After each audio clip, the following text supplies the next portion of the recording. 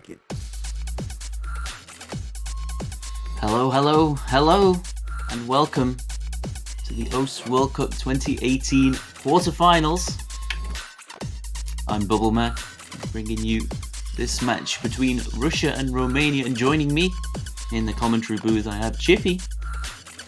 How's it going, man? It's going great. How about you? Yeah, very well.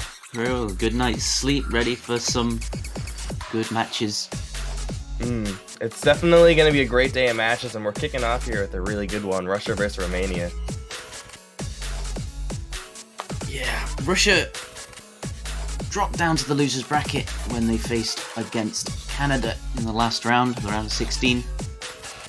Romania dropped as well when they faced Australia.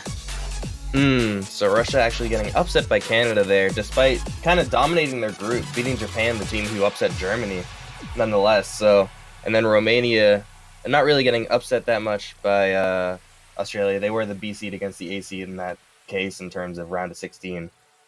But they did a really good job in group stages as well, taking over Poland. So we'll see what really happens in this losers bracket. Both teams have shown what they're capable of, and both teams have shown that they can make pretty good showings when they're performing at their best. Indeed. Can see the matches we've got today. Russia-Romania will be the one we're bringing you now, but later on we've also got Denmark-Germany and UK versus Brazil. We did see the teams that beat these two, knocked these two into the loser bracket play yesterday, and it was a very close match. Thoroughly recommend watching that one if you haven't. Oh, that match was crazy. So of course, neither team really got the short straw with regards to round of 16 matchups, and in fact, both teams took the same amount of maps from their opponents in the round of 16 anyway. Both teams took 3 maps. So dead even, it would suggest. Where do you think the victory's gonna go? Who's gonna take this one? I feel like it's almost foolish to not say Russia, so I'm gonna say Russia. Romania is a great team, don't get me wrong, but the thing is, as these map pools are getting harder, they're going to have to shuffle in more players for certain picks.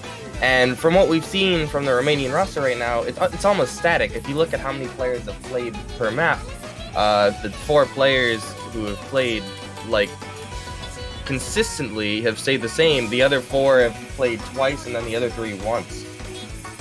So it's like we haven't seen that much from the other 4 of the team, and as these map pools do get harder, you're gonna have to swap more people in. So I'm gonna say Russia, simply based off of that fact. Plus, I do think they're overall the more, I guess, composed team. But I could definitely see Romania making an upset here.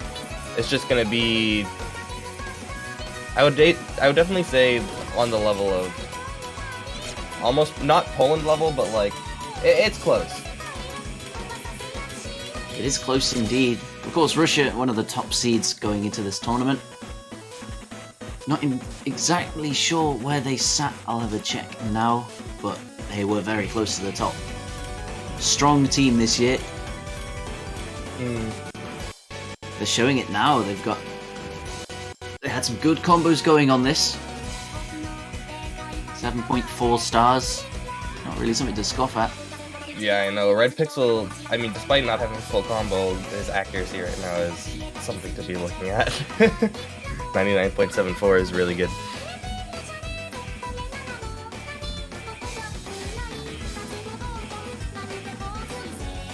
Saying about swapping players in, maybe they want to rely on them for specialist picks and have a more central few players that stay in for everything, and then rely on the specialists to really bring it home. Maybe Russia. Do you think Russia have that, or do you think Russia are just well-rounded enough to play anything with anyone? I think Russia's definitely more of a well-rounded team in terms of playstyle. I mean, they wouldn't be one of the top seeds of the tournament, and they wouldn't be favored to win over so many teams if they weren't, I guess. But I mean, we've seen it in their past matches. There's a lot more roster swaps from the side of, Russia than Romania. In a good way, that is.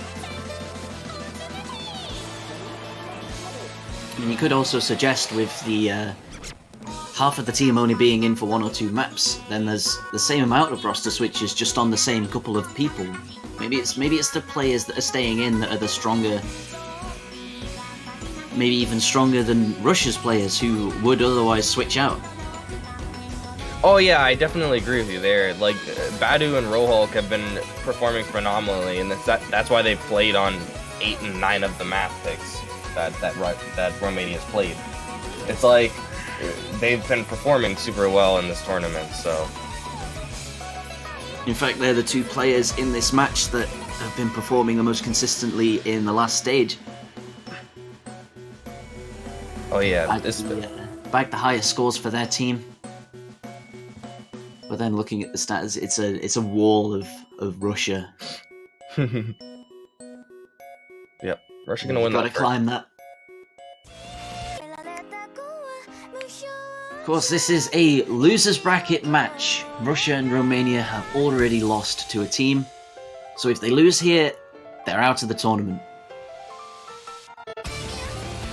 Man, that's a really scary situation, especially so early into the actual bracket. I mean, at least both of these teams made it past groups, so that's something to, kind of sweat off. It's like, all right, we made it past groups. We were able to perform in the actual bracket, which is awesome, but so early in the losers bracket, especially seeing Russia so early in the losers bracket, is actually crazy.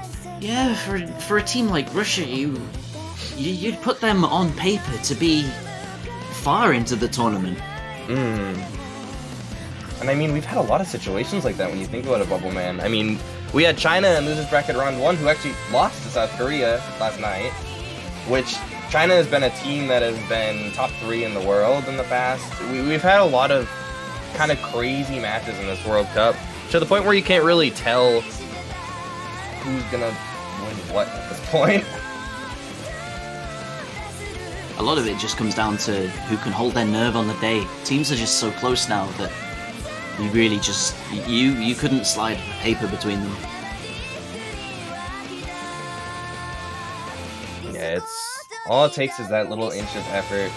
Like, realistically, like, I remember back when Romania was like, it was like Rohulk, and then the cutoff for rank was like Rohulk, and then like a top 1,000 player or something, like around that range. So it was like Romania used to be a place where it was like there wasn't really many players to form a team, but now you see, I mean, they're here now in the actual bracket, getting past group stages, upsetting the greatest, well, one of the greatest teams in the World Cup. Reigning champion.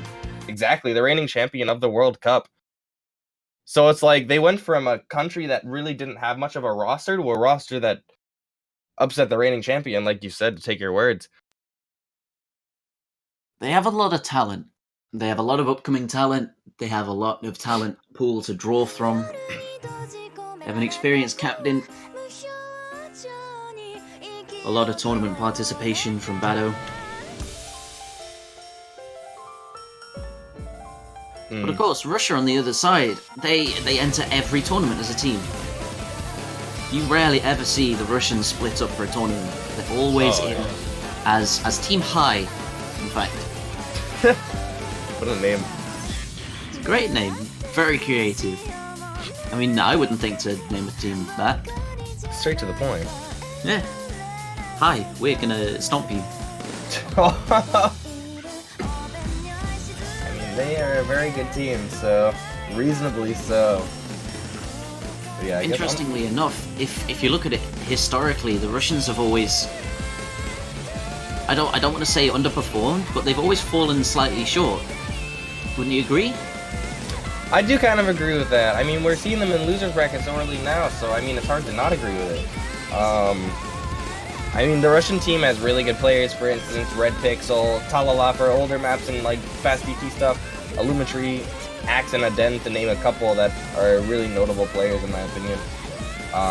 You could argue that every player on the Russian team is a notable player. Neko DS recently got 3rd in the map player tournament, which a lot of us participating were just completely blown away by how much skill he possessed, what he could actually do. That's the thing. It's really hard to give credit to everyone on the team, and that just shows how kind of like great of a team they really are, and how surprising it is to see them, you know, so early here. Romania have got a wall to climb, and to do it, they've got some interesting maps to pick from. Where do you think they're going to go? Where do you think Russia are going to try and keep them from? Oh, gosh, What do you think you're going to see? It's so hard to call. I mean, I would follow in similar footsteps to Canada. If they're able to comfortably play on those maps for obvious reason. Like you said, they do have a wall to climb, but it has been climbed before.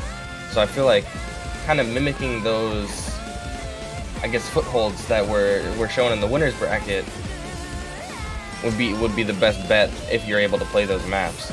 But I'm sure Russia knows that any other team is going to look at the match that they lost and probably try to mimic that, so they're probably well prepared for the picks that they normally wouldn't perform as well on. I just want to point out, this is an insane warm-up. Oh, I know. This song itself is crazy. I've never seen the map that's this crazy, and probably John's a mapper of the last tiebreaker, actually. Ah. Saw his map in Cold Green Eyes. You can see the extremes it can be pushed to. Yeah, that was a lot of fast sliders for Asphyxia. I'm used to Asphyxia being an alt map because Monstrata. It was Evil Elvis. I think Asphyxia was the name of the song. No, I know. I was talking about the song. Yeah, misunderstanding. Fair enough. Because the ranked version of the map is Monstrata, and it's just an alt map for the most part. I'm sure that was a lot more. Yeah, that one was a lot more awkward. A lot. Yeah, that makes sense.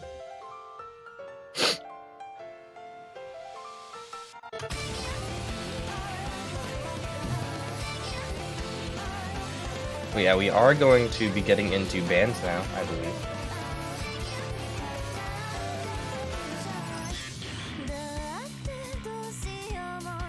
See who wins the role. Of course, the all-important role. I'm thinking Russia's gonna win the role. I think I'd pretty say confident in their rolling abilities. Are you sure? Yeah, I'm sure Romania's gonna win. There's 2 points still. There's Romania's 1 and 2. definitely gonna win. There's 1 and 2. I'm standing by my call. I think Romania are gonna win. Or maybe they did roll already. Wait, they rolled already. Aww. You're talking that up. I was excited for the roll. Yeah. Asking 1 or 2 bans. Identity when they coming out. I mean, not really ban that against Bado. Yeah, that's fair. That's very reasonable. He's an old map, tech map player. What he kind of specializes in. You see him perform really well on that warm-up with all the awkward wiggle stream patterns, the weird stuff. He's good at the weird stuff. It's funny you mentioned that. Because I feel like when I first saw Identity, I was like, this map's not that bad. Like in terms of like AR rate hidden for quarterfinals, this map's not that bad when you really think about it. But the amount of intense like nerve pressure affects players so much. I mean, we saw it last night with South Korea versus China. It was actually picked, and there was no FCs at all. And this map is, like I said, not that bad if you can read the approach rate. And these players definitely like hard practice it because they're in the tournament and neither team banned it. So it's just weird to kind of see how much nerves can affect a pick that's very read heavy, if that makes sense. I'm not sure it's just read heavy though. I'm pretty sure there's a lot of snap aim, there's a lot of different patterns, but you are right, it is, and I suppose that's what the pick is meant to be, definitely read heavy. Not wanting to play that, and then not wanting to play DT3 from Romania. Selfish is off the board. Very selfish fan of them. Boom. Boom. the Happy 30 map taken off the board, and Romania take the first pick. Where do they go? Hard Rock 3. Answered immediately. Hard Rock 3. I would have said Nadeshiko Color Heart would be a good pick for them, as well as Pandemonium. They've got a lot to play with in No Mod. And I think they've also got a lot to play with in Hard Rock as well. I say that against Russia, but they do have a lot of Hard Rock talent. Yeah, both sides definitely do have their fair share of Hard Rock talent. Although, I agree with you, Russia has a lot more, I guess, specialization in Hard Rock.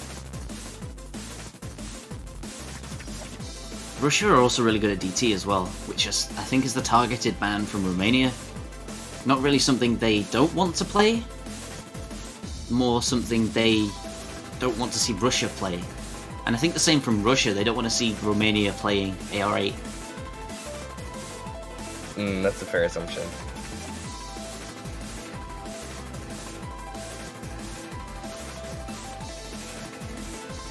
Yeah, I'd like to point out, most of Russia's players are very prominent in Hard Rock, but for the most part, when you look at their, I don't want to bring top plays as a be all end all of player skill, but a lot of the maps that are Hard Rock, I guess top plays are very stream oriented maps.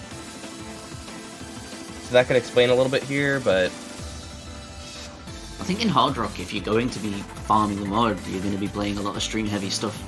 That's true. With OD10, it's just really, really difficult to actually get performance from more pure jump maps, aim maps. But even saying that,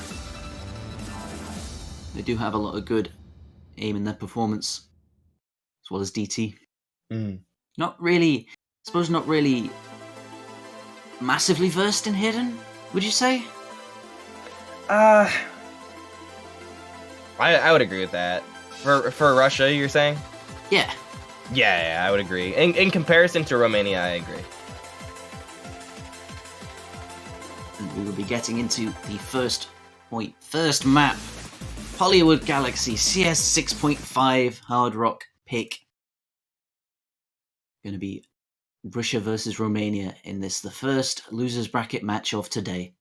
And this is going to be Vru's actually second map in this World Cup. He did play one during, I believe it was group stages, but I could be wrong. So I'm interested to see how he does here. I think what you were saying with specialist picks is very spot on in comparison to this map. I mean, if you look at the circle size, it's definitely seems like one of those specialist pick kind of things, as we're going to be seeing Neko break very early into the map.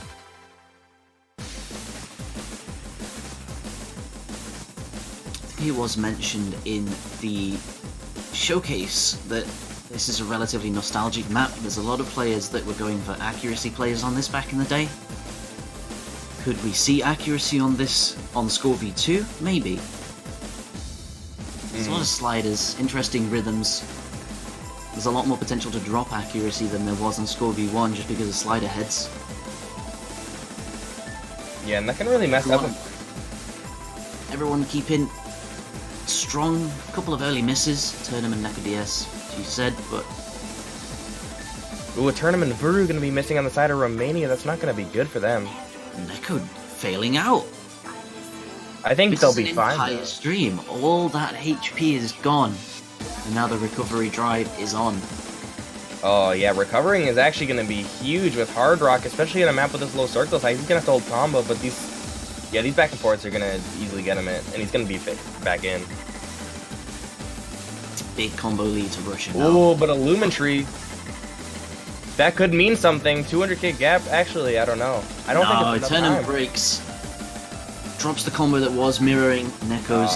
Talala misses at the end, but the high combos from Rohulk. Bado is not going to be able to cut it. Not going to bring it back. Everyone drops on those sliders from Russia, but... Oh my goodness, yeah. Too little, too late.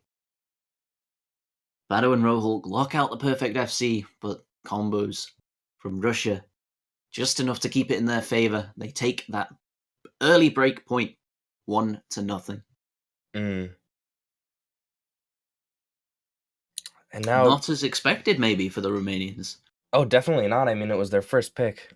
Usually when you're for your first pick, your usually best bet is to pick something that they're definitely not going to pick for obvious reasons, being you want to save the picks that you think they might pick for last, because if they pick it, then they picked one of your picks, so you get another pick basically. So them picking that first shows that was probably like their most confident map in terms of they're not going to pick it and we are, and they beat them on it. So definitely have to give a heads up Russia. Pandemonium. You were just talking about this map actually. Just saying about this being a Romanian pick. I wouldn't have expected Russia to take this.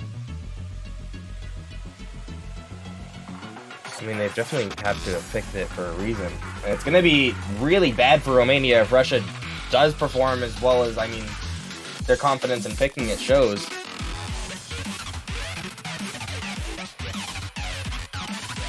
That's going to be one of the picks that you mentioned would favor Romania, again, out of the way. A lot of slider accuracy on this. There's repeat sliders you have to be aware of. You have to hit the ends of them, make sure you don't drop your combo just by missing the end of a slider. Some really misleading rhythms as well. Interesting rhythm choice, I think, in the second half. Really hard to follow, hard to pick out what the sounds the maps actually map to are. A lot of meme songs are all over the place. Or meme, I don't know how to pronounce it, but I think it's mem. Alright, a lot of meme songs are all over the place in terms of rhythm. So it really gives mappers a lot of, freedom in terms of what they can do with it. We're going to be seeing it now. 210 BPM, this relatively fast technical slider heavy pick. And we'll be getting into this. Russia's pick, the second map to be played.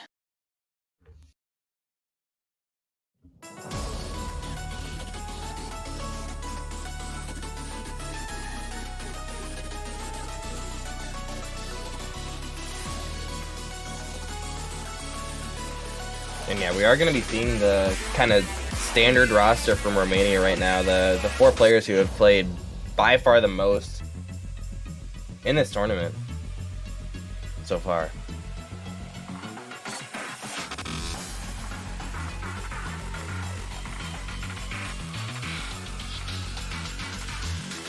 As the intro fades, we'll be getting into the first chorus. Watch out for these sliders. First break comes from Chiu. Not on a slider, in fact, I think that was on the end of a triple. Just misaiming it, mistiming when to aim at the next slider, and a Turnham as well follows suit. It's the Tame 2 slots. Although Rohulk with his first miss in the match drops on the slider, followed by Fallen and Aiden. 2 FCs to 1. Fido holding strong, but it's that extra FC. Red Pixel, Allometry, holding it in Russia's favour. Looking strong. Looking like this was a good pick from them. Yeah, and if the combo's just creeping up, so it's like, even if one player from the side of Russia misses, they still have those 300 combos kind of back up their score a little bit. But so does Romania. They're looking strong. They're breathing down their necks, and Fallen drops his 300, followed by Chiu. And I just think it's too little too late right now for Romania. Rohulk drops that combo he'd been building as well. Oh, that's That will definitely seal not as good. well as a Turnham. 3 FCs still left on the board. All 3 comboing through that final hype section. And yeah, this far into the map, there's going to be no players messing up, no players failing. It's a pretty standard ending, and it's going to solidify a second point for Russia there.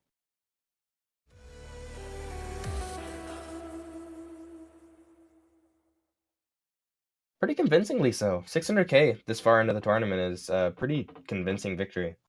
Ooh, 3 S's on the board for each team. It's all sliders. It's what this map's all about. You misaim the head of a slider, you still get an S if you follow it properly. You just don't get the full 300 and you break your combo. But yeah, Badu and Red Pixel gonna be both getting 99% FCs. Pretty good jobs on both of the ends of them. Unfortunately for Badu, his team is not gonna take that point. Russia is gonna be taking that second point. The pick is gonna go back to Romania's side, and we'll be seeing, I guess, what they pick. It's kind of hard in this situation because you don't want to pick anything, I guess, that you want to pick something that momentum stops, if that makes sense. Because you've given Russia one of your own points, and you've given them their own win on their own map. So you really want to pick something that momentum stops here. The question is what that is. I suppose you always want to pick something that gets a point on your side. Oh, well, right. But, like, there are some picks that people are more confident in. So it's like, you might want to pick that simply to just kind of stop. Kind of get in their head a little, if that makes sense. So you're suggesting they pick a stomp? Yeah. But One they of their stomp? most confident. Do you think there's any map in this pool that they really stomp on? They Russia banned out Identity, which I think was possibly the closest they could get.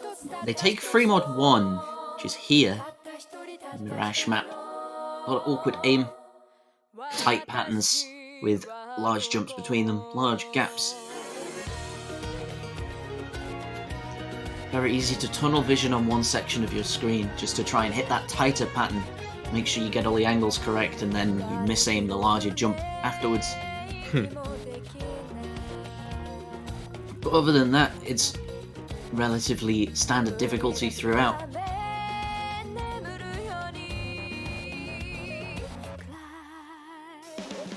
But yeah, Russia looking very poised right now, especially on that last map, just kind of slowly bridging the gap.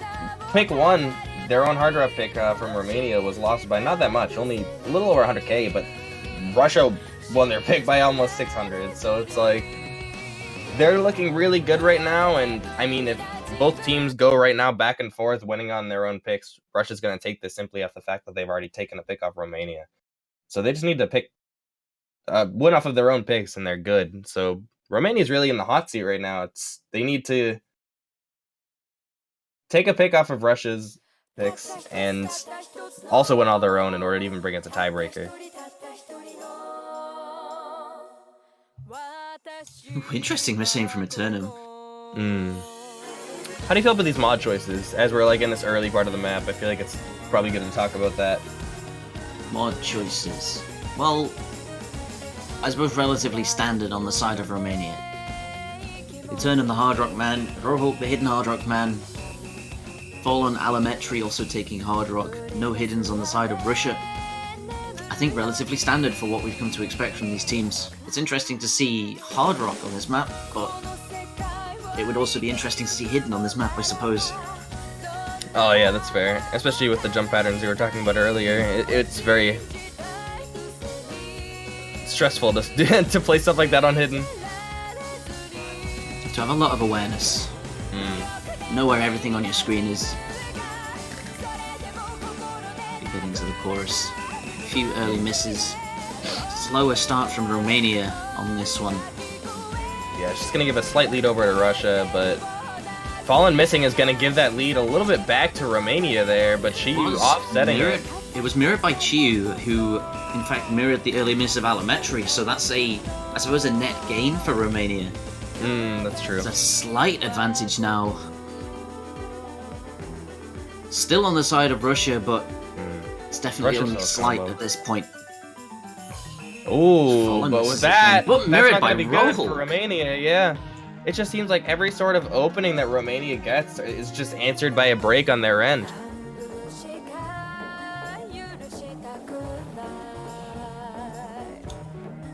And there's only one FC left on the team of Romania right now, but two on the side of Russia and one near FC, so Russia's looking pretty poised right now.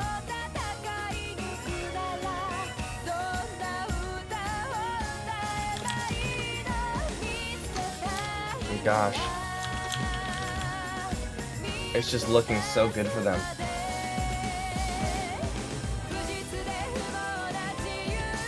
Oh, but Red Pixel breaking is going to be something. That's definitely going to make sure that the gap doesn't get too huge to kind of blow in the future. It's going to make it more possible for Romania to come back in like the last quarter of the map, which is super good for them.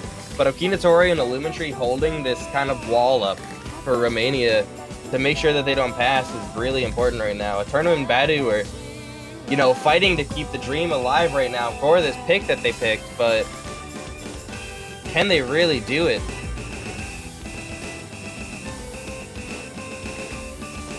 Another miss from Eternum is just going to keep that from them.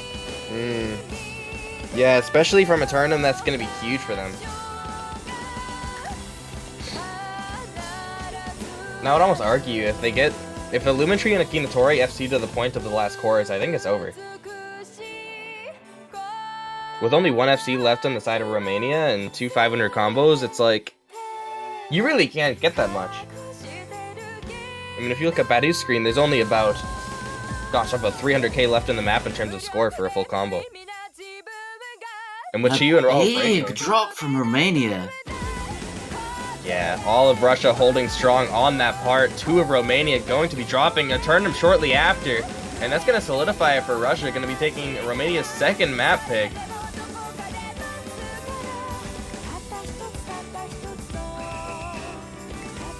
Very unfortunate. Badu with another crazy FC with no mod. Going to be mirroring Akinatori. Some very impressive play from Russia. Oh, right as you say that, Illumintree broke. You blew it. I mean, that wasn't my fault. I don't know, man. That was the slow part. section. Yeah, you cursed him. That's his fault. I don't know, man. Curses on the slow section. I mean, I get it. Curses on the harder section, yeah, but not on the slow section. That wasn't me. You can't put that on me. That's witchcraft right there. It will be a 3-0 to Russia. They move into their next pick. They're in full control. They're looking like they've got this on lock. And yeah, when you're Russia, you're feeling really comfortable right now if you're Russia. You're 3 points up. 2 of those points were Romania's picks. You're on your own pick, so you're able to pick something to keep that momentum shifted in their favor. You gotta feel relaxed almost if you're this far up. Not too relaxed for obvious reasons. We've seen crazy comebacks from teams. But winning on 2 of Romania's picks is really good, especially when you consider the fact that Romania can really... I mean, if Russia were to 6-0, I really don't think it'll happen. I think if anything, Russia will win, I would say 6-2. I think Romania will be able to take a point or 2. But if Russia were to 6-0, Romania has only 4 picks, which goes by like the snap of a finger. I mean, we already seen 2 of them. We're going to be seeing Origami picked from the side of Russia, which I can very much see. Very stream-oriented map. As I was mentioning earlier, a lot of Russian players, very prominent on stream maps. Not to discredit Romania whatsoever, but it's just a lot of Russian players are, especially, at least on the OC World Cup team, are very stream-specialized players. This is, yeah, it's definitely a comfort pick. It's definitely something they are well versed in, practiced in. It's approach rate 9, OD 9. Do you think they're going to have any trouble with that, considering their top players are hard rock? I mean, definitely not with the OD. The approach rate might prove to be issues on, like, kind of like, there's not really any crazy jump streams in here, but, like, maybe, like, jumps in between the stream. I guess that kind of sounds redundant, but jumps within the stream patterns, not jump streams themselves. They might have issues with that simply based off of the fact that they're going to be kind of tunneling on the streams. But again, it's one of the few stream picks in this round of, or in this quarterfinals. So I'm sure Russia, of all teams, being very stream oriented, have practiced it and are used to approach rate for this pick. Of course, this does have fail potential. There is. Oh yeah, we saw it last night. We did. The stream spacings do pick up across the map. It gets harder and harder as it goes on. I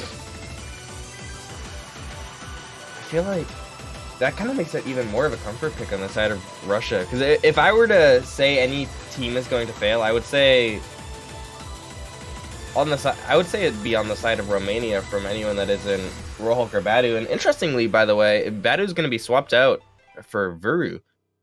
Badu's been performing super, super well, so I guess he's just not comfortable on stream maps. Yeah, he's quite vocal about not being able to stream. So I think a tactical switch, possibly even a targeted pick against him to try and get him off the board.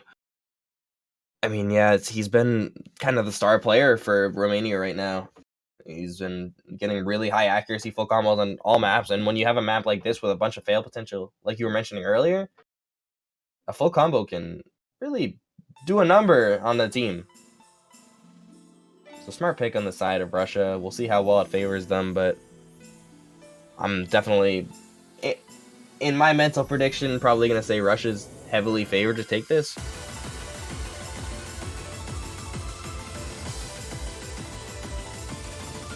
We have seen crazier things.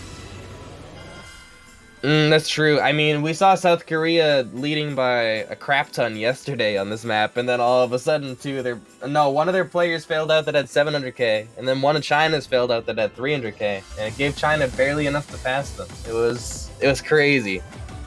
I was most definitely asleep for that. I missed that one. Oh yeah. Well, it was like 10:30 my time, so what, like 4 or 5:30 your time? It's early. The Nighthawk hours, basically. But yeah, standard start right now. No real difficult parts that would preempt any of these players to miss. But we are going to be seeing one come up. And this is a huge test of longer streams now. I feel like you're definitely well versed in terms of stamina streams. How do you feel about, I guess, this map being a very big stamina map? We're going to be seeing 2 misses. How do you feel about this as a stamina map? It is testing. It does test indeed, as a miss from Returnum, and Rohulk proves that. Test your stamina, but they also test your focus on streams. You have to be able to confidently tap, to be able to at least focus on reading the streams and knowing how to move. Yeah, and a break from Talala is going to do something, but it's not going to do enough unless he fails. We'll see at this ending. It's looking like Russia's going to take this point if they all pass. And they're all going to do it. Not quite enough for any fails, though. Everyone Russia passes. By almost a mil. Like, I mean, well, not really almost. It was like 700k. But definitely the most they've won a point by. So very, like we said, comfort pick from Russia right there. Getting Badu off the board because it is a stream map. Kind of testing how well Romania could really do on stream maps in comparison to Russia. I mean, and we said it. Russia's very specialized in streams, and you see it in the arms of Fallen and Red Pixel getting 99.3 and 99.5 full combos on a map that players have failed on in this tournament is super crazy. So big ups to them. Very solid performance from both of them there. I've seen a map that people fail on has to be a very good feeling, to say the least. And Romania is going to be picking their next pick right away. They're going to be picking Hard Rock, Higurashi, no Nakukoroni. I don't know how to pronounce it that well, but that was a decent job, probably. Very funnily enough, one of the members of our team absolutely loves the song. Really, it's a very hit or miss situation. I can already kind of assume which player likes it by appearing over. Is it Moe? Oh, of course it is. Ah, there it is.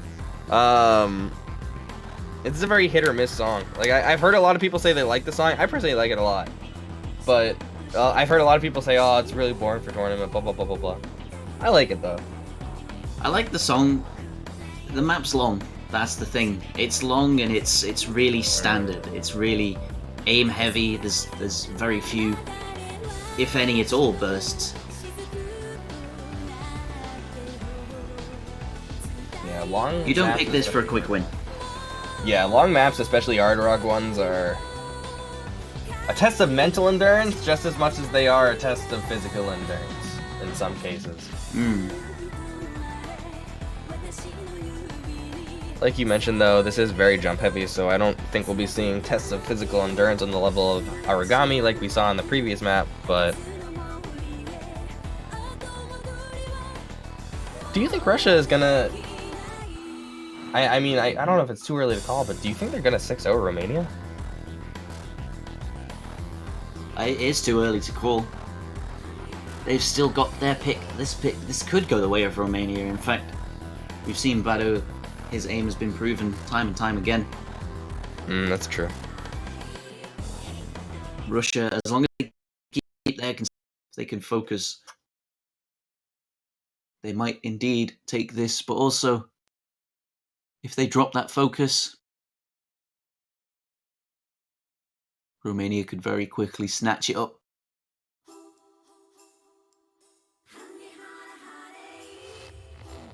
And on a map like this, you have to be kind of comfortable in the slower section, low BPM stuff, because there is a lot of it. There are jump sections, like we mentioned earlier, which is obviously why this is in quarterfinals. But as you can see with Neko's accuracy, already dropped into 88. If you're not comfortable in these slower sections, it can really stress you out, to say the least, for the harder parts.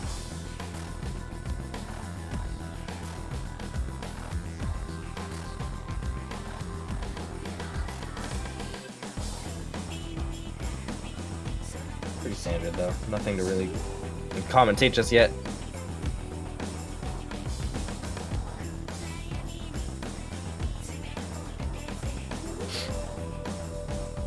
This is a long map. We're going to be seeing scores building slowly.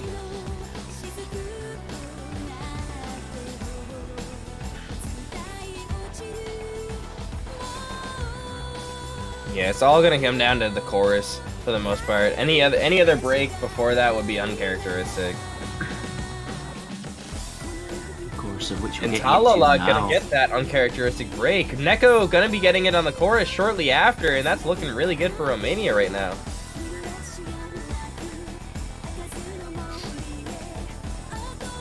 And Talala breaking as well again, shortly followed by Neko again. It's looking really good for Romania right now. Solid 100k lead, only a third of the way through the map, but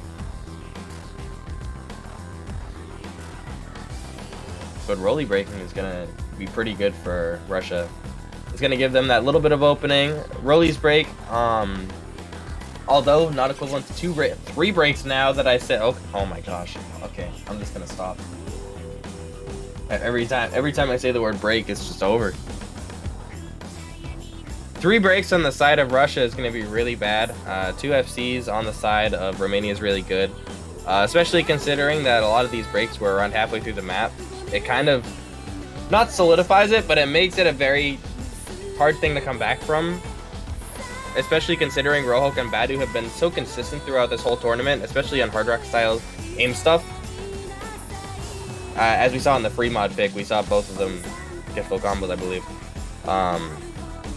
It's going to be really hard for Russia to be able to kind of clinch this from Romania, despite Rolly kind of breaking all over the place. I mean, we can see the 200k lead. So far, he's done what he's needed to do, and that is get a good support. I mean, they wouldn't be winning without him right now, so there's that. They're backing him up, giving them as much as he can. And that's all you really can do. Just do your best. In this sort of situation, if you know you're playing, I suppose, a little bit behind the curve, you just need to play as well as you can. Do what you can for your team. And of course, it's doing it right now. The 2 FCs to 1, Rohok Bado against only Allometry. There's big combos, Talala, Neko, Fallen now reaching 500 as we get into the next chorus. Combos looking stable. Accuracy's looking stable. There's no major drops. Oh. 97. Royally Eternum miss. But not much of an effect on the score right now. As Neko drops his big combo. Fastest Bado, there's the 1 FC gone. It's 1-1 now, and Fallen and Talala. Oh, it's enough time though. Talala has missed. Fallen's there, giving him as many points as he can.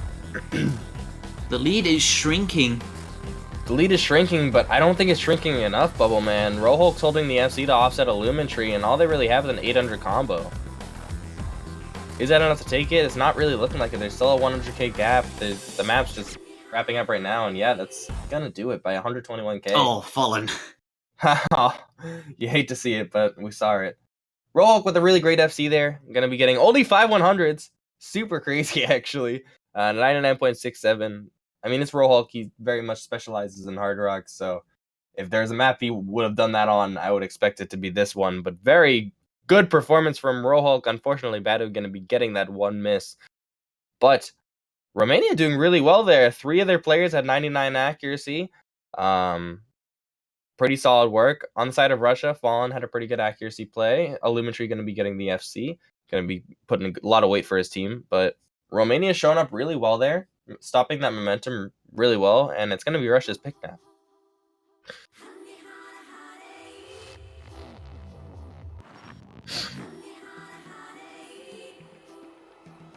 All important point on the board.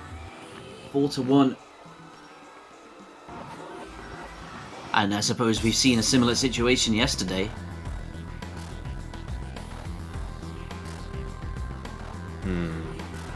If you're Russia, what do you pick here? There's the obvious pick of Sayate. There's the not so obvious pick of Take You For A Ride. Oh, true. I didn't even know that was short for Take You For A Ride. Till literally yesterday. I've been calling it too far for the longest time. Sounding like a fool, I'm assuming. No, I'm pretty sure a lot of people call it that. It just depends on, I suppose, what you want to call it. 2 for R is a valid... It is its name, after all.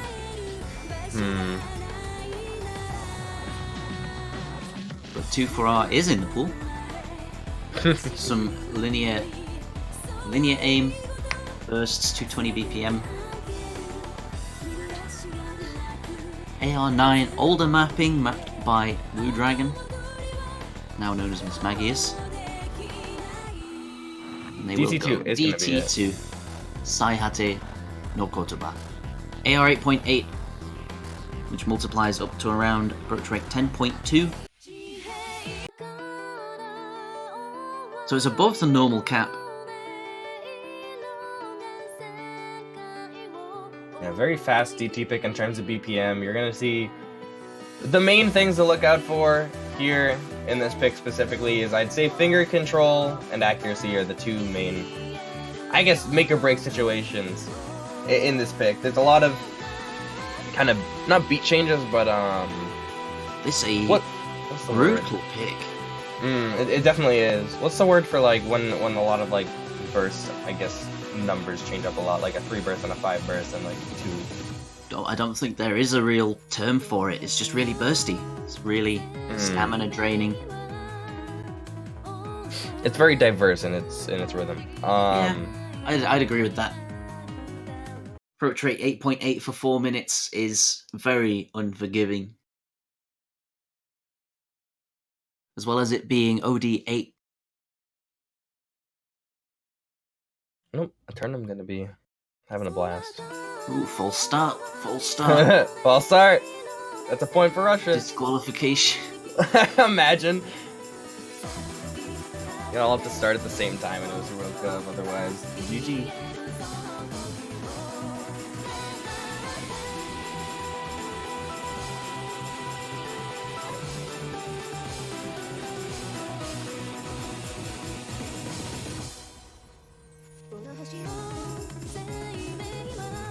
Early act lead, gonna be going to Romania here. Though it is early, so not really much is a big deal. Any 100s at the end could offset this small lead they have right now. So it's practically tied. Oh, but Rohulk breaking after 300 combo is gonna definitely untie things. As you can see, the bar on the bottom with a Eternum breaking as well. If you're looking towards that bar, you're gonna be seeing that as well.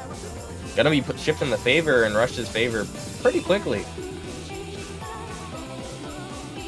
And now Guru and Badu. The only 2 FCs left in the side of Romania already, not even going into this first chorus yet.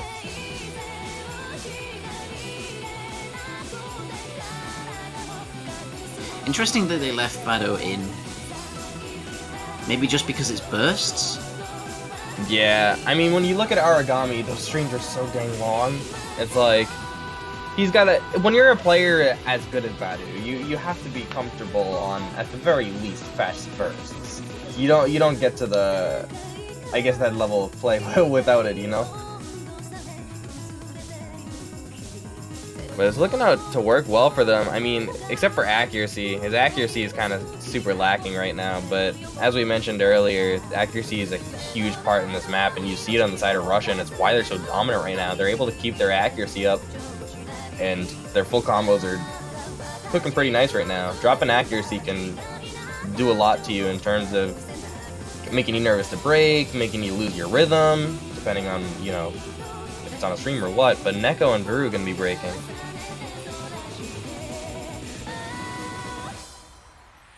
It's the first full combo break from Russia. Still holding 3, but that break from Neko, of course, mirrored by Vuru, as well as Rohulk.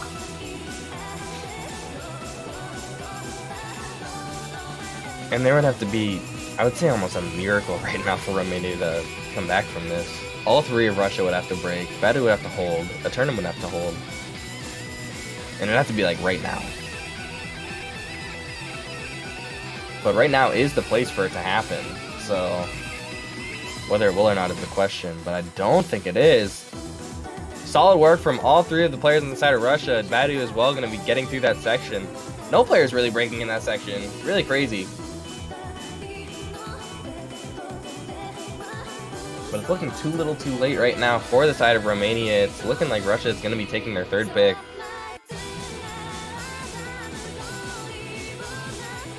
Pretty convincingly again, too.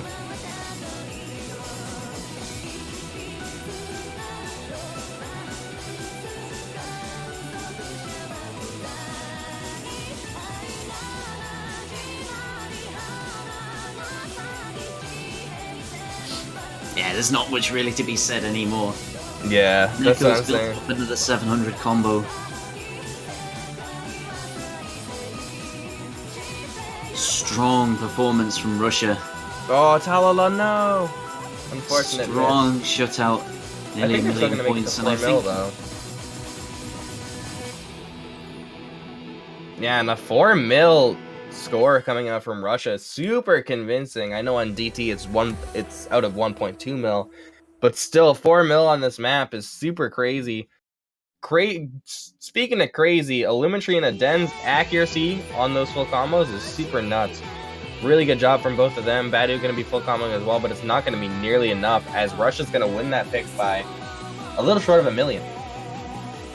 The most convincing win that we've seen in this match. And now if you're in Romania's position, you've got to feel nervous. You got to win 2 of your own picks, 2 of Russia's picks, and then you got to beat them on a tiebreaker. But I do think, if I were to pick this tiebreaker to favor anyone,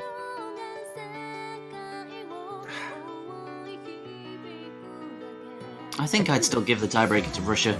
that's the thing, is I was going to say Romania, but I'm like, Halftime to the Blue is pretty good for Russia. But having that kind of nerves, I mean, I'm sure with your experience in tournaments in general, but also OC World Cup more specifically, nerves can really, I guess, make or break somebody. It can give you the adrenaline to kind of push on and bounce back from a sticky situation, or it can just make you crumble under the pressure. That's an interesting pick. Too far. Or take you for a ride for the more educated, unlike myself. It's a very interesting pick, like you said. And not something I would have expected Romania to go for. I would have said the ball was fairly in Russia's court on that one. Badu said, let's steal another point, so... Maybe they have something up their sleeve. I'm fine with either result because this banger gets to get played on stream, so. Always loved Renard. Great music.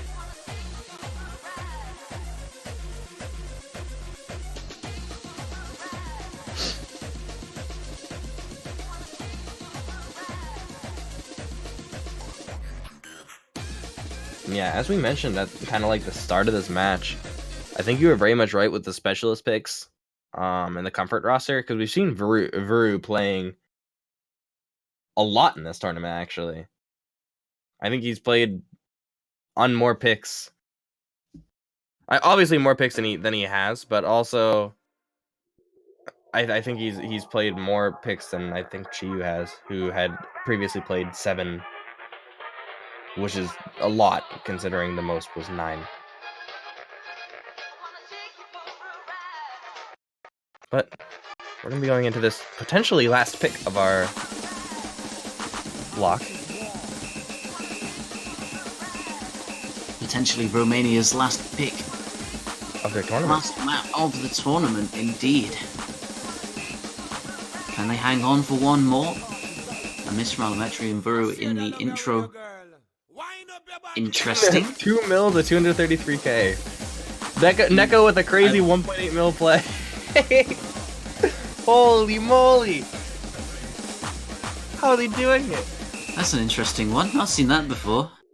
Alright, Bubble Man, how do you come back from this one? Oh, never mind. That's how. The panic button. I like that one. That one was Boss battle. It's a new kind of tournament we're trying here at the World Cup. We just give one random player like 2 mil, and you know, if we see if something crazy can happen, you know. Yeah, new tournament idea: raid boss. You play 18 versus 1, and the one player's score is multiplied by 10. That would be kind of interesting. Like, you know those versus the world streams that some players do. It would be interesting to see like kind of like a score multiplier for being on the unfavored team. Did you know what is interesting? Is Romania currently in the lead with combo as well. 2 FCs to 1. Rohul Gumbado, of course, the cornerstone, central pillar of their team. They're holding strong. I feel like I'm not even allowed to be surprised anymore, but Rohul's accuracy right now with hitting Hard Rock is actually like nuts. It's what he's known for. I know, but like day in, day out. In tournament, dude. Day in, day out. Look like he's the best ack. That's his everyday. He's the best accuracy right now. And he has hitting Hard Rock on. There's no other way to say it. He's gaming right now. And it's paying off because, I mean, look at the score gap. 300k. Let's see if anyone misses on the circle. Everyone hits it. We're not gonna be I think that's the first time. Wow. And it's like this is just afterwards, but another point for Romania. Yeah, and a second on the board. They're still in it. They really are, especially with a win that convincing. It's definitely looking decent for them. Winning by 600k, that's how convincing we'd seen Russia win on some of these picks. And 99.47% for Rohulk. So crazy, dude. 100s. So crazy. I wonder what that is on the leaderboard. That's like, high up. Oh, definitely. That might even be I think that's number tier. 1. Oh my gosh.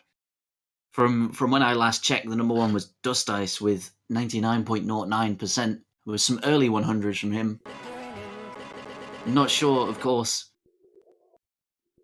whether that would have beat it or not, because we're not playing Score V1, we're playing Score V2. Well, it looks like they're high. Yeah, it looks like they're saying number 1 or number 2, generally. Moving straight into Hidden 1 from Russia.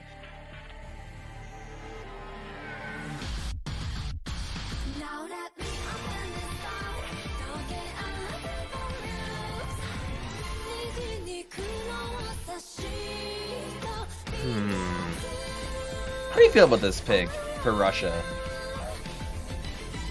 Not a pick I would have expected That's the thing. Like, I don't from think their side, but they have the players for it. They have an Okinotori, Axu. They have the ability. They have at least 4 players who can form a roster for a hidden pick. Not as well known as they are for Hard Rock DT, but they are competent.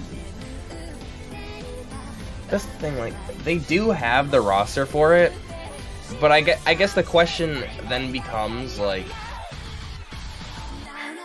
I feel like Romania equally has the roster for it, you know?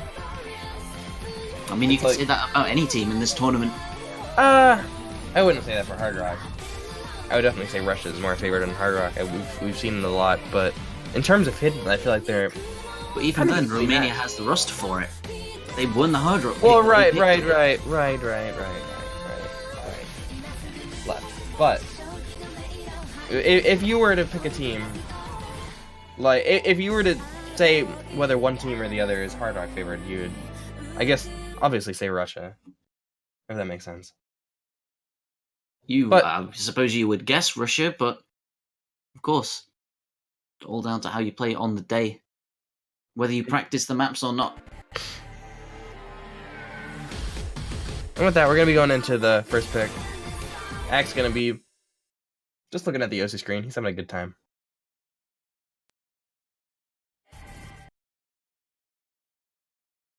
No more OC screen for him, but...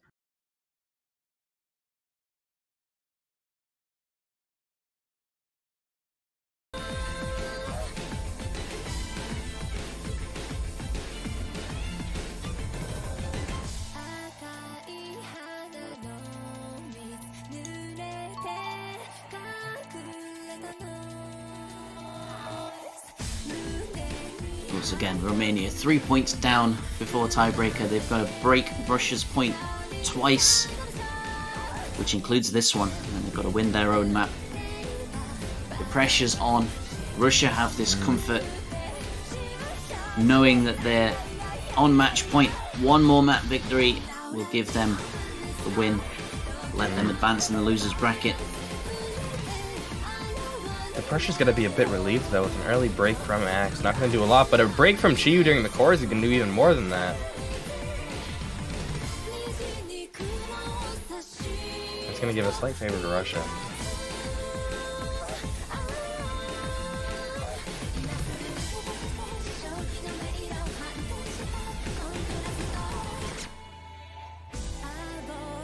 Oh, Fallen! Very uncharacteristic break on the jump sliders there.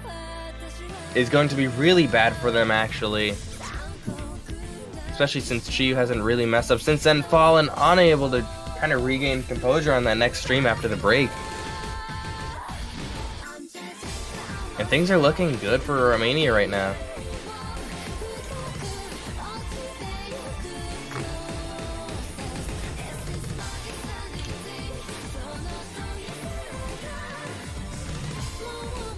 Yeah, kind of hard to break on that chorus for the most part. The second chorus, at least. The first chorus is, in my opinion, a bit easier to have yourself find a miss on this map particularly. But you always see that in anime songs. The second chorus sometimes just gets led into by the verse, and it's a lot more tame. And we're going to be seeing these back and forths. Wondering if any of these players mess up on it. They didn't catch any player off guard or surprise or anything like that, because all of them have already seen it once, so they're going to know it's obviously a prominent section in this map now.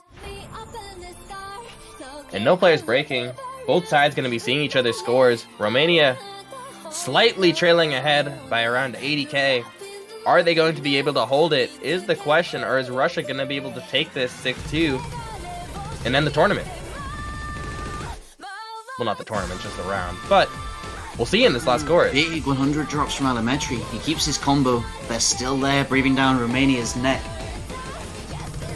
But that accuracy drop this late into the map is going to be huge, and it's going to give Romania over 100k of leeway. And that's looking like it's going to solidify it for Romania there. Eternum, Vadu, and Rohulk all going to be full comboing here. Eternum with a 99.3. But Chiyu breaking. And Eternum breaking. Hold up. Is it too late is the question. The bar is moving. It is. And with that, that's going to do it. Oh. Russia wins in the last second by 30k. What? Heartbreak for the Romanian side. What? As they look incredibly strong towards the end of that map and just lose it. They crumble under the pressure that had been put on them. Oh And no. lose out on that point. Russia take it 6-2. On a surprise come from behind victory on that last map. But of course, anything can happen. It looks Any so breaks good. could spell the end. And of course, that is the end of Romania's bid in this World Cup. Thank you very much for playing. Very valiant competitors. Yeah, very good job on the side of Romania. I mean, they definitely, despite unfortunately dropping in losers round 1, had a very good run. They were not really, I guess, favored to make it out of the groups. I mean, they were, but they definitely weren't favored to take that match over Poland. Especially the match that would inevitably knock them out of groups. They had a very good run. Unfortunately, that is going to end their run there. Russia is going to be beating them 6-2, going on to face Norway in week 4. But very valiant effort, like you said, to Romania. Thank you guys so much for all playing. We really appreciate you here at the World Cup, putting your effort, your full efforts towards working to play your best in this tournament is really amazing, and you guys really showed what you guys were capable of. Indeed, indeed. And so, we'll be moving on to the next match in around about 20 minutes. Don't go anywhere. We'll be bringing you Denmark versus Germany 22 minutes from now. But yeah, that's gonna do it for us. So I guess we'll just kick it off to a little bit of a break. If you guys do want to get some food, feel free to do so. You got plenty of time to do so. Make yourself some cereal. I know it's early for some of our Americans. But yeah, you guys got plenty of time till the next match. Don't go anywhere. You're not going to miss anything for the next 20 minutes. So actually, you can go somewhere for like 20 minutes. Oh, by the way, figured I'll say this now before the week's over. If you love any of the teams here on the World Cup, have you considered purchasing a banner? They are perfect, they are wonderful, and they're also $2.50. Do you have $2.50 in your table? Probably. I would hope so. If you do, it's not on PayPal, so you can't buy a banner with it, but you can go to the store and buy like a prepaid card or something. The point is, get a banner. Support your favorite country. Support the World Cup. All money does go towards the World Cup, so definitely doing that is super cool, and you get a cool little banner at the top. And if you pick the winning team, you get the banner for longer. That's a longer banner for the price of a banner. Crazy. Buy a banner. But okay, with that, we are actually gonna kick it off to a break. Almost forgot to kick off the banners. But yeah, thank you guys so much for watching this. I'm Chippy, signing off with Bubble Man. You wanna say bye, Bubble Man? I thank you very much for watching. Thank you very much for casting with me, Chippy. Yeah, thank you so much for casting me too. It was a lot of fun. Alright, bye guys. Enjoy the rest of the matches.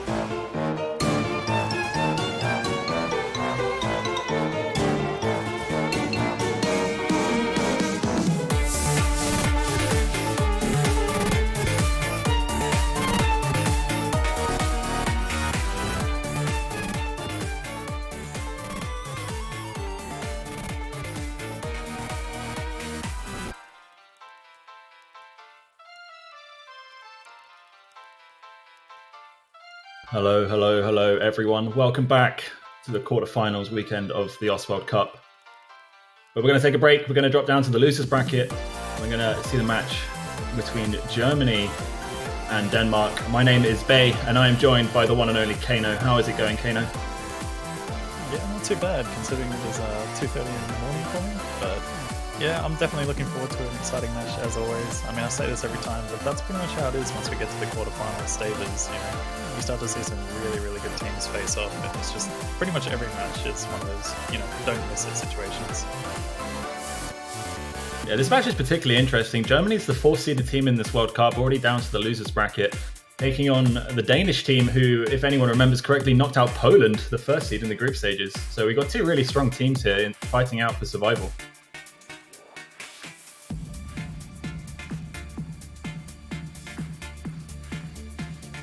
Yeah, without a doubt. Like, as you said, both of these rosters very strong. We have seen so far that Germany had a bit of a rough start.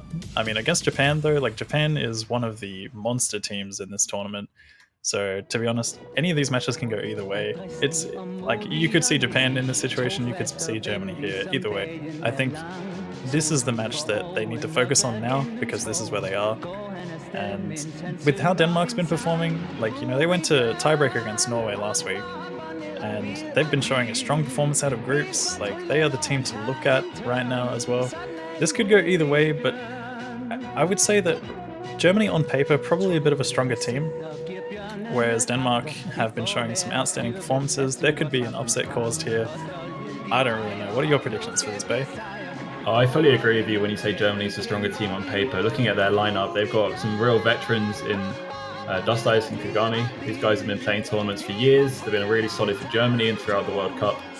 But yeah, I think Denmark is definitely a team they shouldn't underestimate. And if Germany's done their homework right, they'll know what they're about to come up against.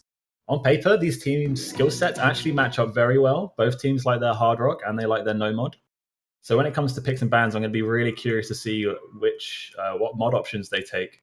For me, on paper, I've got to go with Germany. I think Germany are going to win this match, but I think it's going to be closer than we expect, and maybe something like 6-4. Yeah, I'm definitely thinking a 6-4 is probably possible. Either way, though, I honestly don't know. Like, I'd have to say Germany in this situation too, because the map pool has gotten a little bit harder. And we haven't really had the chance to see Denmark shine on some of these harder map pools, but they do have some really good tournament players that can perform on this kind of stuff. So it's just going to come down to how they do perform in this match, particularly. And yeah, I even think another thing to mention is that both of the double time rosters for these teams are fairly strong, rather. I think it's interesting you mentioned that, because actually throughout the tournament, if we look on the stat sheet, Germany hasn't performed in double time this tournament. They've actually, I think, gone 1-5 or something crazy. So clearly not looking like they like the mod, but Denmark hasn't exactly excelled either. So I'm potentially thinking Denmark might try DT, see how it goes, and then maybe pick more off that. Yeah, without a doubt. I'm just absolutely laughing at this warm-up right now. We've got something wild going on. We've got sliders flying everywhere. That was the Danish warm-up as well. I loved how at the start the sliders went off the screen, because obviously the play area on their monitors will be bigger, so the sliders can go off. But for us, it just looks like their cursors vanish into thin air. Yeah, I mean, it's Have you seen the solid difficulty warm-up. name? Denmark wins OWC 2018. Oh boy. Jinx edition. Denmark.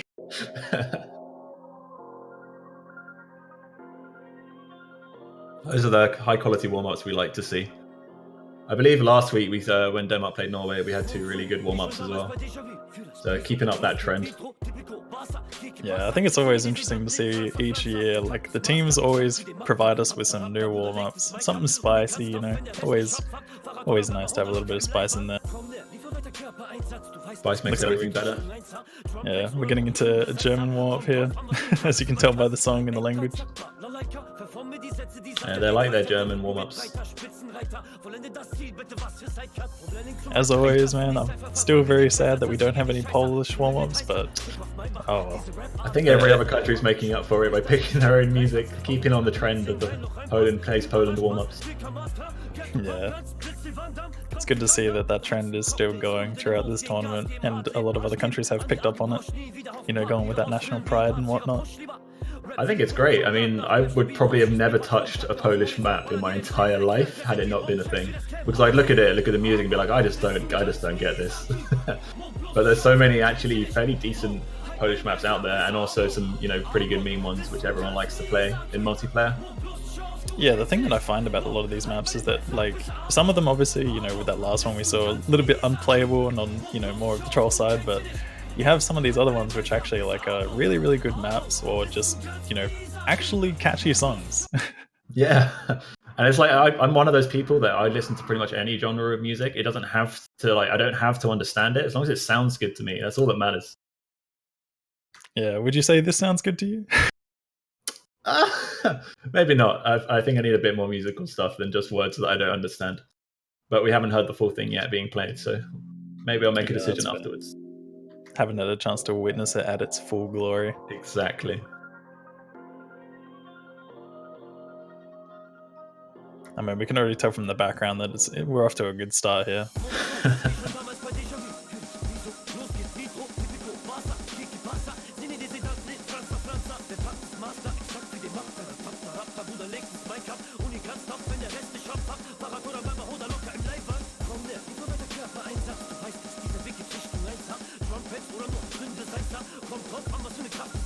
Interesting pick we've got here, though. It looks like a bit of a alt style jumpy map. Yeah, good finger really tricky one. Yeah, tricky snap patterns here. Good to get the aim going. I'm sure that word that I just heard wasn't very PC. Not sure about the swearing being done in this song. Might be a fine for the German team.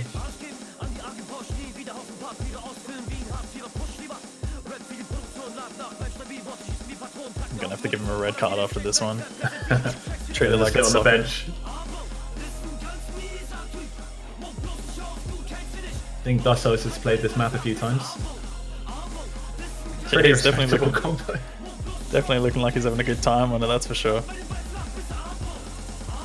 But that is just Dust Ice after all.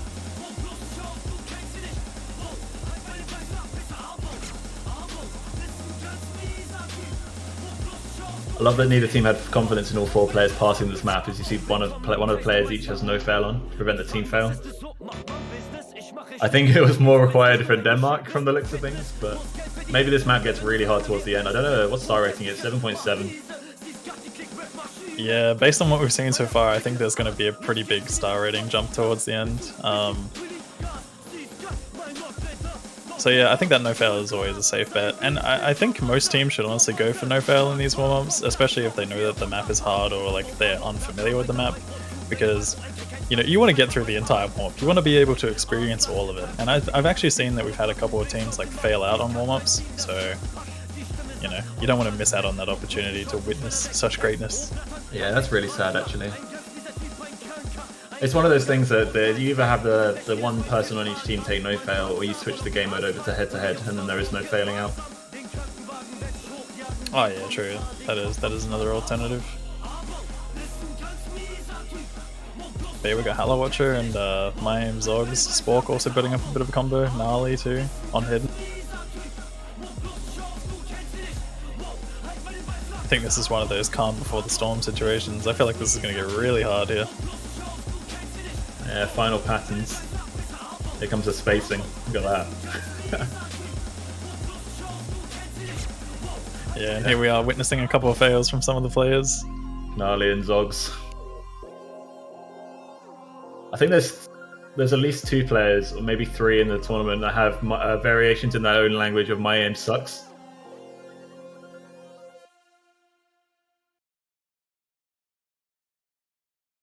I believe there was a Dutch player, and then also my aim Zogs, which I assume, just by giving what it looks like, it's my aim sucks, but Zogs is Danish. I'm actually not entirely sure if that's exactly what it translates to, because I think his name used to be Zog something, Zognanad or something. But yeah, I mean, like, it could just be like a play on words to make it sound like the word sucks. Like, True. Maybe. Who knows? You never know when it comes to spoke Danish, I'd know, but I don't. Yeah, we need the translate here. All right then. But we're gonna be getting into the pick and ban phase now. What are your predictions for bans? I So think far we Germany's see- going to ban away Red Alice Selfish. Just a hint. Just a small idea. The fact they've already banned it. Actually, that's a Danish ban. Apologies. That is a Danish ban. Sport Clover bans the high BPM double time map away. Yeah, I think that's a safe choice from them, without a doubt. And Germany is going for the alternate pick. I mean, that's a safe choice as well. I think that's a reasonable ban from them because that map is fairly hard, and you know it can go either way on that kind of map. I think, unless you have like a really standout player for it, it's going to be pretty all over the place. Which is surprising because considering what we just saw Dust Ice do on that warm up, which is looked like a very alternative flowy map, which is kind of similar to what Nadeshiko color is. You know, it could have actually maybe just the rest of the German team isn't solid on it and they just want to get rid of it.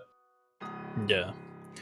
I mean, we've also seen that Selfish has been banned a lot in the previous tournaments, and I think it's smart from a lot of teams. A lot of them are trying to target out specific strong double-time rosters. This is Denmark's way of saying, you know, we don't want to face Germany on DT, especially on something like that. Like, Selfish is really fast, kind of awkward, and also has a lot of doubles involved in it. But yeah, we've seen that one ban quite a lot throughout this tournament so far. I don't think it's going to end anytime soon. Alright, Germany first pick then, going for a free mod pick. Sushi Soai. Yeah, this is probably one of the more comfortable maps to sort of get out the way and done with first. I would honestly say this is the hidden favorite pick. I mean, if you go Hard Rock, you are probably a seasoned Hard Rock veteran or just a madman, either one of the two. But we have Telomere going hidden Hard Rock on it. Is Denmark repeating the same thing that they did last time where they go overmod? I really think that they should be playing a safer choice here on some of these free mods. I mean, we had hidden Hard Rocks on Tiebreaker last time around. I think that was a bit of a risky decision from them. Super crazy and actually ended up costing them the match. I think Telomere is a Hard Rock player through and through. He feels way more comfortable on this kind of stuff. So, I mean, if he can pull off the FC by any means, like, you know, Godspeed, soldier. But getting into this first map, it's going to be fairly standard. Waveworth coming in with the first miss from the side of Denmark. Pretty early into the map, so it's not going to be too detrimental, but there are a lot of patterns which can trip you up. Yeah, most likely just early nerves. First match adrenaline is at its highest point. Yeah, and I would say this is probably one of the most comfortable maps to break the nerves on in particular.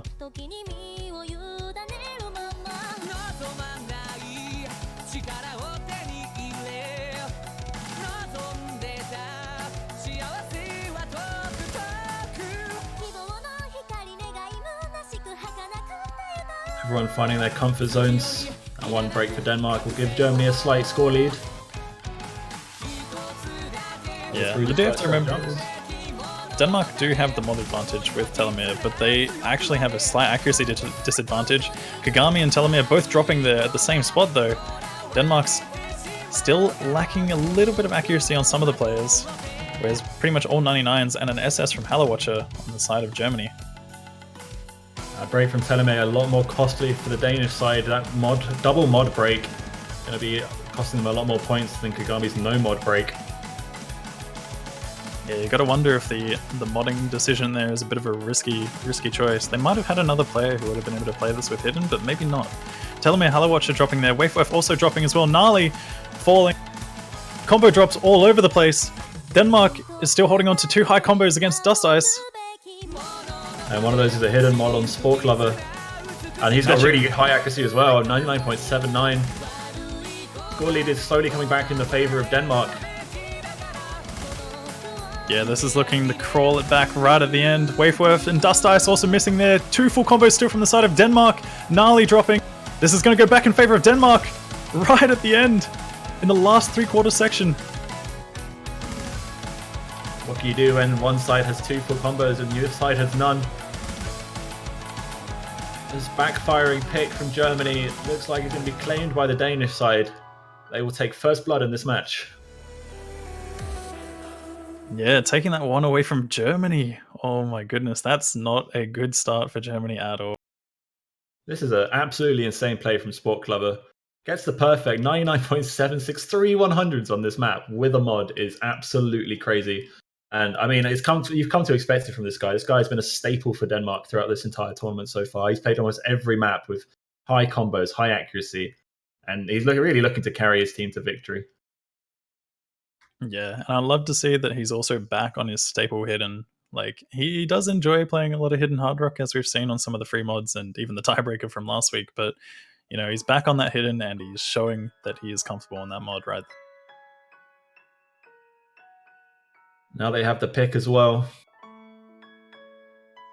you think they go for more hidden off the back of this? I think it's maybe a mod that they can beat out Germany on. I just feel they have a lot of overlapping strengths on the hard rock and no mod pools. Yeah, I think the only thing that I'm not too sure about Denmark is that they may not be able to form a four-man roster that is completely comfortable on all of these hidden picks, because the hidden picks are very different, and it also depends on the type of player that you are, because they may be able to find players that are good for the hidden picks, but not be able to find four that are good for each of them, because we have like a low BPM stream, heavy reading map on AR8. You have entrance of the jungle, which is very like space streamy focused kind of thing, and like more control. And then you have the comfortable consistency pick. But they're actually going for high free spirits here. So maybe Paradisus might be up for grabs a little bit later on, if they do perform well on this. I mean, if they're going in for this one, I think it's a comfort pick of theirs. Yeah, this map, a bit like the last one, is very consistency based, more focusing on aim and jumps here. There's a lot of snappy 1-2 jumps that we'll see a lot through the map. The one thing I found when I played this through is that some of the sliders at the beginning you have to really hold on to, or you drop combos. You don't break, but it's just those slider ends gets up some 100s as well. But I'm sure all these players are going to play this and be fully aware of that. It's just going to come down to jump sections and who can hold their nerves. Yeah, I mean, we've seen a lot of people miss on some of the parts just before the jump sections as well. Like, it's really weird because these maps, you can kind of see random misses occur almost anywhere, because you have to adjust to be able to do big jumps, but then you have to go back to doing regular, normal size jumps. So it's like, you're just constantly changing back and forth between two different things that kind of throws you off a little bit. There are some streams in this too, but definitely not the main focus of this map.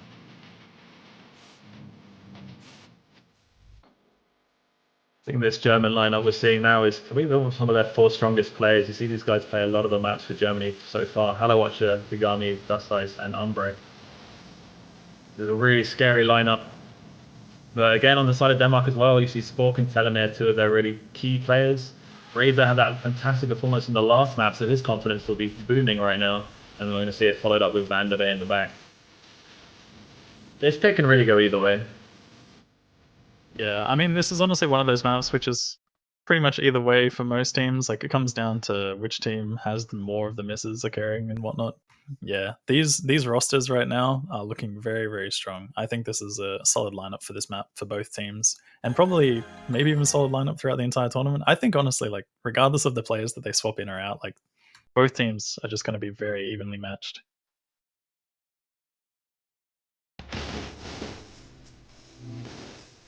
Alright, little false start from Van der Bay. We're underway now.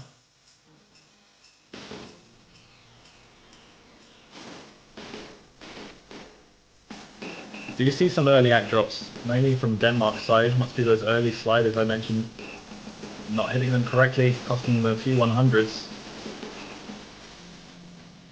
Yeah, I think honestly, when it comes to this map though, they can kind of sacrifice those 100s because this is a very combo-based map.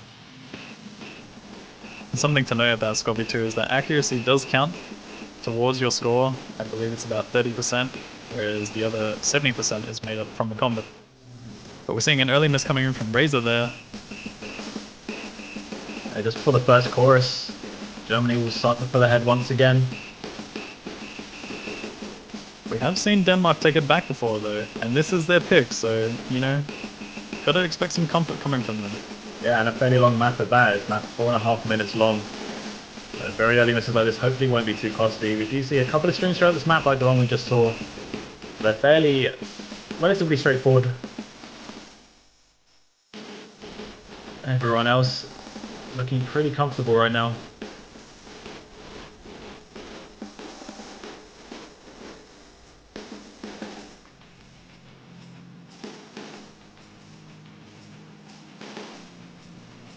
Into second burst, Germany with the lead in terms of accuracy and combo here.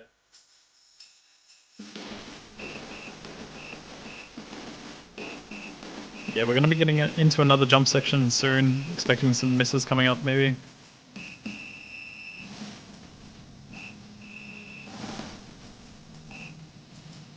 But this is pretty much the calm before the storm situation. Once again, here comes the build-up.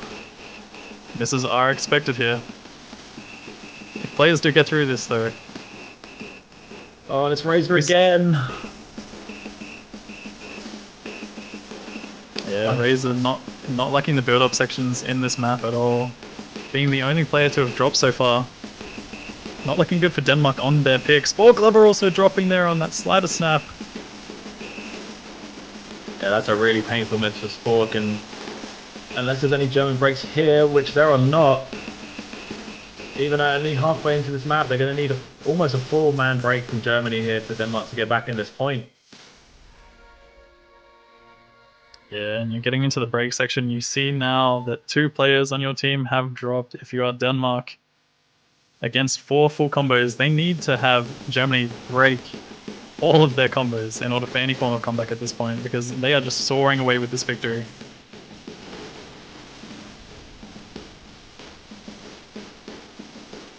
Into the solo. Relatively easy part of the map, honestly. You would expect Germans to hold combo.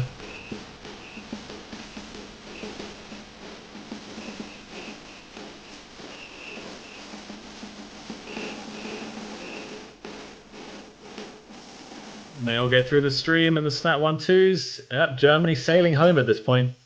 Really consistent performance from all 4 players, and unless we see something like what happened at the end of the Russia-Romania match we just saw, it looks like it's going to be Germany's first point. And they're actually both of them stealing away each other's picks. Another break from Razor. That's pretty much going to be it. Teleme and Vanderby doing exactly what they need to be doing and holding combo. Kagami will break. There will be no 4-man FC. Yeah, one thing as well to note is that if this even did come down to a 4-man FC from both sides, we would have had Germany probably taking this one just solely based on accuracy. They have so many high 99s. Hello Watcher just responding with a couple misses there though. But even then, still sitting on 99.7 despite having those misses. Kagami getting another miss. Dust Ice also missing that stream entirely. But the accuracies are still above 99 for almost every player on Germany. Sport Clover, the only one to be holding a high 99 on the side of Denmark. Just the 1 miss. I think he still has an S-rank Spork. If he managed to not break, they could have taken this one, but it will be the Germans running high free spirits. Yeah, both teams taking away each of their picks at this point. Getting a little bit of that momentum back, no, not losing that motivation.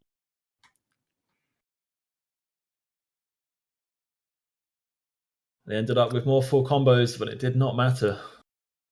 I think Denmark might have been making a bit of a risky decision there with that pick. Like, they were looking very comfy on free mod 3, which is kind of similar to this, but not quite the same. Like, obviously, it's a little bit more awkward in terms of its patterning, but this is much more standard in terms of the comfort aim. And this is kind of one of those maps which can go back and forth. I think they might have been better off going for something like Hidden, maybe, like you said. But it's really hard to say if that pick would have made much of a difference. At the end of the day, Germany could have gone and picked this and done the exact same thing. Yeah, these kind of aim consistency maps at this point in the tournament are very much coin flips. All 8 players can FC them on a good day. And just the unfortunate breaks really are costly. Yeah, but Germany's next pick is going to be Origami, which is the stream heavy map. This is very, very stamina intensive, and we have seen some fails throughout this tournament right at the end. I really doubt we're going to see it from both of these teams, but it is possible. It is very, very possible. You might have nerves and shake off a stream. You may just run out of stamina entirely if you didn't warm up enough, or if you're just not feeling speed and stamina on the day. What are your thoughts for this map, Bay? I'm not sure how these 2 teams do on streams, but I feel like the German roster might be slightly better. I mean, you've got to be confident to pick this map. As you mentioned, fails at the end have actually changed the result of some matches across this weekend. And that last stream is almost one of the hardest ones in the map as well.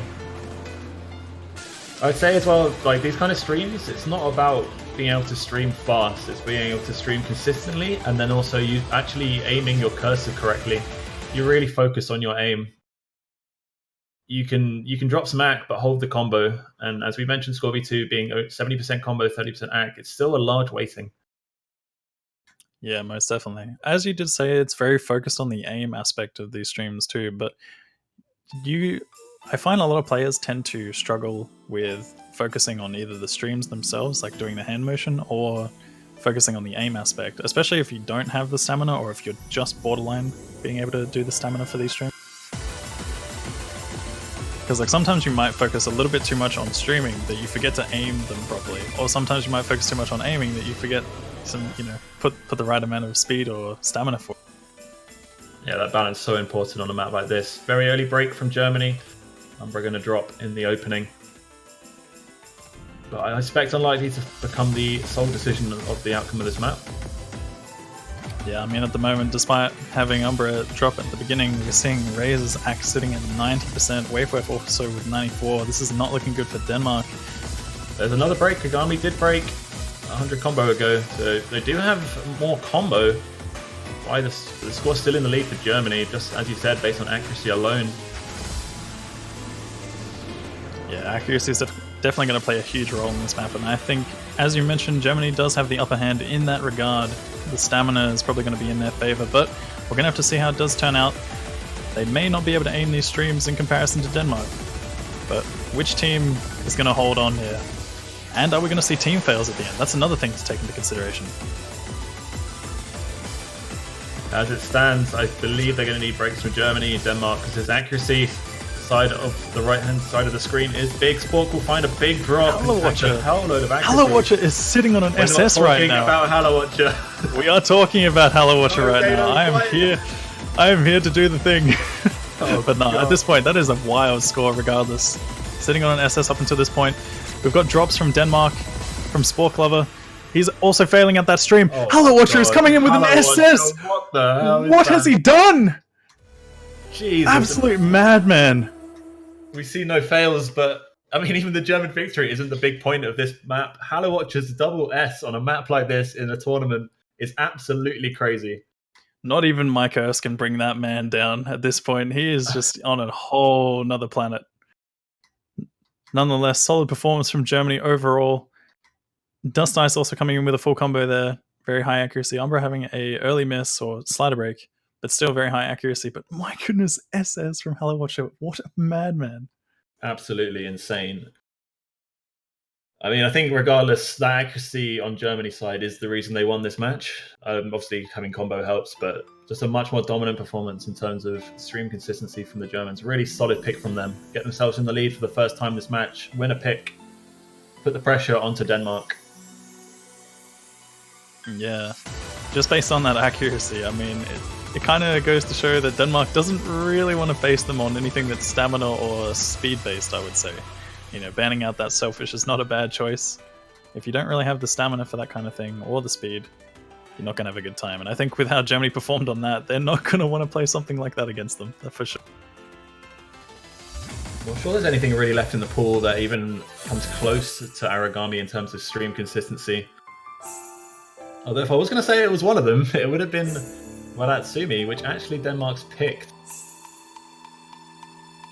Wadatsumi, definitely a big turn of events though. It's on the lower BPM side, so much more control, much more comfort for a lot of these players too. And when you put the hard rock modification on that, it just makes things a lot harder.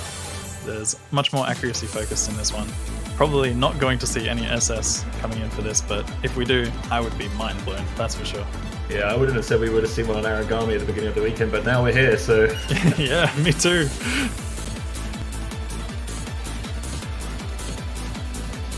But yeah, this could be a smart choice for Denmark, and not only that, getting both of the teams warmed up for Hard Rock, might see more of it coming in depending on the wins from either side. If Germany takes this one, they might be looking to dive into Hard Rock, having been warmed up for it. And same with Denmark if they take it away. Both of these teams super strong in terms of Hard Rock. Seen them perform extremely well over the course of this tournament, so this is a pick that can really go either way.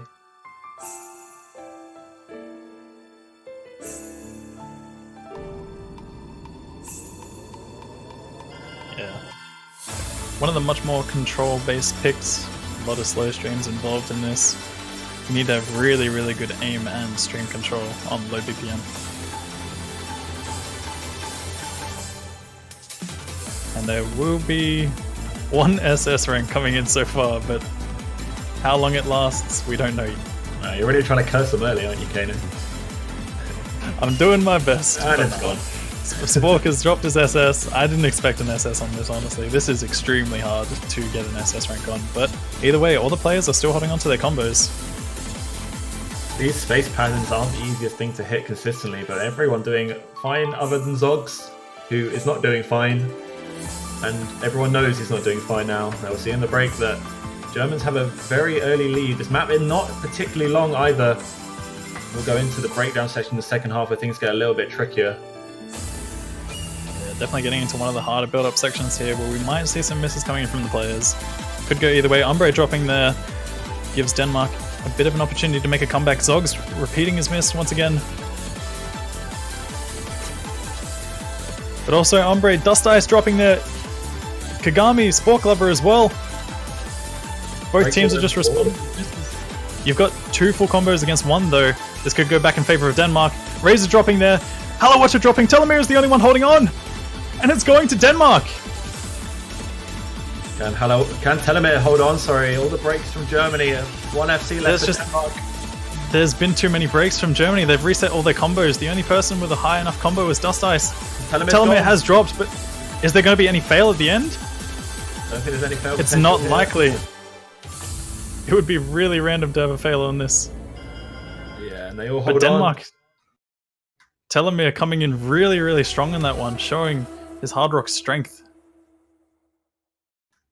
Spork Lover and Razor, Mayhem Zoggs all doing a very good job to help support Telomere and taking that one for Denmark. That was a very strong pick from them. I might expect to see more hard rock with that performance.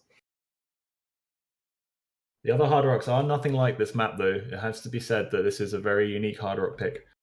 And Telomere is, as proven in that first free mod pick with the only player to take hard rock, this is his comfort zone. He gets the biggest combo on the board and gets enough score lead. Denmark to win their pick, and we're all tied up again. Yeah, first we have the 2 teams taking picks away from each other. Now they're taking their own picks. What's going to happen next? It's Germany's time again.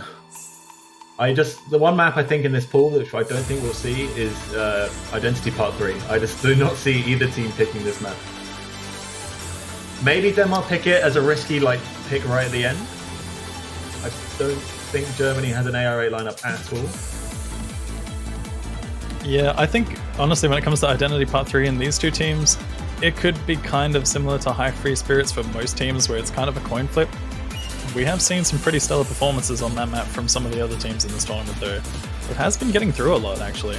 A lot more than expected. I would expect this to be one of the target bans, but I think at the same time, these 2 teams don't really have AR8 as a specific target ban. It's kind of just if you want to verse us on this, you want to verse us on this.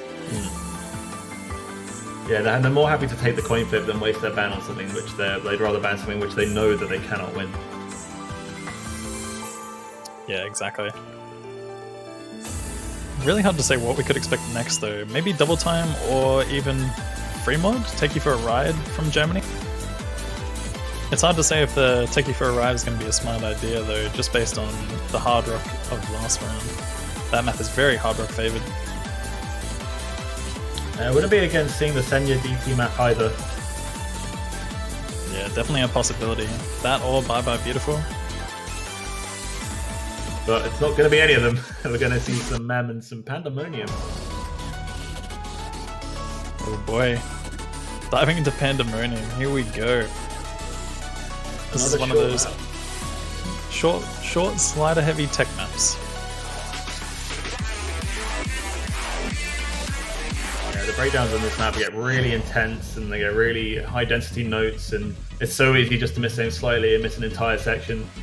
It can really cost your own points if that happens. But there are some slower parts where the players get to regather themselves, refocus.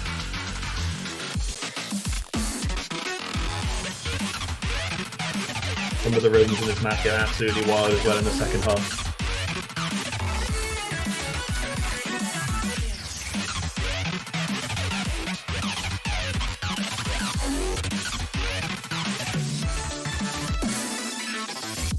really curious to see how both of these teams do perform. We're seeing quite a roster switch from Germany here. Okinamo, Rising coming into the pretty much a similar roster from Denmark though. Not much changing in that regard. Yeah, I think they have a very core roster here, the Danes. Germany happy to switch it up a bit more. Dust is coming back in. Yeah, I'd be surprised to see him not play a map, honestly. This guy is so key to the German roster. After all, he is their captain. I think he knows what he's doing. I think that's going to be expected from both of these teams, having Spork and Dust Ice both sitting in almost every map.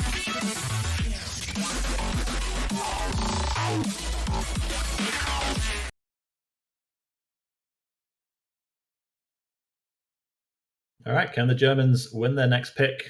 Get themselves back out in front? Or are we going to see another pick stolen away? Yeah, honestly, this could go either way. We've seen it happen so far. We've seen both of these teams take each of their picks. We've seen them take their own picks.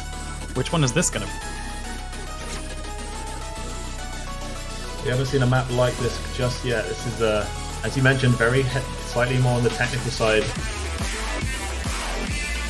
With a lot of sliders. I think Germany picked this for a reason. I think they probably have the edge. They will definitely have the accuracy based on the performance we've seen so far.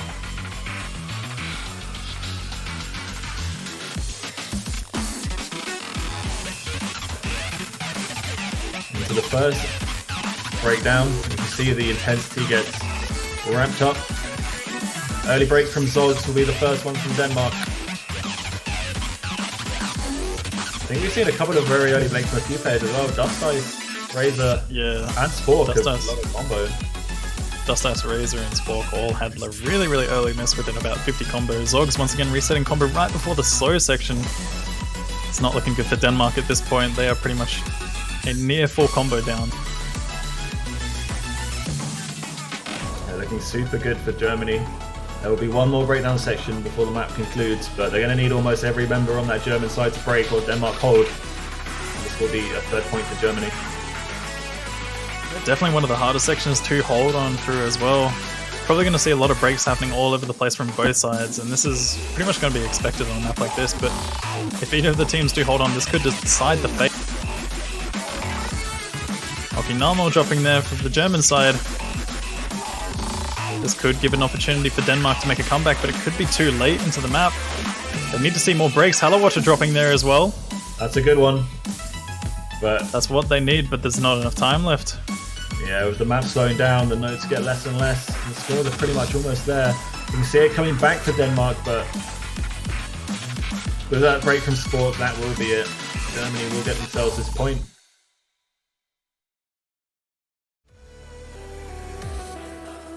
Just getting through that first intense section was all it required for Germany to take this one. Very solid play from Rising. Yeah, both Rising and Telomere getting the full combos on that one. Look at the combo difference. Yeah, I think there's a lot of slider ends being dropped there. But Rising with that accuracy, my goodness, that's an impressive play.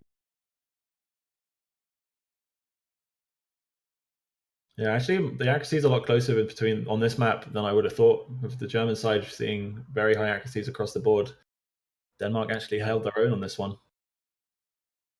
Yeah, not too many major act drops from their side. Considering that map is really, really hard to maintain accuracy on. But yeah, Spork was having a little bit of trouble on some of those slower sections, having that early miss at the beginning and then the late miss on a slower section as well. Probably kicking himself over that one, but nothing to get too tilted over. I don't think it would have made much of a difference. Yeah, missing the first 50 combo probably won't do that much, so as you mentioned, I'm sure he won't get upset. Yeah, but they have to pick. That's Germany. Germany getting their own pick once again. Is Denmark going to be able to do the same thing and make this tied up? Gotta wonder what they're gonna go for. Maybe a hidden, maybe a hard rock. Hard to say. They might even dive into Fremont, but I really, really don't think they want to go for the double times or Higurashi. No, we did think that they might pick this. Yeah, Paradis is coming in. That was kind of expected a little bit, I would say, just because it's one of the easier consistency focus picks in the hidden pool. Still a lot of spots where you can trip up on them. Yeah, this is like High Free Spirits in a sense, but a lot more streamy. We've seen players miss out on the fact that they just under tap on hidden streams. It can happen, very easy to do. There is still an aim element to all the streams as well. But I think this might be the most consistency based map in the entire map pool.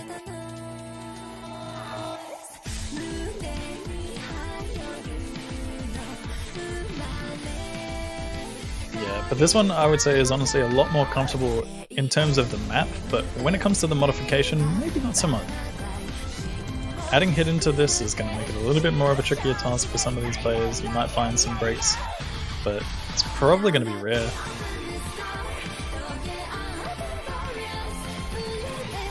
Yeah, we will see Sport going to play hidden again. We did very well in that free mod pick earlier. And he's the full combo with the mod. Telemere as well liked his hidden hard rock, so maybe he likes his hidden as well. Sometimes the AR difference can be quite effective in terms of throwing players off. If you're used to playing hidden hard rock, you take the hard rock off and then you start tapping very early because you're not used to the approach rate. I expect they'll be able to adjust fine though. This map starts off quite slowly, gives a lot of time to adjust as well. Yeah, not only that, but this approach rate is 9.4, so it's not entirely low. It's not like it's a flat 9 where there's a lot of notes on the screen at once and you're dealing with like the density problems. There shouldn't be too much of a big change for him. But definitely worth mentioning.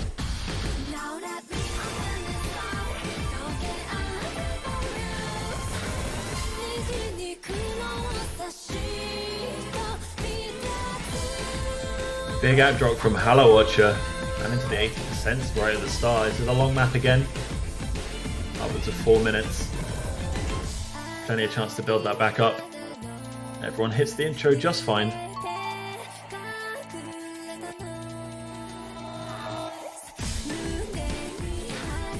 Other than, oh, how did Gnarly have an A? That's an interesting one. Could have been 50s on a stream maybe, because when you hit a lot of 50s early into this, you can actually get an A rank from it, despite not having any misses. Yeah, and I would have thought that, but he had an accuracy, I think 97, like a high 97. So unless he hit like, I guess 3 or 4 50s. But Razor will drop. First break goes to Denmark.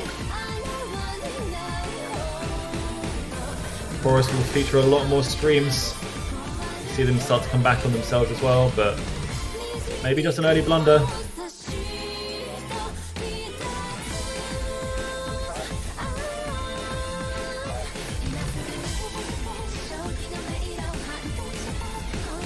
Accuracy is fairly even across the board, with the exception of Okinawa sitting on a 99 at the moment. You got Hello Watcher slowly but surely building up from that beginning. Oh, Vanderbeek. Oh, lots of 100s from the side of Denmark there. That stream's particularly nasty to pick off just straight from the break. Oh, Razor and Spork a load of 100s. They've really tanked accuracy for Denmark, and it's reflected in their score. Germany starting to pull ahead even further thanks to the miss and the accuracy advantage. Yeah, this AC advantage is definitely going to play its role very shortly. Denmark are going to be relying on breaks from Germany here. Not much map left, it has to happen soon. There's a lot of breaks in the second half as well. That becomes slightly stop and start.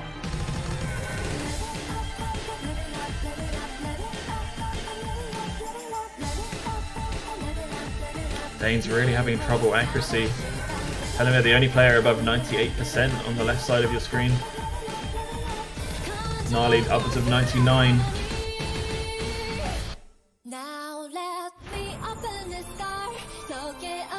Germany are holding strong.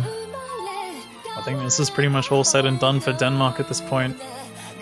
Looks like they have too much of a lead unless they have all 4 players drop at the same time, and Denmark are managed to hold on, not have any troubles with the rest of this map whatsoever.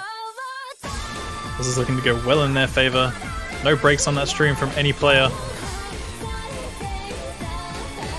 Level of consistency Germany are displaying on this map is not what we expected at all, but they've really shown that they can play hidden here.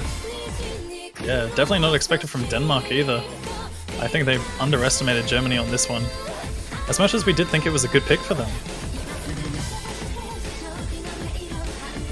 Just having that unfortunate miss for Razor there. But even then, I think in terms of accuracy, still going in favor of Germany. Halawatcher managed to pull that all the way back up to a 98. Telomere missing at the end there is going to solidify that victory nonetheless.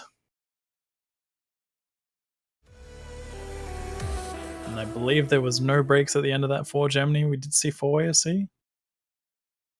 Yeah, 4-way FC. All players sitting on 98 accuracy. Pretty much, they're all matching each other on this. Yeah, talk about consistency. That is it right there. 4 players performing very evenly. And there was nothing really that Denmark could do. Even if they also 4-man FC, that accuracy from Razor would really bring down their score.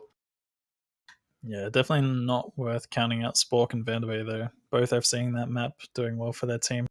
Unlucky misses for Razor and Telomere though. That's what consistency maps are in there for. Oh, Denmark now on the back foot.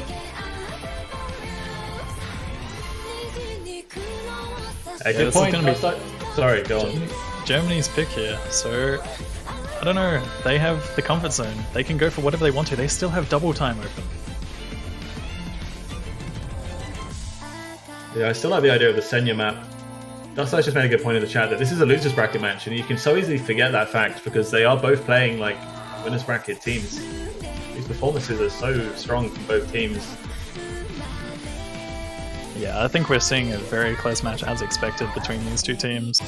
And yeah, losers bracket, this is not looking good for either of these teams because this is going to decide whether or not you're in or out of the tournament. The winner of this will go on to play Australia, I believe. That's right. Take on your home country. Who would you rather the Aussies go up against here? I honestly don't know because both of these teams are just really, really strong nonetheless. I think they would probably prefer versing Denmark just because, you know, it's kind of like a nostalgic feeling from last year, having faced Denmark in groups. But versing Germany, I don't think they're going to want to verse either of these two teams, especially with how they're performing in this match. And they are going for that double time pick, this Senya one, as you mentioned.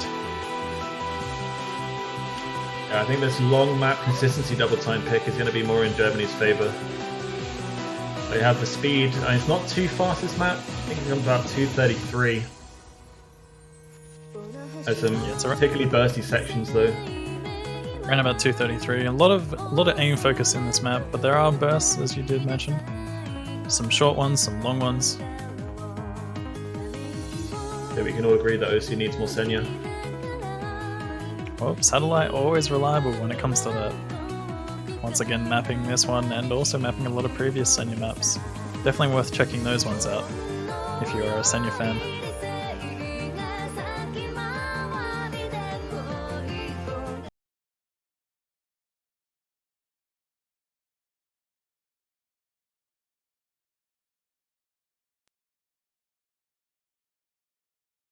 See if we get any early act drops or combo breaks from players adjusting to the slightly higher BPM. Yeah, I mean, I wouldn't count Denmark out on this pick, but this is definitely looking to go in favor of Germany, just based on their double time roster. They are absolute monsters on paper. Whether or not they perform up to those standards, it's gonna be shown on this pick. Gnarly coming in with the first miss though.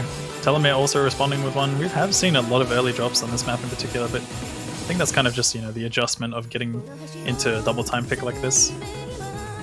Yeah, we see a very dominant accuracy start. Telomere down at 95%. And to be the only Danish player above 99, and Dustace just doing what he does best.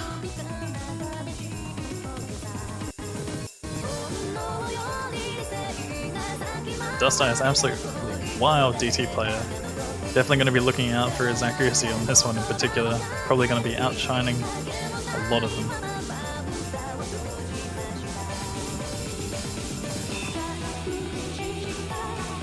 But yeah, we've seen pretty much a very similar roster from Denmark. Not many changes happening at all.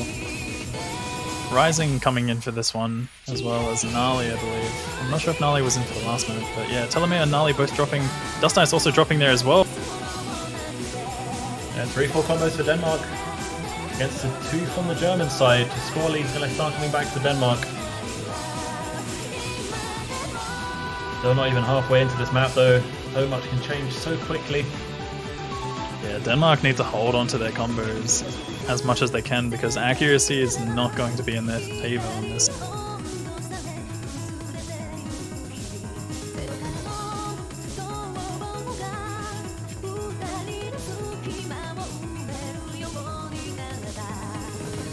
Salamir still having a few accuracy issues, but the rest of his team is doing the work. Yeah, all Telemann needs to focus on doing is trying to keep that combo up as much as he can, hold on for as long as possible, because Denmark has 3 full combos against 2. Vanderbeek dropping there though, Spore Clover as well, rising, falling up. It's 1 against 1. Gnarly and Dust Ice holding on to high combos, Telemann also, but it's still in favor of Germany just based on accuracy. Yeah, it was a big accuracy full combo drop from Rising as well. Kinamo, the only player remaining with an FC for the Germans, going head to head against Razor. But we're seeing that score lead building for Germany, and there goes Razor, he will drop. And now no full combos for Denmark. The score lead is building towards Germany with only about a quarter of the map left now. Big combos for Dust Ice and Kanali as well. Yeah, you've just got Okinamo, the bus driver for Germany at the moment. He is just driving away without Denmark, leaving the kids behind.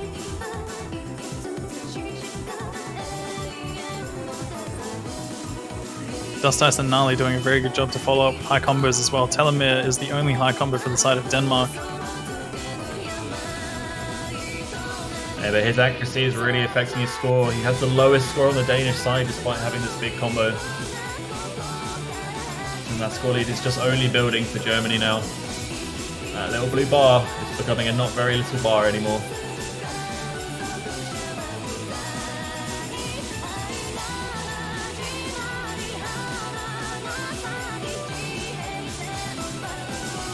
Germans will regain their combo. This point now is well and truly theirs. They will put themselves on match point. We'll find another break from Razor. But all irrelevant at this point. Can Okinamo lock out this full combo?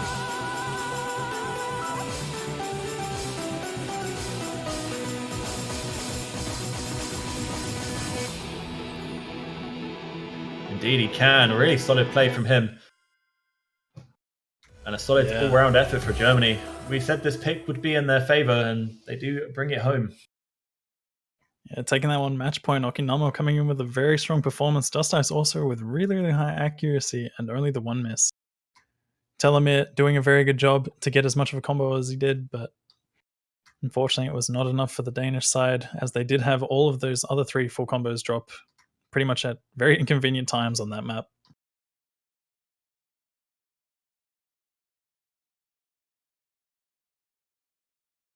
Yeah, 7-100s on this map is absolutely insane. Dust Ice playing out of his mind as expected, and what a match that looked very close is now very one-sided. Germany have 3 maps to close out this game before tiebreaker.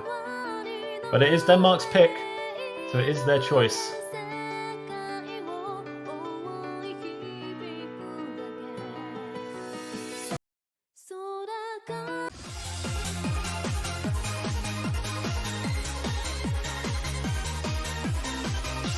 Oh boy.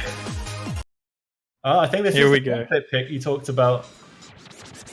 We're going to see the AR8 hidden. The coin flip is coming in. Oh, to be honest, Germany's already won. I think the operator decided the match result and it's all over. Well played, Denmark, you tried, but the operator has spoken. Well done, Germany. No, they have to play. They're not getting away that easily.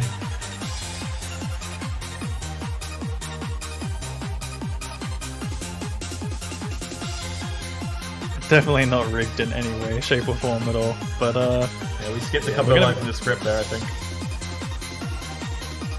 Shh, you're not supposed to tell them that. Well, it says it right here in my book.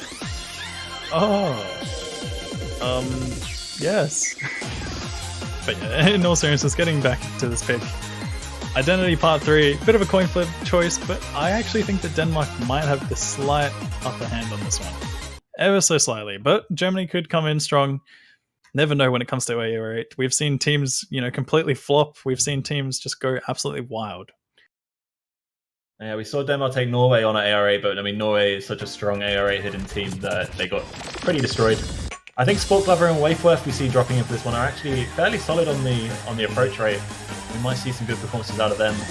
I think this is just can one Danish player or even a player in this match hold a combo. That combo can be really, like, having a high score on a map like this makes so much impact. Yeah, accuracy is also going to be another thing to consider on a map like this, because this is very slow streams on a very uncomfortable approach rate. We're seeing Kanali drop there as well. Drops all over the place. This is where the coin flip comes in. This is a risky choice to go for. Map about 3 minutes long, but we see 2 full combos left for Germany. Dust Ice and Halo Watcher giving this a real good go. But breaks from Denmark, not what they need right now. Fail potential isn't very high on this map either. We're not going to see a fail out at the end. Dust Ice does break his full combo. It's now just Halo Watcher. But look how comfortable he looks on this. Yeah, they're definitely showing comfort on these older maps. Older approach rate 8 maps. A lot of density involved, a lot of control involved, and breaks just happening all over the place for Denmark. This is just not looking good at all.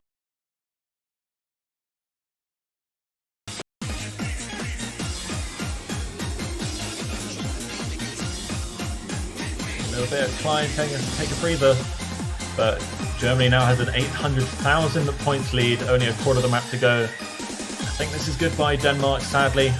There's not really any chance of them to come back here, unless the Germans decide to throw. But that's not in the script, ladies and gentlemen. I don't see that happening.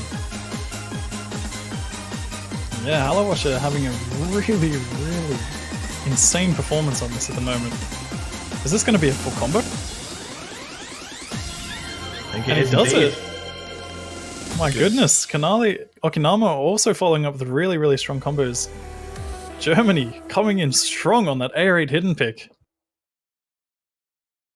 Not what we expected at all. I thought this was going to be a lot closer, but it was not close at all. 1.3 million points for Germany to lock out this match and progress further through the losers bracket. Yeah, I mean, as much as Denmark is out of the tournament, that is one way to go out on a map like that. Identity Part 3, you can't go wrong with it. Going out in Germany style. will be taking that one. 6-2, going on to face Australia in the losers bracket for semi-finals next week. Yeah, Germany versus Australia, I believe. Australia is seeded 5th in the tournament, where Germany is seeded 4th.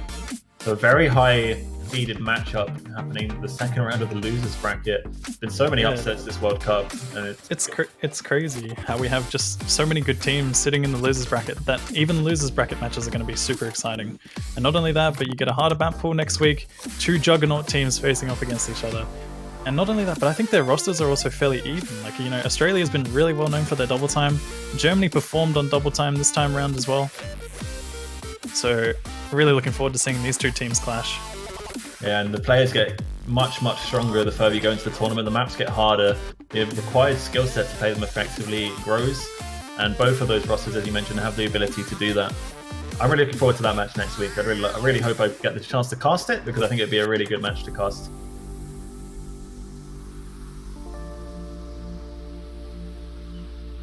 And there we see it. Germany secure their 6-2 victory over Denmark, progress into week 4.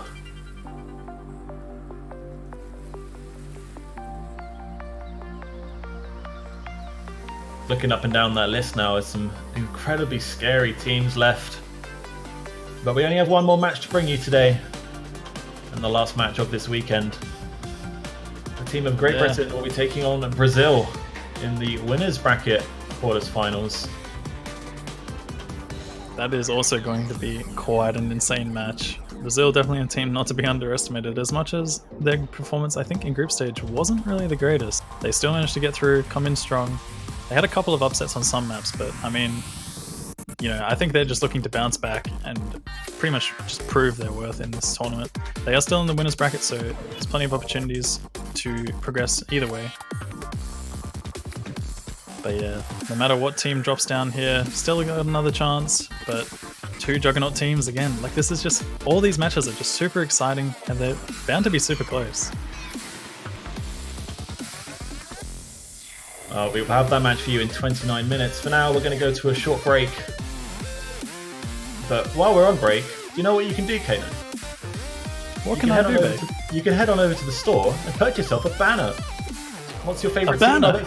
A banner, yes. One of those Oh my things goodness. on top of your profile supporting your favorite team. The low price is amazing. $2.50. That's like a coffee, guys. Like, you could just not have a coffee one day and buy a banner. That's how cheap these banners are, and all that money goes towards the OWC prize pool. So head on over to the store now, purchase a banner for your favorite team, and hey, if you pick the winning team, it will be on your profile for longer. What's to lose? Can't go wrong with that. Honestly, if you pick the winning team and you get that banner for even longer, like, it's just gonna be extra points, star points, you know. Yeah, your friends will be so jealous of your banner. That's what I'm gonna say. All right, guys, thank you for joining me, Kano. This has been a fun match. As always, Bay, thank you for joining. And yeah, we will be signing off and bringing you the next match in about 28 minutes from now. Stay tuned and enjoy, guys. See ya.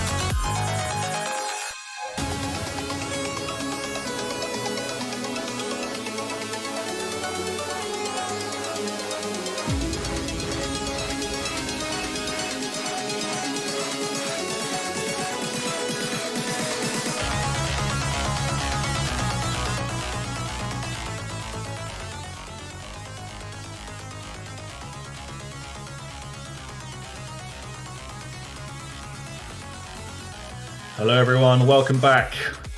Time for some more welcome action and the final match of the weekend. I am joined by the lovely Evrian. How are you doing, sir? I'm doing very fine, Bay. How are you doing? Yeah, I'm doing great. We've just come off the back of one really exciting match, and we've got another one lined up for you guys now.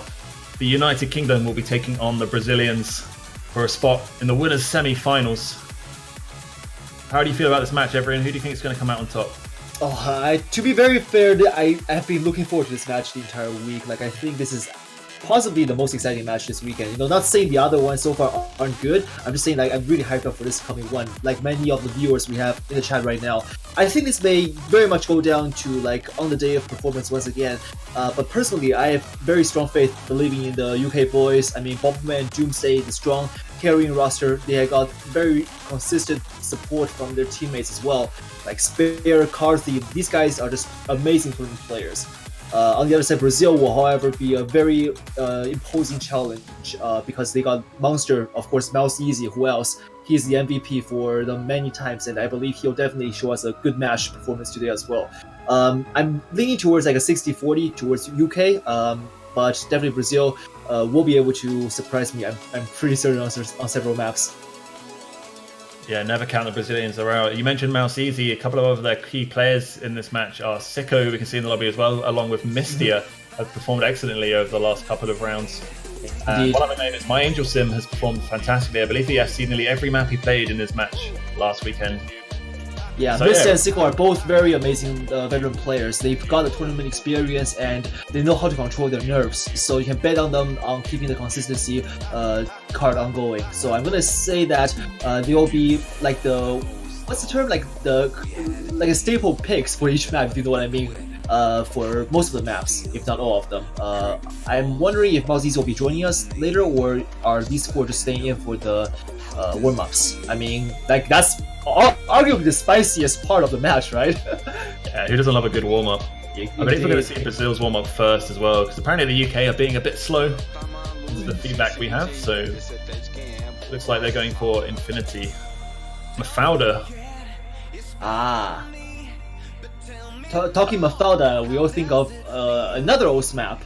The only map I know by Mafalda that has popularity for not some great reasons, I think. Yeah. Well, also made fairly popular, over the course of the years by many attempts on DT of that map. So, it's a different story. But for now, I think we're just waiting for the players to be ready before we jump into the first warm-up map of the match. Yeah, I just want to bring back what you mentioned, the UK roster. We talked about the Brazilians a little bit, but that versatility that the UK roster brings, they are the second seeded team in the tournament, and the third seeded team, but of course, how can I forget Poland? They're the second seeded team left in the tournament. And as you mentioned, Bubbleman, Doomsday and Spare, these guys are the rock for the UK. They always perform when they're needed to, and then they're backed up with a great roster. Players like Moe Yandere and James Like, who we see in the warm-up lobby, these are the two of their players which really come into element later in the tournament, with Moe being a super high BPM player, like single tapping upwards of 300 BPM. It's just crazy. And then James Like is this no-mod god who can play almost any kind of technical no-mod map to any superb efficiency. So as the map pool starts getting harder, we're going to see the UK get stronger and stronger. So if it's any time the Brazilians can beat them, I think it would be right now. Yeah, UK definitely is a team that shines especially well in the end game part of the tournament. So I'm going to say that just keep your eyes on them, and seems like we got a couple of developments going on in the room right now. We got a flashlight mod on top of the double time for Sicko. That's very very very daring, I'd say. Even though this is a warm-up map, it takes some guts to put on a flashlight mod for most players, I would say. He's flexing, dude, but I imagine it's because of the stream, which is just... Oh, yeah. I have no idea. No idea what to expect from this map, but I think this is a pretty good indicator of things to come. Yeah, you don't have to be looking too much around. It's just a long-ass stream like we're seeing right now. How many nodes is that? That's a good 20 seconds of streaming. Holy. And it's another long stream. Yeah, I ran out of fingers and toes quite a while ago. Yeah, are they trying to wear out the British players? Just trying to get a stamina drain before the match even begins? Is that the play here, Brazil? I think this is just one of those maps that you have a good laugh and you just enjoy it. Possibly. The background is pretty spicy. do what Cardi's doing, just cursor dance. Cursor dance the entire. I love it. Like you rarely see these combo notes go over 100, and we're at 120 now. Right. Oh my god, this slider.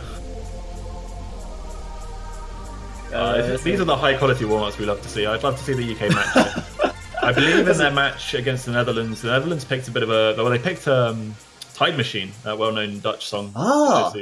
But then they usually followed up with a more standard warm-up. And I wonder if they'll do the same here. Being second, they want to give themselves a chance to warm up into the match. Yeah, definitely. Like, besides just memeing, warm-up maps can be, surprisingly, for warming in the players up for their upcoming match. I know, right? So it's a ridiculous thing when you think about it, but like people actually do this. Can you believe it, Bay? I believe it. Why not? Yeah. Well, let's see what the UK players have in store for us. You're hyping them up. It seems like they're going for... Oh! Matsubuchi Yuji. Can't say I know it. Shiba Duo 2000. I was trying to recall this. Like, I think I've heard or like seen the map before, but I don't think my memory is with me right now. So I'm gonna have to see what map is this before we start commentating. Apparently, Doomsday sent this to the ref and said banger. Banger, okay. Well, if Doomsday says the banger is probably a pretty good map, or song, or both.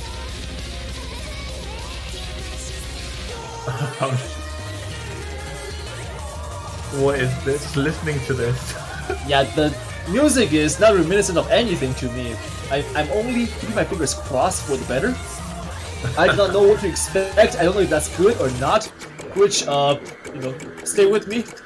I may need your support for going into this. It sounds like a bit of a mashup of lots of different songs. Yeah, I can certainly hear like a few hints here and there.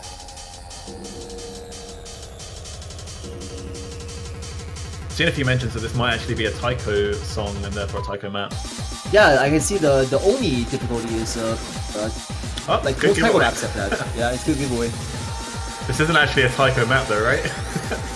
I hope so. We're the OS World Cup after all. Like, You would, we're gonna see clips.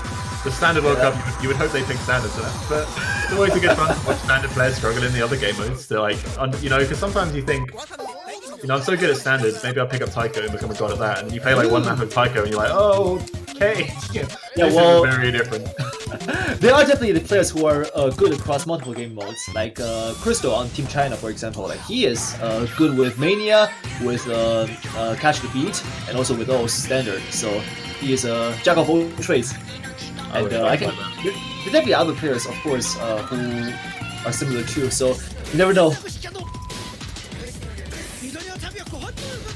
I know Sora Roxas on the UK side plays a fair bit of Taiko as well. And Azer from our beloved Team Canada also plays Taiko. So many multi-talented people. I know. Yeah, and especially when OS is a free-to-play game. I know like most people here have supporters, but it's a free-to-play game after all. We got like 4 different game modes for you to enjoy and compete in. So make use of the resource and be truly do as Lucci says, enjoy the game. But only play standard, thanks Please everyone. enjoy game. Yeah, but please only play standard. We are the OS World Cup right now, so let's only focus on standard. But we are seeing the Taiko background on the map right now, so we are not making ourselves any clearer than we should be. Oh, that's... Yeah, okay, so... Yeah, my mistake. I was looking at Sora Rox's screen and the notes were so fat and the approach, I was like, what is going on? And then I realized he's actually playing on easy. And also Carty playing on hidden. You can tell that the note size is very distinctly different.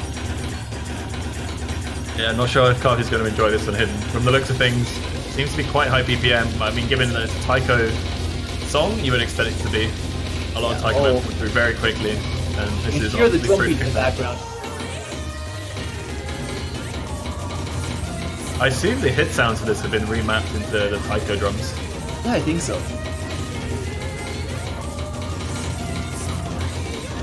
I don't know what the singing is though. It's some sort of yodeling, but I'm not sure what to say of it. But meanwhile, Solar Rocks is rocking at 90%. And oh yeah, Spear double S, of course. I completely missed him. Along with Doomsday, both players double S. Oh, wow. Yeah. Alright, it must be very easy then, because Doomsday does this thing. He's not even top 100 anymore. Yeah, you know, washed up player as he would call himself. He used to be a gatekeeper, man. Now he's just nothing. Yeah. He's just an old man who's clicking The circles. gatekeeper is now retired as well. Feels bad. Oh, Spares dropped the double S, so Doomsday is clearly the... Oh, never mind. We're just getting the commentator's curse out of the way so we don't end up cursing the players in the actual match itself when it actually matters. But Bay, I would say no matter what we do here today, we'll never top Kano for what he done to Team Australia earlier. Oh, that was so rough. I didn't manage to catch the match, but I saw the clip and then, oh my god, Kano. Rip Kano. We gotta rip Kano in the chat. Yeah, can we press F for Kano in the chat, please? Yeah, like shout out to our beloved Australian caster Kano. Like he's put on so much work for this tournament, and he was among the casting roster for today, I believe, for Team Australia's match. And yeah. For further information, please please refer to the VODs. And for now, this map is about to finish, which is actually I think a little bit on the longer side. I was expecting it to be a little shorter than. What is Spare doing though? Oh my god. Yeah, Spare is just rocking. It's got like 200. Okay, never mind. That's like, But are you trying to compete with Kano here? Hello? oh my god, what have I done? Yeah. Well, then again, it's a UK pick, so I wouldn't be surprised for seeing them, you know, just rocking in a way. Spare and Doomsday here. I got enough abuse from the UK guys for commentating on their Netherlands match and cursing them, and after this, I think Spare's actually going to come kill me. I think my life is in danger. Oh, better watch out. Good one miss from Spare. Really talented player. Mm-hmm. Big fan. Please don't hurt me. Alright then, so with the warm-ups now being done, we are moving into the roast before we start the banning. Let's see who is the luckier side today that's favored by RNGesus. Well, it's a UK roll, so Brazil wins by default. I think that's how this is going to go. Mouse Easy rolls a 63, Carthy rolls an 18. There we go. Oh, yeah, Mouse Easy already carrying his team today. What a performance already. Let's give a big round of applause to the captain of Brazilian side. First ban then from the United Kingdom going to be the Senya double time map. The very long consistency double time. Oh yeah, wondering... that one's a really tough one to maintain your stamina on. I'm not wondering if they're banning it for that reason. I wonder if they're banning it because they just don't want to play a DT map that's 4 minutes long. Quite possibly. There's a lot of issues with long maps in map boards, so maybe they're just doing it for that reason. We've said Yeah. already, their roster is so well rounded that they can play anything, so maybe just banning out maps they just don't want to play. Yeah, like that's the ideal actually. When you are comfortable with the entire map pool, you begin to ban like the maps you feel comparatively less comfortable. Like that's a good sign of your team going to do well. So And also, yeah. Sorry. Oh, sorry. Go ahead. Okay, yeah, Brazil's ban going to be in the Nadeshiko Color Heart, the alternate style no mod pick. Mm-hmm. And also, to do a PSA, we do have the map pool showcase for the upcoming week, the next weekend, right after this. So after this match, do not go anywhere because I believe we'll jump right into it. And Bay and myself will be commentating for that as well. Woo. And now we are moving into the first pick of the Brazilian team. What will they pick? I'm gonna guess they will start with something like to their comfort, so maybe a double time pick, like a Bye Bye Beautiful. If since UK just banned it, so it may be in their favor for picking that. Yeah, I think all three double time picks all show different skill sets. Bye Bye Beautiful is a very heavy aim double time map, where Selfish Red Alice is more about BPM, higher BPM and speed. They're actually going to opt for Aragami. Okay, This is a map I would have thought the UK would have wanted to pick. They're having a very strong stream lineup with Carthy, Bubbleman, and Doomsday. But it's going to be Brazil's first pick, hoping to warm up into it. One thing I expect, I'm actually surprised to see they don't ban Hidden. Brazil has an on-track record so far this tournament, not done very well with Hidden, where the UK lineup does actually do particularly well on Hidden and on AR8 Hidden, so Identity Part 3 is a map I would expect to see this match. Well, then again, if you look at it another way, like actually Identity hasn't been banned a lot over the course of this weekend yet. I think it's maybe because people assume like, oh, it's a pretty ridiculous map. If we're not going to pick it, chances that they are going to pick it as well, unless they really have strong confidence in them winning. So in that case, you can consider it like, what's the map from last weekend? Oh, I forgot, but basically, you can expect like to be the last kid to be picked for your class's dodgeball team, basically. Like just left aside and hope that nobody ever picks it. Yeah, we saw it pick up in the last match as a bit of a coin flip pick for Denmark, and it backfired horribly. So I wonder if it will be picked up again this match like that, or if I feel like the UK should be pretty good on it. Yeah, and already starting off, we have this is a very streamy map for those who haven't, been paying attention to the OWC this weekend yet. Lots and lots of streams. The players do have like a little moments of breaking in there, but they will be testing their stamina throughout the way, and we have a fail potential ending at the very end. So do watch out for that. A team may just fail out the ending and give the win that's already been secured to the other side. Yeah, and a huge part of this map as well is not just the stream stamina, but stream aim is a huge factor on this map. None of these streams are straightforward. You have to have a real flow with your cursor, and any kind of interruption in that can cause you to miss. And we've seen a lot of players do that, dropping a lot of accuracy. Really painful in Score V2, where 30% of your score is based on that accuracy. Yeah, seems like we have a little bit of a connectivity issue from Sicko. Oh, never mind. He's just ahead of us, so we're now catching up. Straight into the streams. This map does not mess around. These ones will be slightly less space. They'll get more space as the map goes on. Yep. Interesting, we don't see Carthy here for the UK. We're seeing OP James. Carthy obviously well known for his streams, but yeah, it could be that just for this particular map, they're putting up OP James instead of Carthy. I mean, Carthy definitely is a very strong player, but maybe he feels like OP James would have been better from their practices, maybe. Yeah, Carthy had a bit of a rough performance last week, and I hope it hasn't knocked his confidence, but I'm sure he's just, as you said, OP James has performed exceptionally well on this and has opted to stand in. Yeah, I'm sure we'll see Carthy later. Yeah. Oh, yeah, Polako earlier did break, so that's going to flip the lead right over to UK. And they do, I believe, hold a slight bit of a... actually, not slight bit, but a pretty good chunk of accuracy advantage as well. We have Sicko and Polako both dropping below 96%. Actually, no, Sicko's still above 96. But yeah, Mistia, second highest, only right under 98 and recovering right now. Oh, and another double break from Brazil. Sicko and Polako go down again. Ah, this is not good for them. This is their pick after all. They want to make a strong impression, but this is not the impression they want to make. Oh, a lot of 50s from OP James, but he manages to hold on. And another break from Sicko, break from Spare. Not my full match force combo for the UK side, but they're so far out in front now that it should be first blood to United Kingdom.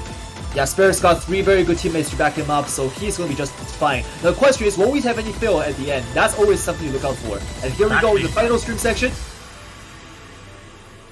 Oh, alright, and all players pass. I think Polako did get a very spicy 50 streak over there for like a tiny bit. Yeah, but that's not going to matter because he did pass, and oh, that's a retry button on his screen. Should we press that? Maybe he gets a second chance and give a better score for his team. No pressing retry. UK 1 point. What good job, everybody. Ah, damn it! I was trying to secure something for Brazil here.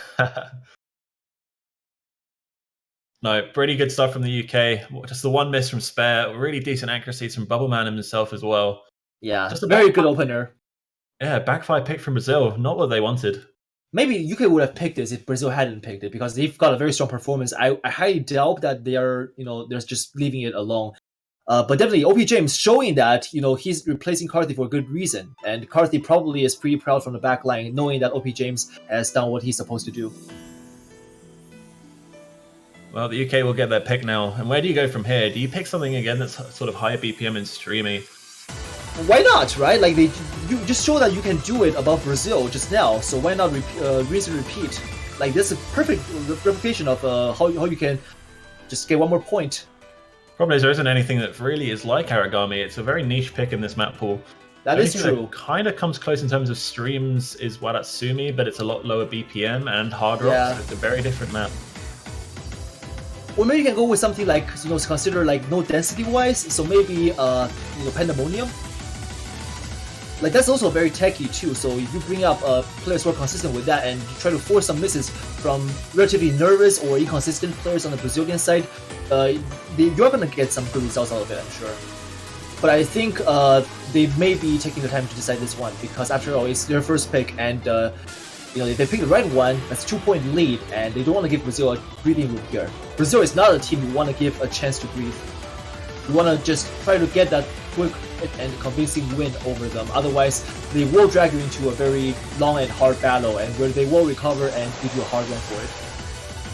Yeah, the question is, if it goes to a long, hard battle, who can reach into the depths of their pockets and pull out the maps that they need? And we're going to see Hard Rock 3 actually DJ Taka map Hollywood Galaxy. This is also pretty streamy on its own too, and it's arguably a little more difficult than Alagani. Not because of Hard Rock, but the map itself also is reminiscent of the old era, and having old players on your roster can probably give you a better edge. As we see Doomsday and Bubbleman both stepping in for this one. Yeah, and the real big challenge of this map is the circle size. They're up at 6.5. These circles are small, guys, and it really makes the accuracy and the aim element of the map much harder. Overall, it's a higher BPM one than we've seen so far. We've seen CS 6.5 twice now so far throughout the tournament. But this is the first time that we're reaching a higher BPM than maps that aren't so stop and start. It does help with kind of the flow aim and everything like that, but it makes those misses even more costly. Yeah, so one famous mouse player on each side. Let's see who will be the better player here on this map. I'm assuming that's the roster we're sticking with, and MP checking now being done. Yeah, this Brazilian lineup is no joke. Mouse Easy, Sicko, Mystia, and Nissan. I mean, this is some scary stuff. Mouse Easy is apparently trying to play it off and saying he's bad at HR. I'm pretty sure everyone here will disagree with you, Mouse Easy. Just do your thing, and we'll be here to spectate. When good players say they're bad, I just feel sad inside. I'm like, I wish I was as good as you. If only we could be as good as the masters of the former days past. All right, so going into the second map of the match. Hollywood Galaxy. You can see those size of circles. When the curse is bigger than the circles, you know something's wrong. Right. And also a reminder that the relative size to each client is being steadily adjusted for your viewing. So the circle size they see on their screen is smaller than this. Oh, and already we're seeing tons of breaks coming in. 2 breaks on each side. Actually, no, 3 breaks from the side of Brazil, so that means UK will now take over the lead as Bomberman and Spare will carry the team forward. Yeah, the map very similar from start to finish. You get a couple of longer streams in the second half, but it's just that consistency with the CS 6.5. We're seeing Brazil have a few early issues with Carthy and Doomsday as well, finding early breaks. Bomberman and Spare and Mystia all finding their comfort zone relatively quickly. Yeah, but even though the small circle size, the players are navigating the circles and streams very efficiently. I don't think they're having too much issue with this map. It's just, however, that I guess Hard Rock mentality kicks in, and you will get nervousness in your system. Mystia and Nissan both breaking there. That's going to be Mouse Easy the only one with a high combo on his team to fight off against both Spare and Bomberman still holding their 4 combos. Now that's not an easy task. And they're already 600,000 points down. I think UK may just run away with this. We only got like a quarter of a map remaining too. This is a very short map. UK have done their homework on this one. Brazil finding inconsistency all over the board. Where the UK, Doomsday actually found another miss, but Carthy's regained his combo. Bubbleman and Spare showing no signs of breaking. That accuracy from Spare absolutely insane. More breaks from Brazil as well. This will be another point for the UK. Yeah, it just seems like Brazil is really struggling with this. So maybe you should have done something with the Hard Rock section. But then again, it could be just this map. I think the scary thing is when you look at the UK, Hard Rock is probably their weakest mod. When they pull out a 1.4 million point win over you, and you're like, oh, well, this doesn't look good. You just pause and think about it for a second. But that's not to say, like Brazil is out of the picture. Like Brazil could be outperforming on other Hard Rock picks or even free mods. So we'll have to wait and see. Brazil have been playing a lot of no mod throughout the tournament. I would expect them to maybe go back for something like that. I think they want to go for something a bit more standard here and try and get that consistency back in their playset. Yeah, something and also, sorry. Before we go any further, 4-100 is FC from Spare, so shout out to him. That's very, very good performance. I believe 2 of them were on the bud sliders at the end as well. Yeah, like right at the end of the map. But yeah, sorry, as I was saying, I expect them to go for something more consistency-based. Either maybe High Free Spirits and No Mod for the jump consistency, or for the free mod map, Sushi Suai. Yeah, Ivory Spirits definitely is a very new map, and it's a little bit, I guess, for lack of a better term, PP farmy. Well, I mean, most anime style maps are like that nowadays. But if Brazil feels like that's their pick, go ahead. I mean, like UK seems more consistent with the older songs. Their roster is better with like techie maps and also maps that are focused on one specialty, one flavor. Anime really isn't a flavor that I would say is any team's particular strength, so maybe we can capitalize on that. If by strength you mean 1-2 jumps with consistency elements throughout, yeah, that's a play style. Let's play this out. Oh, but we're going to actually go for the other side of the free mod pool, and Juna's here. This is an interesting map. This is a map actually that doesn't really favour either mod, in my opinion. With being AR9, and there's a large number of overlaps during this map, Hidden actually becomes very hard on this map. Yeah, and Hard Rock especially kicks in with those inconsistent spacing jumps. Like we have a couple of jumps that just space out all of a sudden to emphasize the parts of the song, and it can catch you off guard. Maya just since joined the UK team real quick. And Carthy's in Brazil, alright, we had a substitution, but that's okay.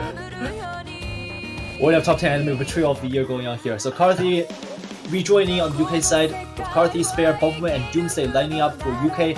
Brazil, we have My Angel Sin, Mouse Easy, Missia, and Nissan. Now, the question is, who will be having mods and how many mods will each team have? Do you think like Bei, do you think the players will go more than two players on mods, or do you think they'll stick with the bare minimum? I think it's hard to say. I think there maybe just be 2 mods on each team. As we just discussed, that the adding mods makes this map a lot harder. They might think if we just stick with 2 no mod, then they can have a lot more consistency and get those points. This map is fairly straightforward with no modded. It's just sort of a slowish single tap map. And when you can really read those, as you mentioned, awkward patterns, it makes it so much easier to hold a combo. Then again, if anyone does awkward patterns well, it's Spare and Bubbleman. These guys have incredible aim. Yeah, so we'll see. Alright, so going into already seeing Woof. We got 2 players on mods for each side, but they have 3 mods in total for each team. Carthy and Mistia, Hidden Hard Rock, Malzizi and Bubbleman opting for Hidden. So let's see how these players will perform. Of course, getting a full combo will effectively outperform one no mod full combo on the other side. Just because you have the mod. But let's see. And already that's out of the question for Carthy. He seems to have a very early and unfortunate miss. But the opening to this map is super awkward to read rhythmically. That's true. Really hard, and it's really hard to be consistent if you just haven't practiced it enough. Maybe what's happened to Carthy there. Yeah. But we're going to find a break mirroring from Mouse Easy as Carthy starts to find his footing. Yeah, Nissan as well. We have a couple of players already struggling in this beginning section. Maybe it's like you said, because this is kind of awkward in the beginning. It starts off fairly slow, and then the patterns develop all of a sudden before you can realize what's going on. Nissan breaking with no mod though is quite painful for Brazil. Yeah. You want to have the no mod consistency from the players who are playing no mod. Like, you can argue that they carry a bigger burden on their back than the modded players.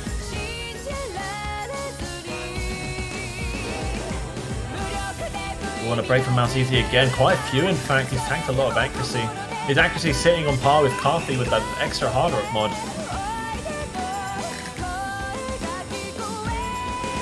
You see the UK have already got themselves a sizable 80,000 point lead. They're only a quarter of the way into this map. Yeah. Like, barring Carthy's earlier miss, like, they all have been holding on to their combos. Like, they're not letting go of it. And Nissan is having a real issue. Yeah, even though it's a Brazilian pick, UK is showing incredible consistency on this map. You may just assume this is theirs without looking at the color of the selection. But My Angel said Wu and Nissan both struggling with that slower tap section. That's a really interesting place to miss. I'm going to see if they're single tap players, because this is a really relatively slow BPM, and single tapping these sections is incredibly easy, but you're still having all kinds of issues. The only player, smooth sailing is Mistia with a double mod. But it's going up against nearly 4 full combos from the United Kingdom, with Carthy just having that really early break. Yeah, Malzizi, they're struggling, which is kind of unexpected, really. I was expecting him to have a more consistent performance on this map, but then it could be nerfs. Let's hope he adjusts, because right now his team needs him, Mistia needs him, as we do see Spare, Doomsday, Bombman holding up to 3 impressive full combos with very good accuracy respectively. Now that is a very scary wall to overcome. Can the Brazilian players fend off the European colonists? Let's take a look. Yeah, that red line making a break for it, like the UK out of Europe, and UK well on their way to making a 3rd point in this match. Yeah. Like Doomsday and Spare, the 2 no-mod players on the UK side, is showing bright contrast against Marino and Nissan. Nissan just finding so much issues with his consistency.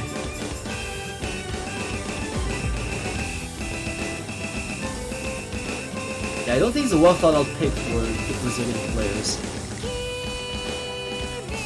Maybe something in practice they had a real success with, but this is not the performance they needed, and it's almost another 1 million point lead for the UK. It's just, can they bring these combos home, get themselves at least a 3-man full combo? Carthy has really recovered from that early consistency, but that intro is just so awkward. Yeah, it's 20 combos down only. Like, he would still have over 1 million points, like, at the end, if he does carry the combo through. Oh, there goes Spare. Will not be even than that, Malzizi also recovering.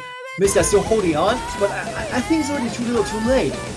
Oh, and there goes the only full combo for Brazilians. Mistia holding on for so long, he did such a good job, but unfortunately his team just could not keep up.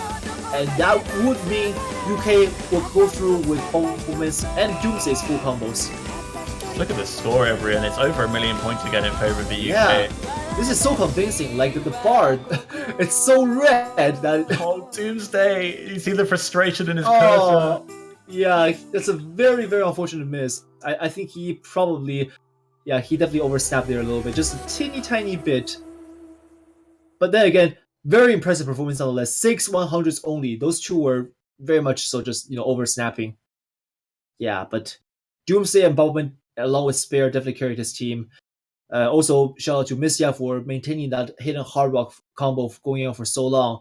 He kept his team afloat, but it was just a little bit not enough. Yeah, it's hard to float without a buoyancy aid. Yeah. I mean, he beat Carthy by 20 combos, so we know who the better player is here. Of course. He Carthy, are you even trying? dominance. Yeah, Carthy, are you even trying, please? Alright, UK pick, and they're quickly looking to put this match away, it seems. Yeah. But to be fair, though, for these players, like, both Carthy and...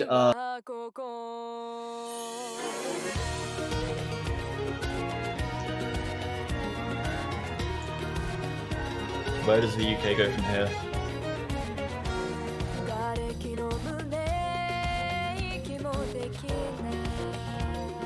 Yeah, sorry, my mic got caught up there. I was gonna say both Carthy and Mistia, their combos are not to be scoffed at, even though they are, finished short of the full combo. But they have done a quite impressive job with those 2 mods. Hidden Hard Rock full combo is not a easy thing to carry on in the 3-mod tournament. Apologize for that. That's alright. Technical issues happen. We're used to them over here. So now pick is back to UK. Yeah, like...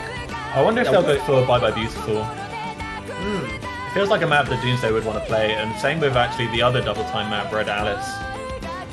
I feel like, yeah, definitely that could be a good pick, but then again, like what we said about UK, they may just be feeling so comfortable with this entire pool that they're like, yeah, whatever, we'll throw a dice, maybe even do a, exclamation mark roll. And they're going actually for, the spicier picks.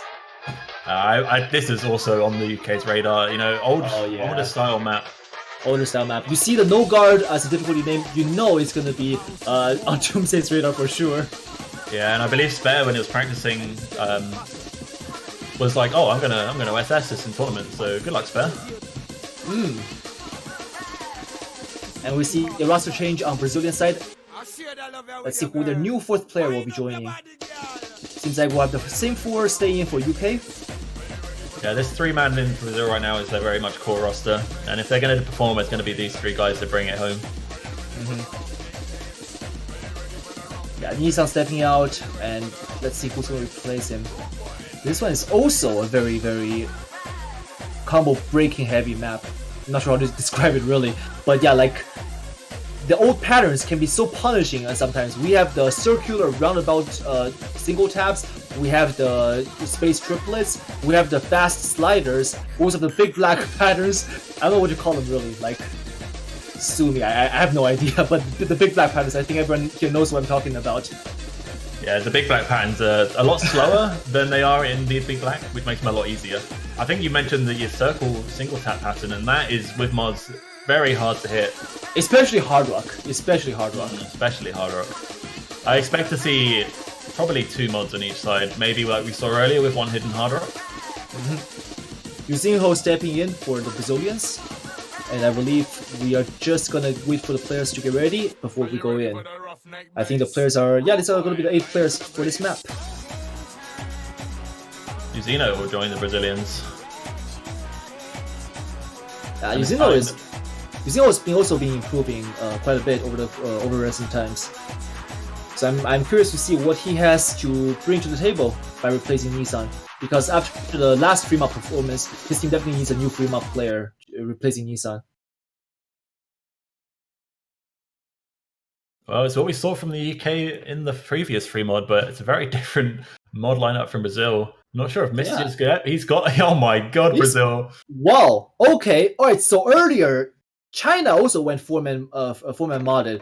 And quite arguably, I can say for them that backfired heavily. So I hope Brazil is not repeating China's mistake here. I just wonder if they're taking a big risk. I mean, they've got a huge mod advantage right now. And Spare going to find a huge miss, and Doomsday very early on. I actually think the first half of this map is the more challenging part, so if the Brazilians can hold the combo here... Yeah, we start off so suddenly and abruptly. Maybe Spare and Doomsday just got caught off guard there. But definitely that's going to give Brazil a leeway for the early section. And they can just maintain the combo and see what UK now does. Because now it's up to UK to do the catch-up. We're going to see a repeat of the Netherlands-UK match where it was 3-3 and 6 maps in. Brazilians have themselves a score lead. Yeah. And other than using those, dropped a bit of accuracy, all doing decently on the act. You can see that reflected in the score lead they have at the moment. Brazil is going to take UK for a ride, but will UK join along, or will UK be taking over the driving seat? There goes the next section. We're seeing a little bit pattern changes here. Still the combo, still the stream bursts.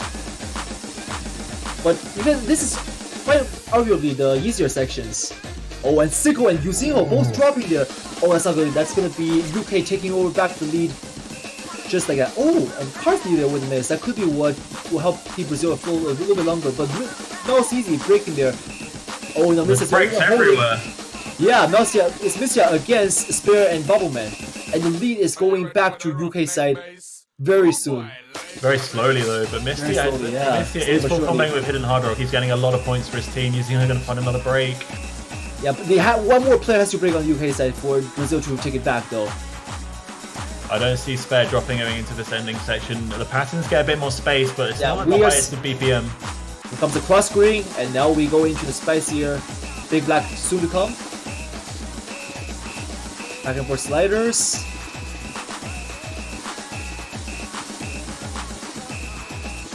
I think the UK have done enough here to manage to not drop this point. Yeah. After a rough start. No, but we do. Here comes the Big Blacks. The Big Blacks. Yeah, but and now the circular stream. So yeah, this could be a huge point. Ups and downs first, and then here we go. This is where the Hard Rock players will have to see to pull the combo. No, but Mel sees and Bowman both breaking there. Yuzinho misses as he's holding the combo, but Spare is behind him with 100 combos less. Still, he is keeping his team afloat. That lead will be UK's for the time being. Will it be enough time? I don't think so. I think this will be UK's fourth point right here. Yeah, that score lead is running away. Yeah, and that's going to be it for this fourth map. UK taking this one as well. Whew. Yuzinho actually failing out at the end, so it didn't matter. Yeah, it didn't matter. But yeah, we saw a couple of breaks. We saw a couple of breaks on that circular pattern. One from Bubbleman, his first miss of the match. I think he actually ended up missing 3 times. That pattern's so hard to aim when you can't really follow the notes that well. Missia with a hidden Hard Rock score that's so impressive. I gotta give it to him. Like, even though his team did not take this point, but he definitely did his job for his team. Yeah, what more can you do than full combo with hidden hard rock? There's literally nothing more you can do. UK are now 4-0 up and looking to shut down Brazil. Yeah, they're 2 points away from just taking this match. I just wouldn't be surprised if the last pick for UK is Identity Part 3 at this point. But Brazil do have a pick now, so they do have a chance to try and get themselves back in the match.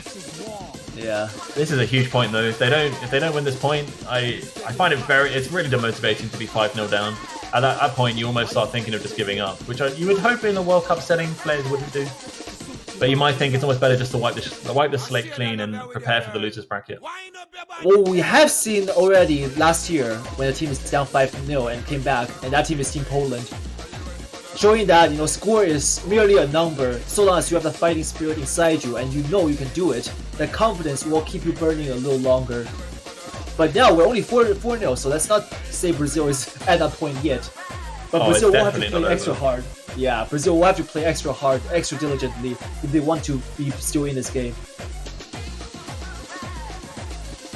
I just look at this map pool board and I just don't see anything that Brazil come out like on top of, like by a landslide. It's really worrying. They can play something a little like more unconventional, maybe like Higurashi, just so that your long map plus HR will throw off the UK players a little bit. Problem is that the UK are good at uncomfortable. We just saw on 2R.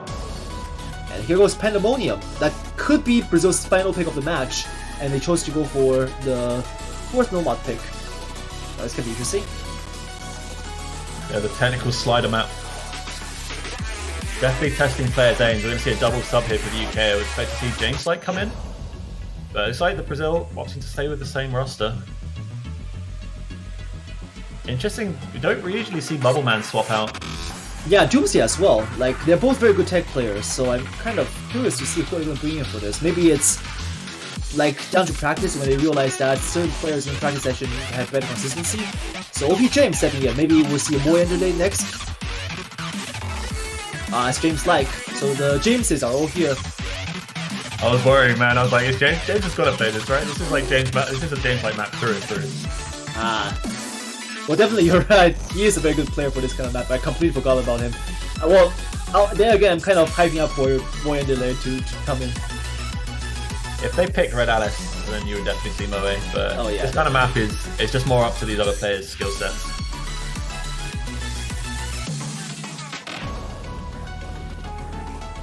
Spare saying I cat? Yeah, he's a cat. It's just how it is. You just got to accept it and move on. Wait, does he mean he has a cat and he has to take care of it, or? Oh, yeah, he's a cat. Okay, he's a cat. Okay, that makes more sense.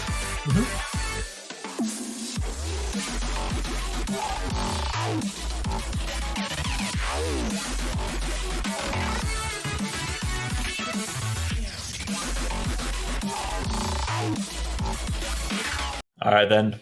Potentially Brazil's final pick in the winners bracket of World Cup. Let's see if they can bring it back. This is a huge point for them to win because the UK's next pick could be the last map they play in this match.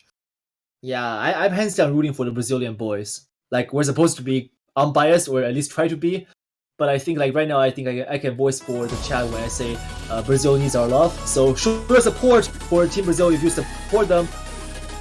And of course, if you support Team UK, that's cool too. You let them know, because I believe, the players will appreciate it. I appreciate a little love. And if you support the commentators, you also say, Bay and everyone did a great job. Jim is self-promotion. Hashtag. About me. That's great. Thanks, guys. Now, this map, Pandemonium, is pretty standard to start. We see everyone holding combos in the early section. Nissan actually did find a slightly early break. But it's all about the drops in this map. As we're about to go into one now, this map really picks up. Yeah, the map was lecture OMG4 said that this is a map that's all about learning the rhythm. If you know what the mappers are going for with the patterns here, you know what to do with the rhythm, and you can find yourself having a lot better consistency. So let's see who practices this map. Well, Spare, Mango Singh, and Nissan all breaking there, along with James Like. James Like actually finding a lot of consistency issues. OP James and Spare break as well during that section. Bubbleman, the only remaining full combo for the United Kingdom. Going up against the Brazilians, Misty and Mouse easy.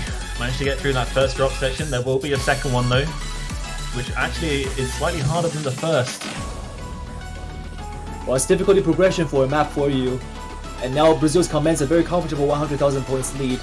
Still, UK is right behind them. Bubbleman is a beast. He will eye for a chance to attack. So if Malzizi or Mistia breaks, that's going to be a chance opening for UK to come in.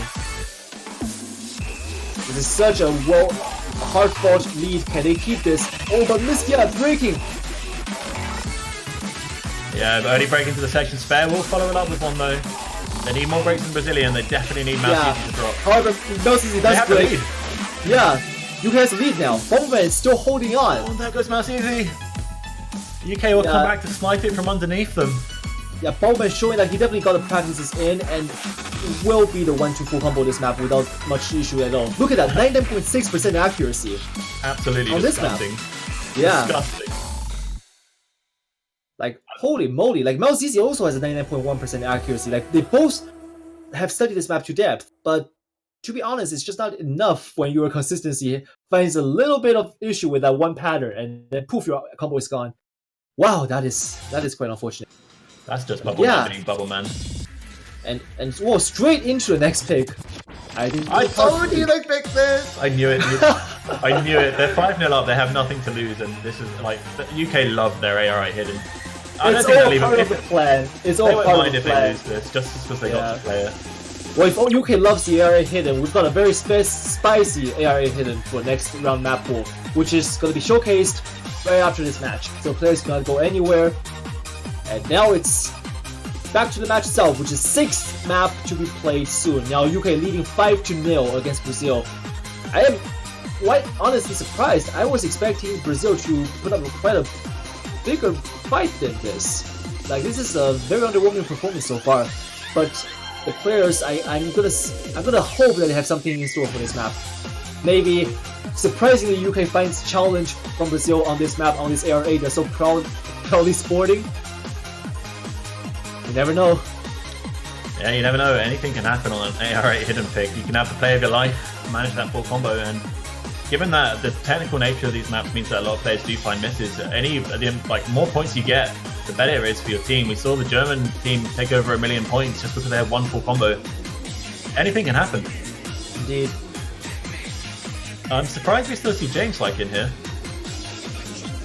I would have thought OP James would be in here. Just maybe they've got the wrong James, but maybe he also wants his go on this. Definitely glad to see Doomsday pop in for this. So this is a Doomsday map through and through. I believe he does have a score on the leaderboard for this map. Yeah, I wouldn't be surprised. I mean, Doomsday is a kind of, everyone knows he's like amazing guy, he's polite, but if there's an AR8 pick, like he'll push and shove his teammates aside, pick me! That's the impression I get from Doomsday when I hear him and AR8 together. I don't think he has to even say anything, his team will just put him in. Yeah. He's earned that respect. I expect Malzizi will give this a good go as well. The guy, he's really consistent on everything. He'll give everything a go. But I'm not sure how the rest of Brazil will perform. Yeah, Mistia also, I'm looking at him and thinking he's got something to show too. This map, quite heavy on the stream side, albeit all low BPM. But here we go. Is this Brazil's final map in the winner's bracket? Let's find out. How many parts are there to this song, Identity? Like, honestly 4 or 5, but I honestly don't know. I have no idea.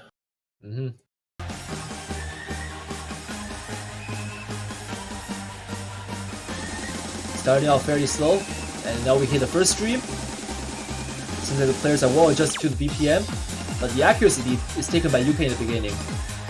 Yeah, big drops from Mistia in my Angel Sim on that. A lower BPM stream. Easy to happen, but no breaks of combo, which is important. But we go into these broken streams, and Mistia will find a break. Along with James like, so that's one combo gone on each side. And as I was saying, that my Angel Sim also counters a break. But and there goes Platform as well. Wow, okay, so yeah.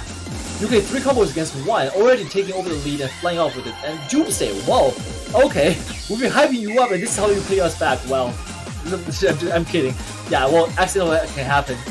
But Bowman still there backing his team up with a full combo of his own. And now Brazil losing all of their full combos will be at UK's mercy. Bowman will be having the chance to just carry his team forward. Yeah, and this is why I'm so surprised that Brazil didn't ban this pick. Look at that score lead already, 400,000.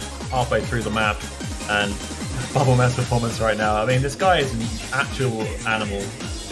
I don't think there's any other way to describe it. When this guy gets into tournaments, he pulls performances from nowhere.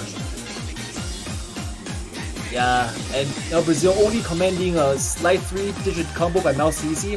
That's not enough to fend off the UK. I think this is it.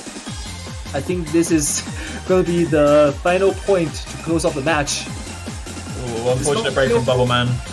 Oh yeah, but he's done so much for his team already. Look at that. That's half of Brazil's points by himself.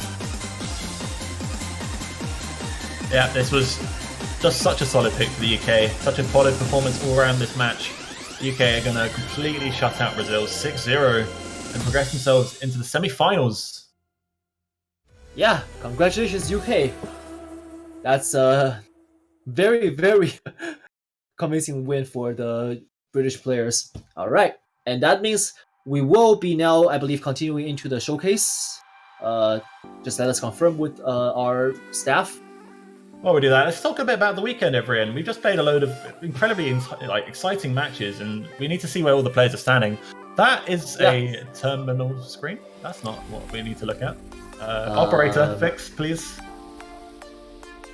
Operator, you're leaking stuff. There we go. There we go. Alright, so the deserving banner for UK for this match, winning 6-0 against Brazil. That means they will advance to next round, playing against Canada. Yeah, Aza and the boys going to be taking on the United Kingdom. Well, Brazil are not out just yet. They will just drop down into the losers bracket where they'll face up against South Korea in a do-and-die match. I believe we'll display the overall bracket in just a second after we get the transition. So you guys can see the... Yeah, there we go, the overall picture of what the brackets look like right now.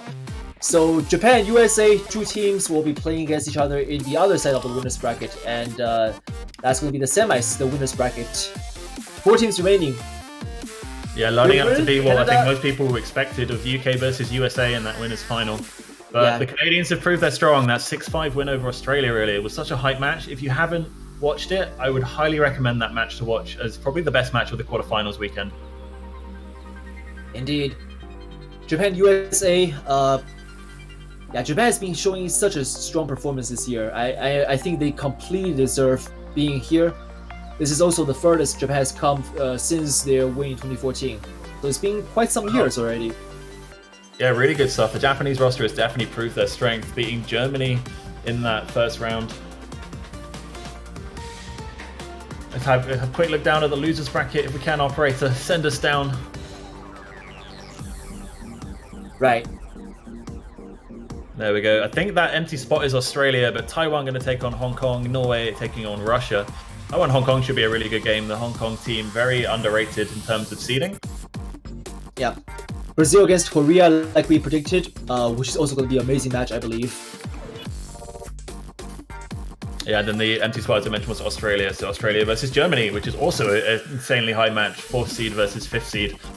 Yeah, so many it's a scary losers bracket right now.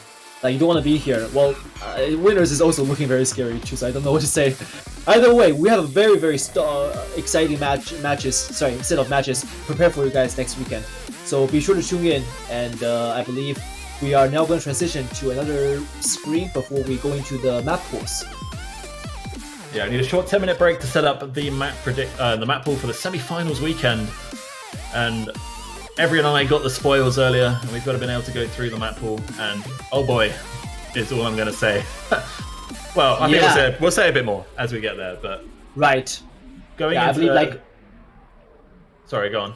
Yeah, sorry. I believe the chat is also as hyped as we are, and quite honestly, this is a very, very interesting map pool. Despite we have like different opinions about it. So that's all we can say for now. So you'll have to find out in a few minutes. Yeah, I think so. The one big change going into the semi-finals map pool is we add an extra map to the pool. There's going to be 5 no-mod maps this week. So adding an extra map, which means the map pool gets get a bit spicier in terms of its picks. It's to throw in another element, and they definitely pulled it through. And also a note is that because we're now entering the semifinals, we are expanding the map pool size by a little bit. We have one more map in the no mods, which is making Nomad from going from 4 maps to now 5 maps. And is there anything else? Nope, it's just that. Yeah, just that. Change. Just want to make sure. Okay, so we have, I believe, 18 maps in total, including the tiebreaker map. And of course, chat. Go ahead and start guessing what a tiebreaker map is. Yeah, no spoilers this week. Yep. And if there are, I'm gonna personally murder all the map holders who leaked it. But you know what? We got 10 minutes, everyone. Do you know what you can do in 10 minutes? Well, I have a pretty interesting idea I'd like to suggest. So if you guys don't know, we have in the O store support banners you can buy to support the teams. If you support, for example, Team Japan, you want to hype them up, you can buy a banner for $250 that says, "I support Team Japan for OWC 2018," and that will display on top of your profile page, which is amazing. It looks amazing, it's beautiful, and I absolutely love it. I'm gonna buy one after this myself. But yeah, so go ahead and check it out, and all proceeds will go to the prize pool. So there's that. And so it's a great way to support the players and support the tournament, of course. I mean, real question, everyone, is why don't you have one already? Well, good question. I want to ask that myself. Everyone, what are you doing? This man be selling a product he doesn't even own. Disgraceful. I know, right? How can I? I'm sorry, guys. I'm sorry. I'm a proud supporter of Team UK, and I reflect that on my OC profile for the lowly price of $2.50. Oh yeah. Well, I suppose as a Canadian, I have to, of course, support my Canadian boys.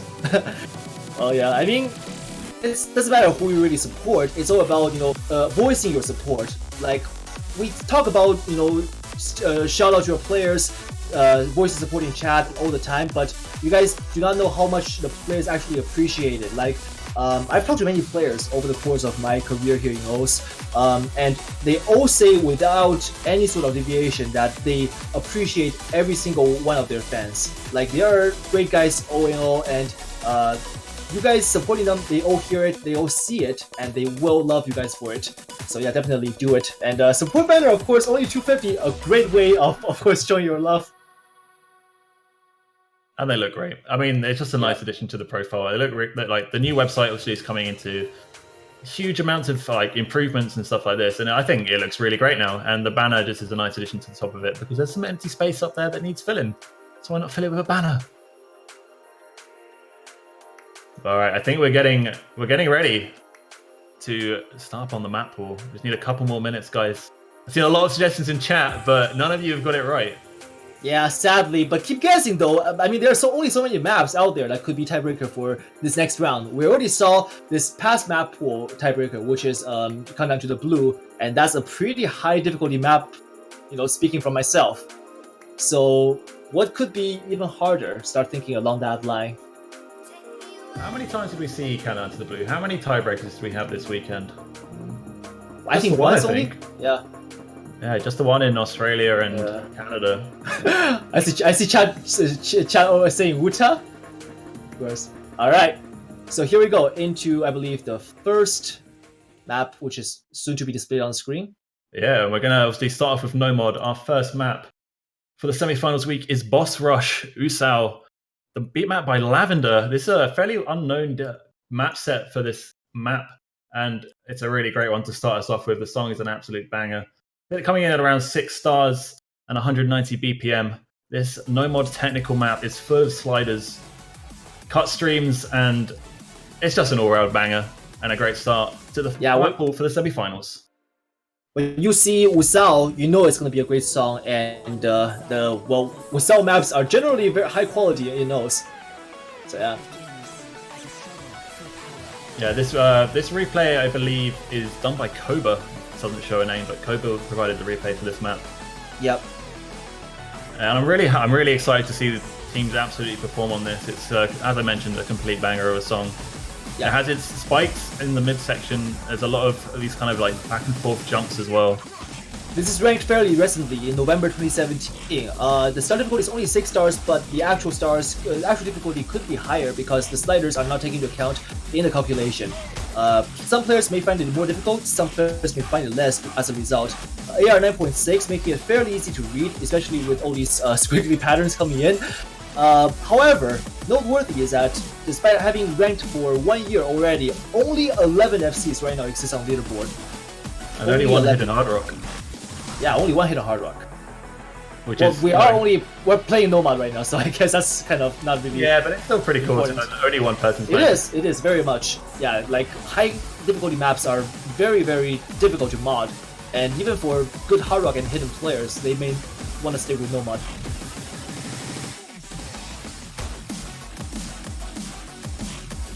The second drop section. Oh yeah, this section, I love it. During them. Yeah, one big thing we're going to note going through this map pool is that the number of full combos on the maps is going to get a lot smaller. And we really are ramping up the difficulty this week, guys, and to do it, we're going to have a great selection of maps for you. Yeah, starting off already, we have such a great map, a great song, Boss Rush. You cannot get not hyped up.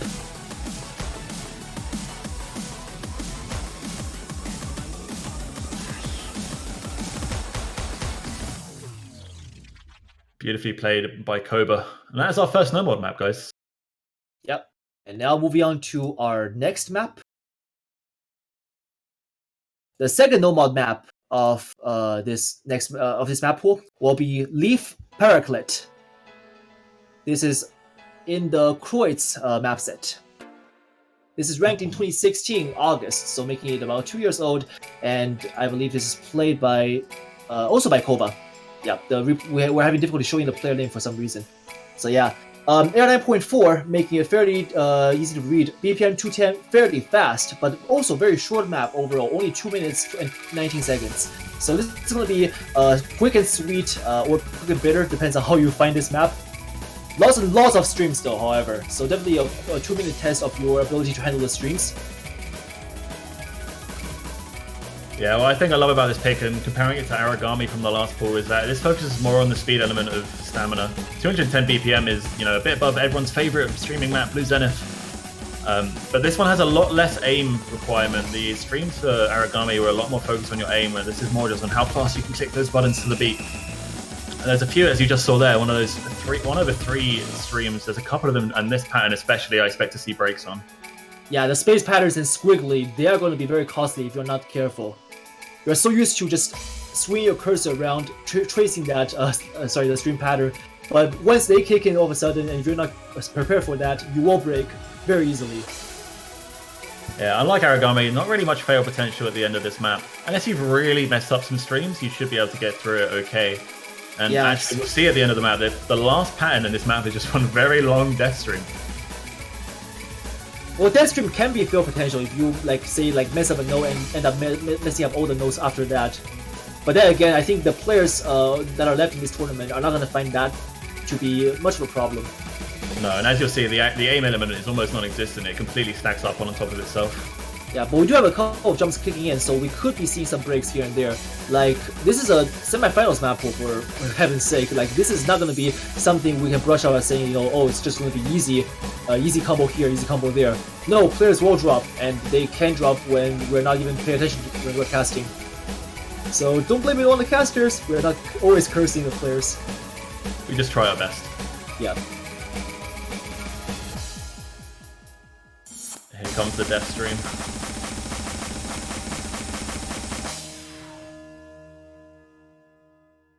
Yeah, overall, beautiful. Very straightforward. It's a stream map, it's a stamina map, it's a fast map, and that's all there is. I think Koba should have redone the replay until he got an SS on that last stream. That 100 annoyed me slightly. But thanks, Koba. Really appreciate the replay. Yeah, shout out once again to Koba. And the next map, please.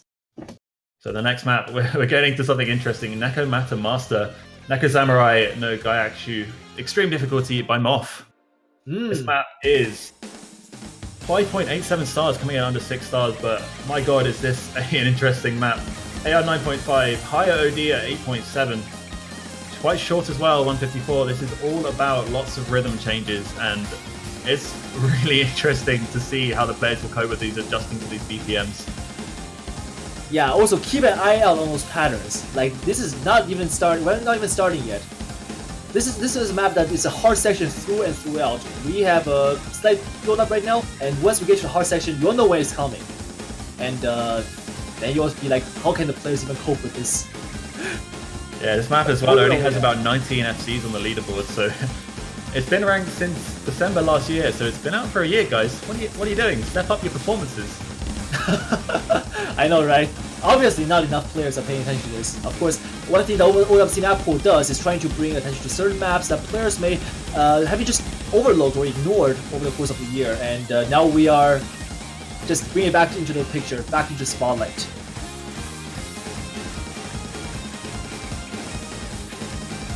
Yeah, the back and forth sliders and the slider velocity could be punishing along with the disjointed streams. Yeah, I'm really excited to watch some of the top players do absolutely insanely well on this map. Because when you do it right like this, look how good it looks. Yeah, the alternating players are gonna have a field day with this map, I'm sure of it. But still, it's not gonna be easy task full comboing this.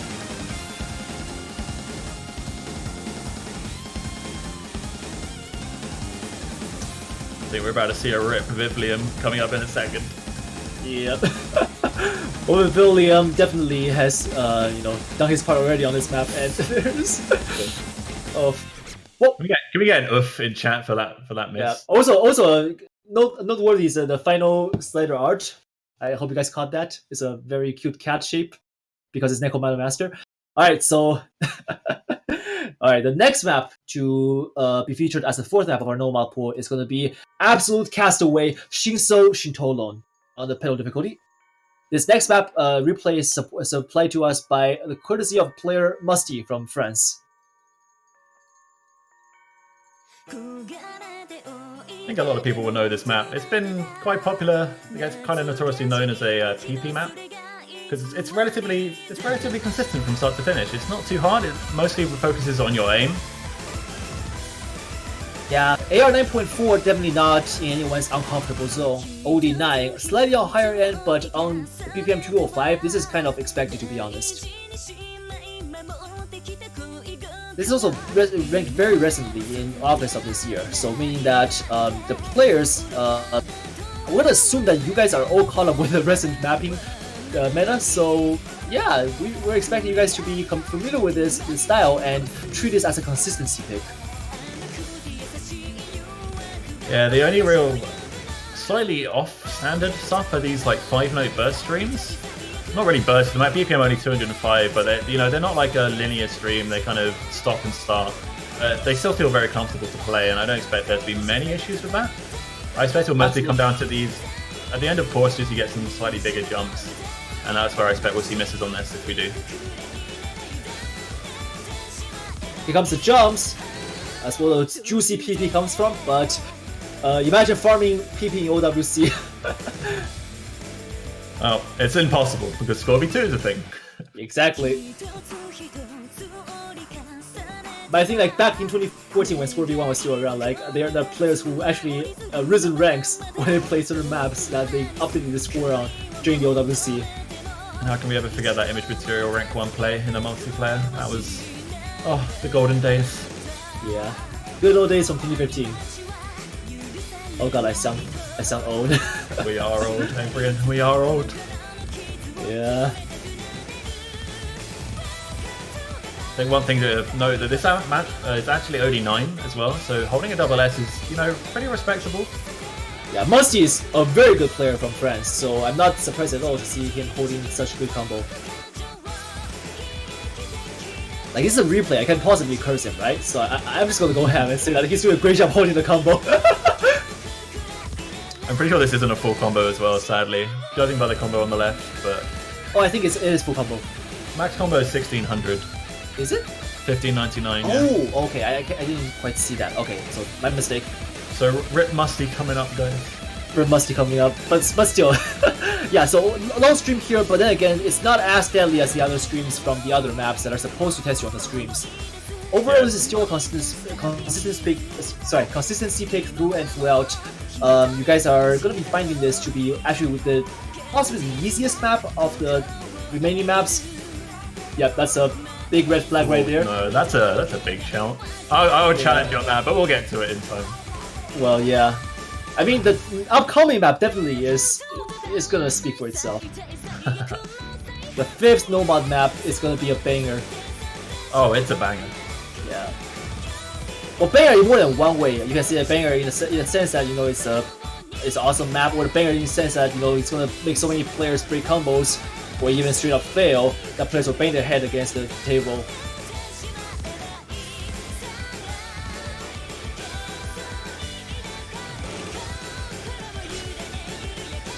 Yeah, these up and down jumps, ending jumps. Yeah. So we're definitely going to see misses here, and we're going to see Musty break there. That's really sad. Would have been a really nice replay from him. Also, look at the map right now. We're about 90% done, so the final 10% could be a point of comeback for certain players if their team can hold through that little jump section there. Ooh, that slider break, that's rough. Sliders, man. What can you do about them? Delete slider. Delete slider. And a nice big one to finish. All right. All right, guys, as we mentioned, there are 5 no-mod maps in the semi-finals map pool, and next up, well, I think you all might know it. It's Y&CO Daisuke. Moth's Expert, the beat map by KWK. You gotta sing it. I'll let you do that. I'm not. Oh, come on. I'm not. There's a reason I gave you this map. Yeah, this map ranked in February of 2018. It's an AR 8.5 map, and it's not the top diff, which most people might know, but it's this CS 5.5 stream map, and my god, is the aim on this something. Yeah, this is very, very spicy. Yeah, so there's a lot of people saying in chat, sour please, but that's the top diff, guys. You got the wrong difficulty. Thanks for trying. Yep. But yeah, like, I believe everyone here, like what if not 90% of the players, have heard Daisuke or played some sort of Daisuke map in some rhythm game. And this is actually from the most recent Daisuke map set. But still, the style is very reminiscent of the old eras from 2011. Because slow stream really isn't like a popular mapping choice for recent maps, and to incorporate it like this is quite a challenge to some players who are not used to playing slow stream maps or old maps in general. Yeah, adding that aim element onto the slow streams really makes it harder, but as you can see, between the streams is a relatively calm down section. There's a few cut streams, and then we're straight back into it. These streams are going to be the big choke points on these maps, and I wonder, because there's one right at the end, we could see fail potential on this map if you completely misaim the stream. Yeah. Also, shout out to the player who played this. It's Skydiver, once again untagged for some reason. So Skydiver is the one who submitted this replay for us. Yeah, the nice thing with them being lower BPM streams is you do get to focus on your aim a lot more. Yeah, the question is, can you do a Daisuke dance though? You can do the streams, can you do a dance? That's a big question. Don't look at me, dude. Leave me out of all this creative stuff. Let me just sit at my desk and play video games.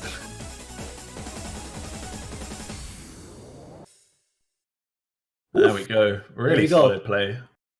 No Rip Skydiver here. Very well played on his end. Let's hope the players can perform like this in the actual matches to come. Alright, so that means we're done with the normal section. And moving on, we have the hidden section. Alright, so what's going to be the first hidden map is going to be Homarju Rocket. This one is from the Toybot map set. An overall spicy banger song, and the map is also very awesomely made. I just love everything in my notes. Literally one of the first things I wrote was, why are all these songs bangers? What the hell? Well, I'm not the one who just called them bangers. Someone else did. I only picked them up. But yeah, but regardless, this is still a very good song and very cool map. Very heavy streams kicking in here, but then again you will see that there's not too much aim in there. It's just there's not too much jump in there. There's slight like slight adjustments to aim over like the spaced sections, and that's gonna be all this map 3 tests. There's no cross screen PV jumps, and this is really the kind of map that you expect from Homarju songs. Yeah, this is a huge map that relies on your flow aim consistency. And it just gets really intense for the entire of the drop, and with the hidden element of it as well, there's overlaps, there's slider streams, there's everything for you to miss on. Yeah, just under 2 minutes long, and AR 9.6, OD 8.5. This is quite, I believe, quite a popular pick for next weekend. I had this map down as a map that Aza in Canada would really like, but I see Aza's in chat, and he's saying this pool is rigged, so I'm not sure if he's agreeing with me or not. So, I think he's saying that it's rigged in favor of him. Oh, perfect. So I got that one right. That's good. Yep. Yeah, even Carthy from UK is complaining this is Acer map pool, please. And he has the right to put that Monka S because he faced them in the semi-finals. Alright, so the pressure's on Acer to full combo this map then. Yeah, but you can see lots and lots of space streams here. Alternating players are gonna have a blast, but single taps can still be possible.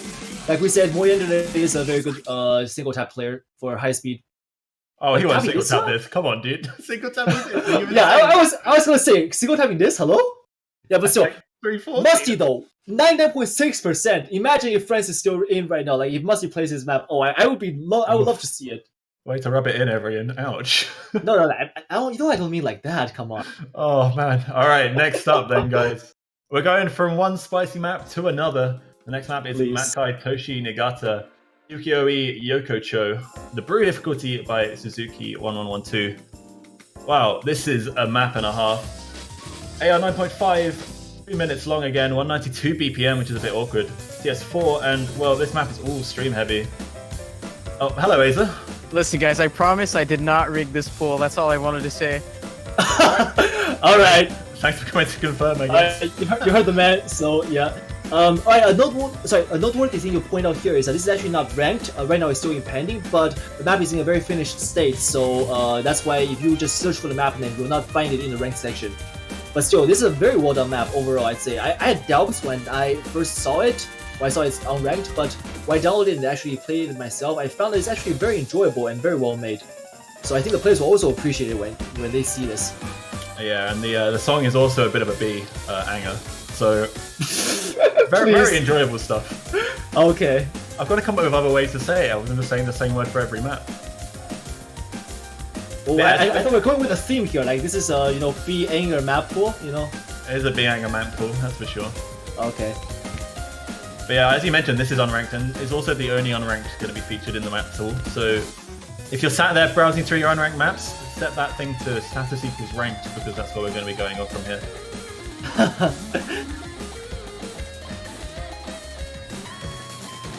Oh god, Carthy's onto us. This map has the next like 10 maps are all laser maps. God damn it. Actually, let me see. Are they actually all laser maps? Holy, you're right. Oh. I could be joking. Spoilers. Yeah, but yeah, as you can see here, the entire map actually is pretty intense throughout the way. The difficulty doesn't really die down. It changes, it shifts up and down gradually, but overall, this is still a very heavily streamy map through and throughout. Like, I'm not gonna say, this is a hard section because I think the entire map is a hard section, and that's a very beautiful slider at the end. Alright, so the next map is actually the lowest start difficulty we have seen this map tournament so far. It's a hidden pick, only a start rating 4.2, but it's gonna be Seed Ding. This is, I believe, the most disgusting map this round. Oh god, here we go. I just don't know what by to say. The map pool, the one who selected this map, Dada. Alright, so what makes this, so everyone, why did you say that this map is the most disgusting?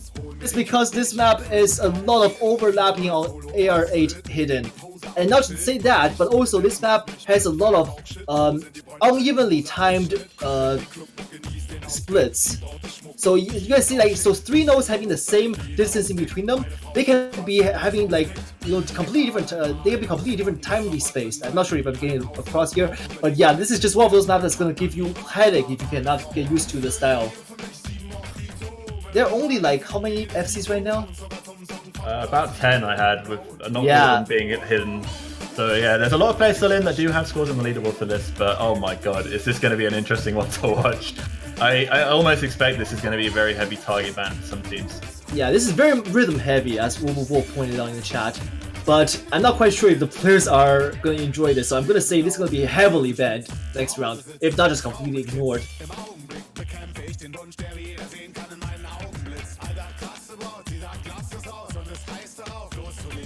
Yeah, and do not think that just because it's a 4.2 start, it's going to be easy. No, this is a semi-finals map, remind you that, and this is going to be a map which will reflect that difficulty. And here you see that unevenly timed. I think one team this will be an instant ban against is Norway. I do not want to see GN and Yokes play on this map. Oh yeah, they are probably looking at this right now and just rubbing their palms like, yes! I want to see it, but I don't want to see it at the same time.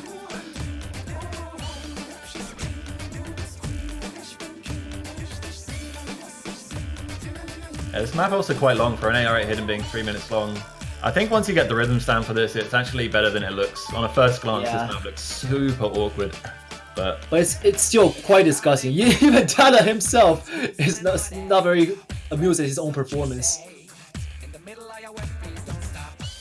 Yeah, but this is one of those maps where if you cannot get good, the players are not comfortable with this, they are just going to straight up tank.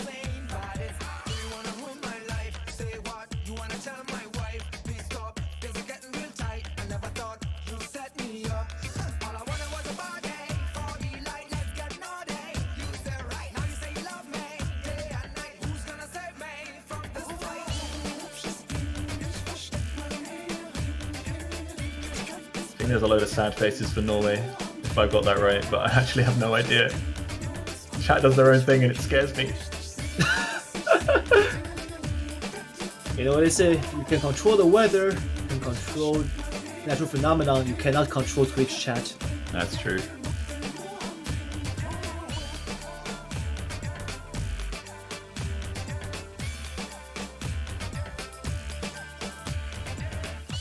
Oh my god, some of these patterns. This final look so pattern, rough. I'm not even Wonderful. I'm not even gonna look at it. It's so painful. All right, Alright. that's gonna be the final map for the hidden pool, and we're moving on to Hard Rock.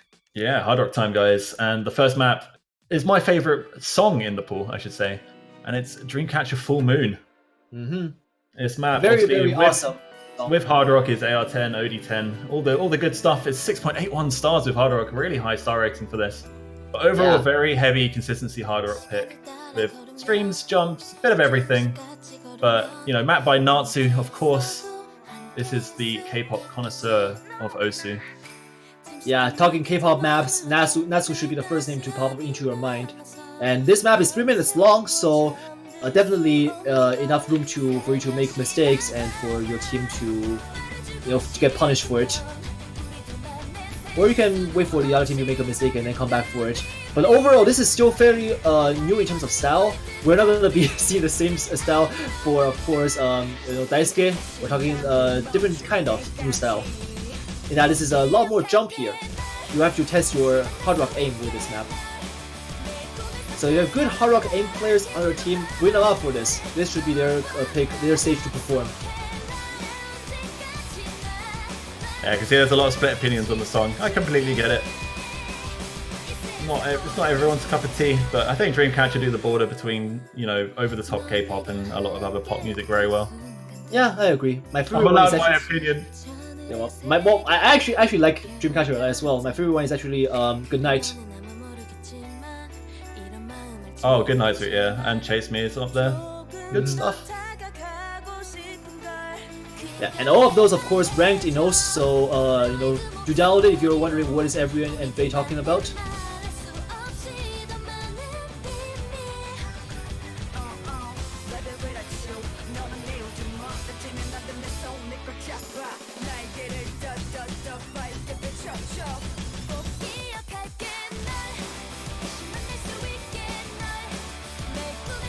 Yeah, I'm pretty sure we'll see breaks throughout this map, if we're going to see them at all. It's very consistency based, this. Yeah, and unlike the last map, this map has been saturated on the leaderboard, meaning that the top 50 is full of full combos.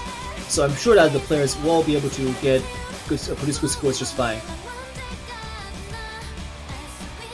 And I think about 25 of them are Hard Rock as well. So a map that does get played a lot on Hard Rock. If you're looking for a 400 PP hidden Hard Rock map, try this.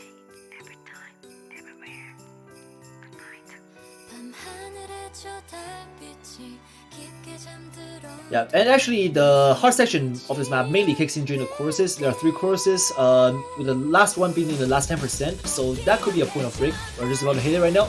Triangular jumps, everyone loves them. Kicks brings in the juicy PP. But once again, we're not farming PP here in 1WC, so that could be something the players are gonna watch out for. Geometric shapes are known to be an OS player's biggest enemy for the longest time in history. Alright, first Hard Rock down, 2 more to go, guys. Yep, and the next one to come up is gonna be Onoken K8107 on Devious Pandas Extra from the map set by Meridius. I'm not sure how to pronounce that name, so apologies if I mispronounced that. Sounded pretty good to me. Yeah, shorter hard rock pick. This one coming in under 2 minutes. And fairly average circle size at 5.5. This one is more so. I have notes on it being a stream consistency map, but when I wrote that, I didn't feel good about it. It's just an interesting map all around. There's a rhythm change in the second half, which is quite interesting, which can catch players out. But yeah, it's kind of like this. It's just like this a continuous streaming pattern where you just kind of constantly are using both fingers. Remind me of maps like Future Cider, the Love Beat map, and stuff like that. I'm sure constant streams up and down here, and the BPM shifts between 144 and 180. So there's a, like we said, there's a BPM change section coming up. It's very small and it kind of catches you off guard a bit. I mean, obviously the players will all be prepared. Yeah, but still, it could be some accuracy drop there. Like, even if you see it coming, you could be like, oh god, nerves kicking in, and you mistime your hits. So, it's tournaments after all. Yeah, and we do expect to see mostly most players who FC the first half of the song, and this is where the harder section kicks in.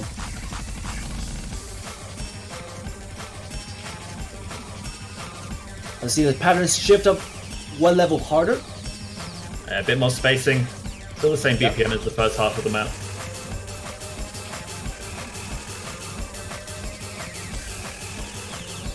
It's a really good hype song though. Imagine it being like really close and just imagine two teams like battling out and someone misses, you're like, oh my god! Hype! Yeah. That's what I'm predicting anyway. Definitely. A man can dream, Embryon. A man can dream.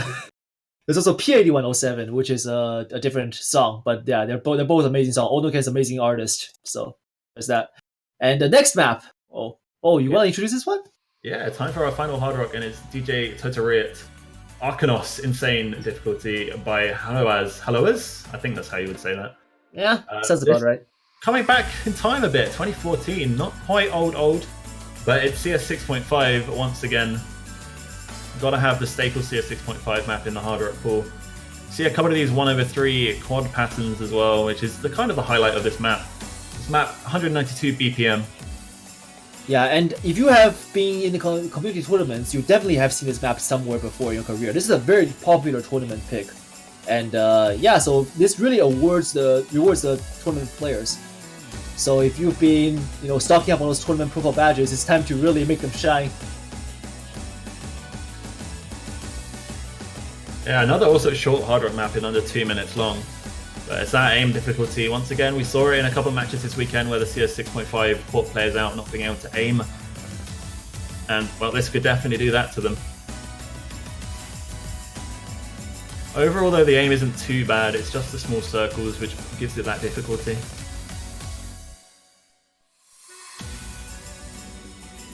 And meanwhile, in the staff internal chat, we're still talking about the background to 4. Alright guys, come on, the weekend is done, and the next weekend is going to be quite interesting with this map pool. Here comes the streamer section, and that the final node stopping is going to catch some players off guard if you're not careful.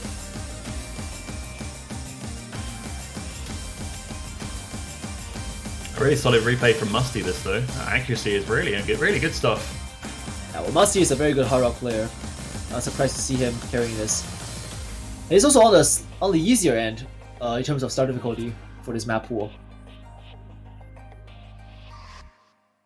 Don't worry, Aza.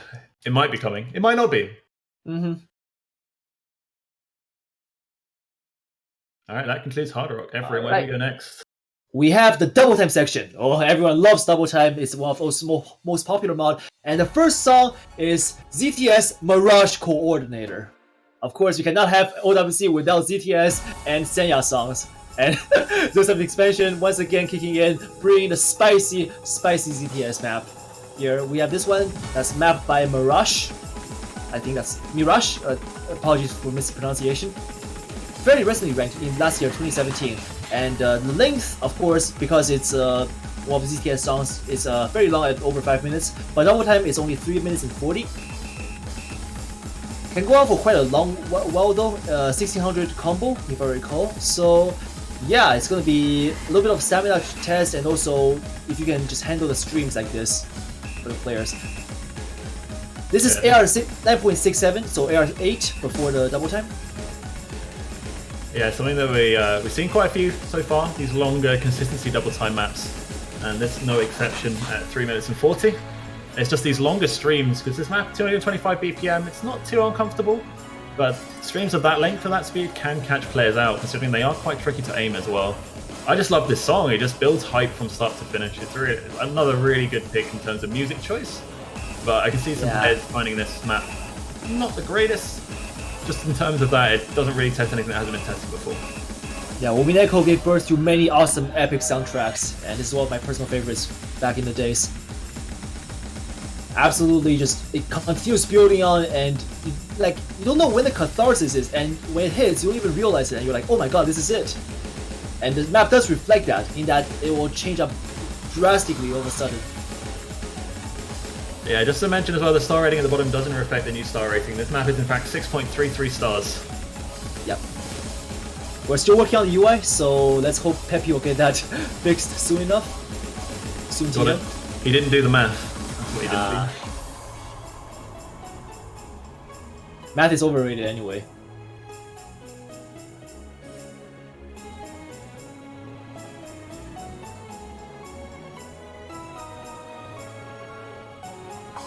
Wolf, that's not how star ratings work. Don't just times it by 1.5. Come on, man. Stop spreading misinformation. I expect better from you. Yeah, these double section can really screw up some players' combos. And the second section is pretty much like a repeat of the first part in terms of the music, but the patterns employed on the screen to show that is going to be different though. We have a little bit of intense section here with a little bit alternating between doubles, quadruples, and triples. So it slowly builds up back to the full speed of the map, and it's quite a burst-heavy section here, which is quite easy to find misses on. Your fingers get that little bit of finger lock, and down you will go.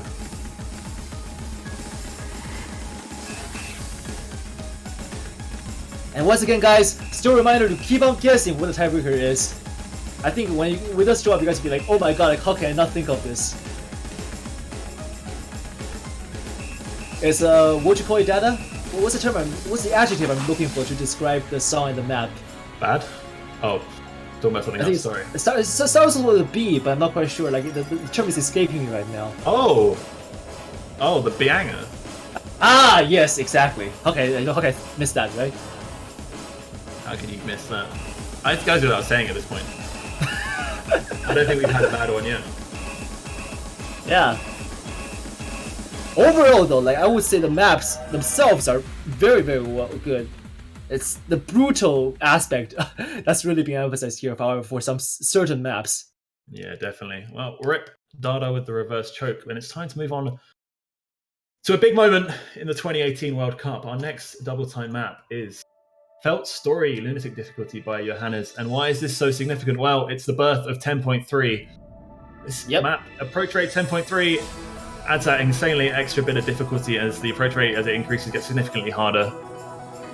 The double time players have been waiting for this either dreadfully or anticipating, but it's here. We are now seeing the first AR 10.3 double time map of this tournament. Yeah, overall in terms of aim, it's very standard in terms of a double time pick. I don't expect the aim element to challenge for them. It would just be the 10.3. And I think one big thing about 10.3 is a lot of players feel way more comfortable playing 10.3 with hidden, which of course they cannot do in a tournament. Yep, we are only strictly double time for this section. So sorry if you want double time a PP farm, that's gonna have to wait. Well, I'm kidding, of course. Some players do want to decrease the node density on screen so they can focus more on one object at a time when they do on double time. On hidden. Like players like, for example, Cookie Z himself has articulated that he finds hidden less of a difficulty than a way to make the map easier.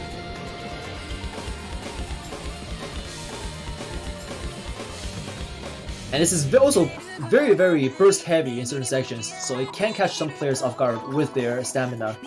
Like, you just need one little choke to break that combo and make it all the effort up to that point worthless. I'm kidding. But BPM also is on the higher end of 244.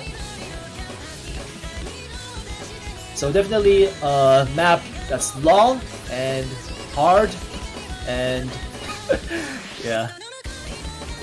Are you trying to imply something there, Everin? With long and hard. I was going to until I decided not to. Maybe a good idea. We are professionals here on the OC Live Twitch stream. We would never utter anything so inappropriate. I would say it's long and hard, like a penny. Sorry, like a love map. What are you thinking? What are you thinking? Everin, please. Okay. Let's calm down. Have a couple of minutes just to relax and forget what happened here. Sure thing. Back to the map itself. This is actually, I think, it could be interesting as a attacking point, a direction for the players to approach the tournament. In that you know that certain teams do not have the double time capacity to play AR 10.3, so you may want to capitalize on that and select this map as your beginning pick. Or they can, ban this outright for those teams who are fairly uncomfortable. Yeah, definitely. I'm sure one player is rubbing their hands in this, and that's probably Moe under it. Getting to this higher BPM stuff now, and the higher AR, this is his comfort zone.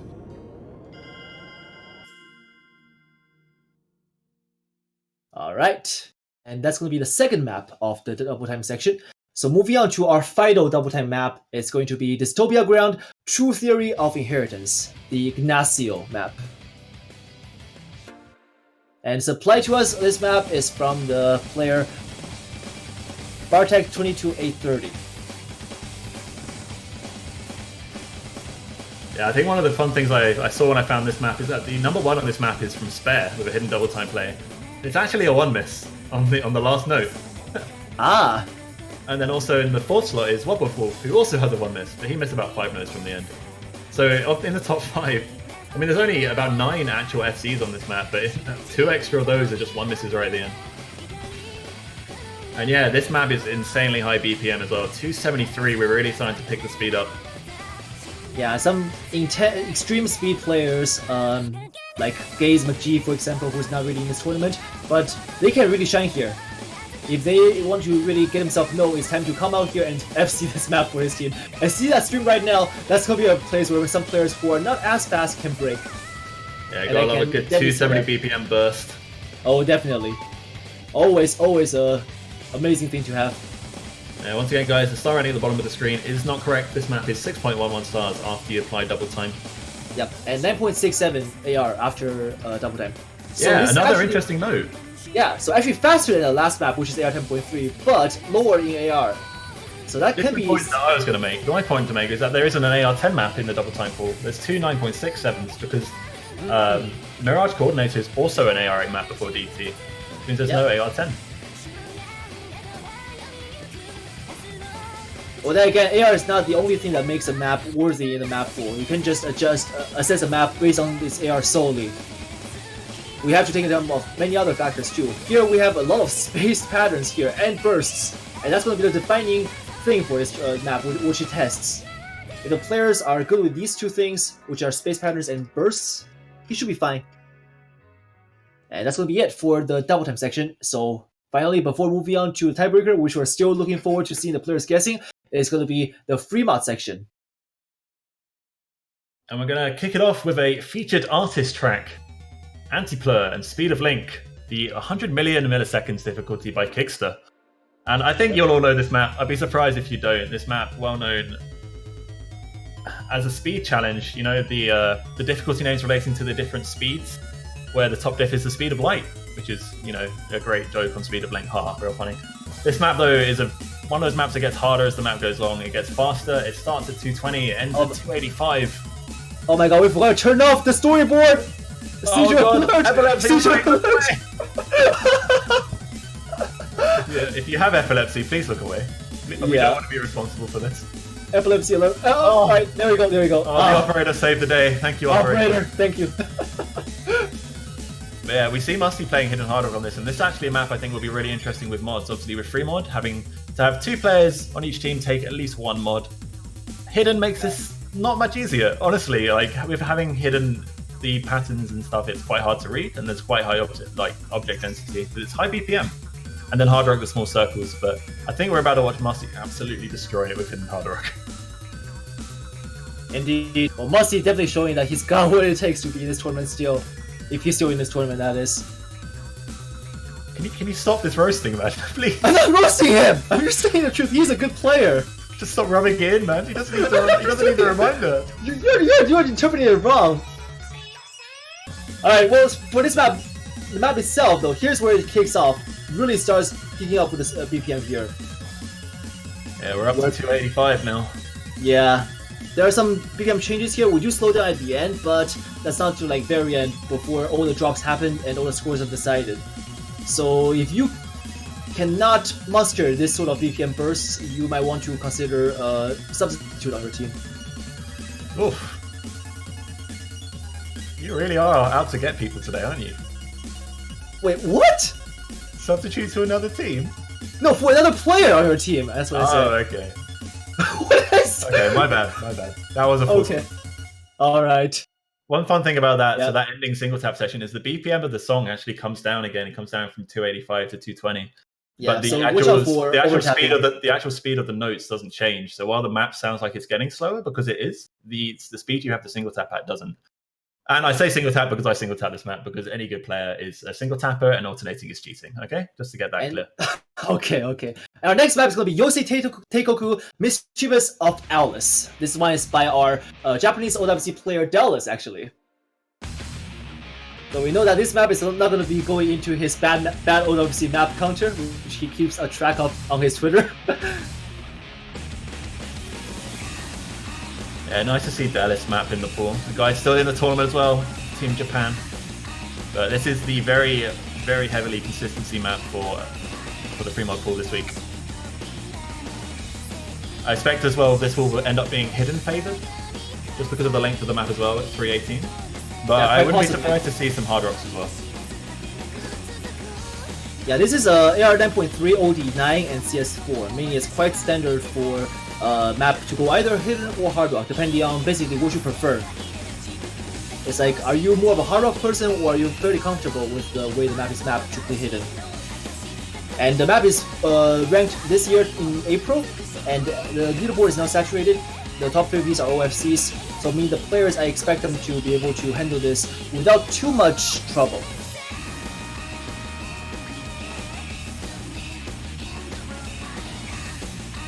Come to think of it, we also have had a Yosei Teikoku song last year in the finals. This is becoming a trend. Obviously popular. Yeah. And we have such high quality mappers like Dennis doing this for us. How can we say no? Well, I I mean, sounded Yosei sarcastic, Teikoku is but also. it wasn't sarcastic. I promise. Oh, no. He is a good mapper and a good player too. Yosei Teikoku is a pretty popular artist from the 2011, 2012 era. Like there are tons of maps. I remember back in the day when Saturn used to map them.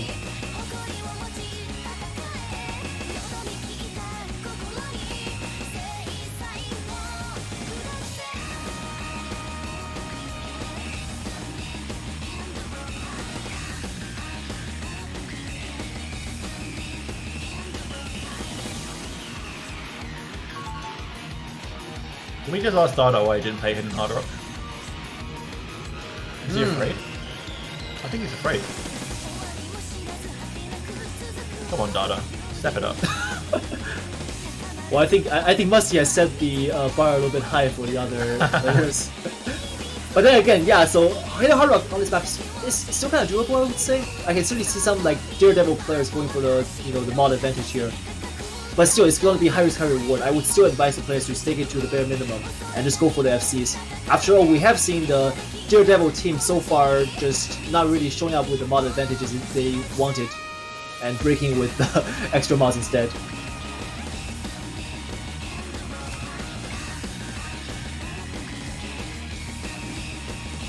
Yeah, as the pulls get harder and harder, Hidden becomes more favoured by default. It's kind of an unfortunate way it happens, but I think this is definitely a map that is hard rockable. And I would be surprised if some teams wouldn't pick it up.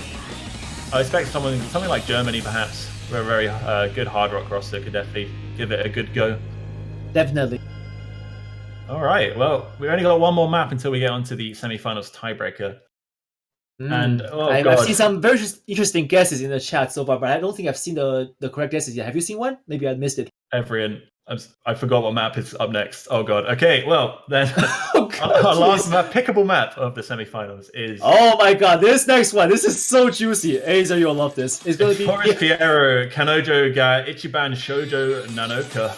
The Kirby mix. the by Kirby mix. Piero. Yeah, the guest diff by Mr. Kirby himself. This map is AR8. It is CS5, which means mods on this is an absolute word I'm not allowed to say. Alright, and actually it's played by Wolf, so shout out to him for submitting this replay to us. And actually, for the players who are not so familiar with why we so hype up Kirby mixes, Bae, what is Kirby mix and why is it so important? I would love to answer that question, but I don't know. Okay. Alright, so Kirby Mix is actually from one of our old mappers, Starrod Kirby 86. He is I guess retired somewhat right now, but he used to pump out like maps he called Kirby Mixes, which mapped in this style back in the days, and players in the old era loved them or they hated them, depends on how you view them. But the style is very, I guess, to summarize them, AR8, OD8, and lots of spacing and symmetrical patterns like this you see on the screen right now. So in 2018, which is almost 10 years since the style has been popularized, you gotta ask the players, are you ready for this? I was okay, alright, that caught us off guard completely. Nice one, Wolf. Wolf telling us he got it. Okay. He did it, guys. Right. He did it. He did it. He is, of course. Yes, Wolf, you're OWC. Oh my gosh. I'm crying. That is gold. Absolutely. Yeah. So Kirby makes, I believe, a lot of old players right now, Doomsday, Azer, Toy, they will be looking at this and go like, oh boy. Yeah, if you want to find out more about Kirby mixes, I do know if you go onto the profile of Mr. Kirby himself, Starrod Kirby 86, all one word. No spaces. Yep, no spaces, yep. And there is an entire, in his bio at the top, there's a full description of Kirby and all the maps that he deems to be mapped by himself that are decent enough to be called Kirby mixes, including a whole like tier system of how hard they are. So it's really cool. I definitely would recommend going and have a read of it. Yeah, if you want to become a good tournament player with old maps, definitely start with Kirby mixes, or I guess sharpen your skills with Kirby mixes.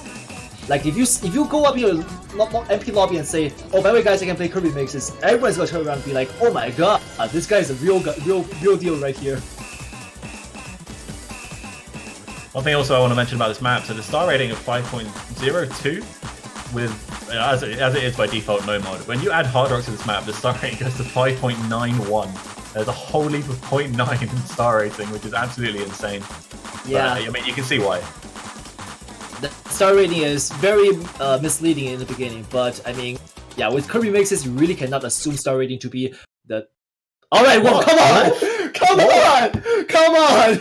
All right, sack this guy. All right, He's not okay. welcome here anymore. All right, ladies and gentlemen, it's time for the moment of truth. What is the tiebreaker? Oh boy! Now the tiebreaker, which we'll reveal now, is gonna be Team Grimoire. Wait, what? Grimoire. No, 1 second. Oh.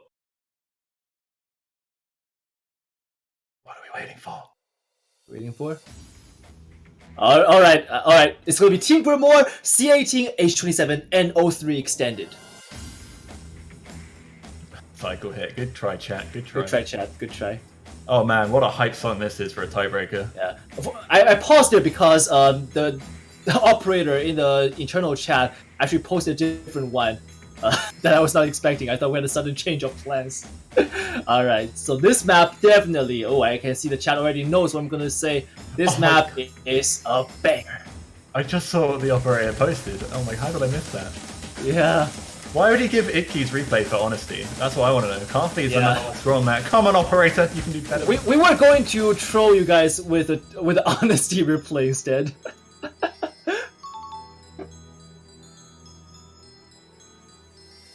Yeah, this map, a very, very gradual build up, but eventually gets to a very intense midsection.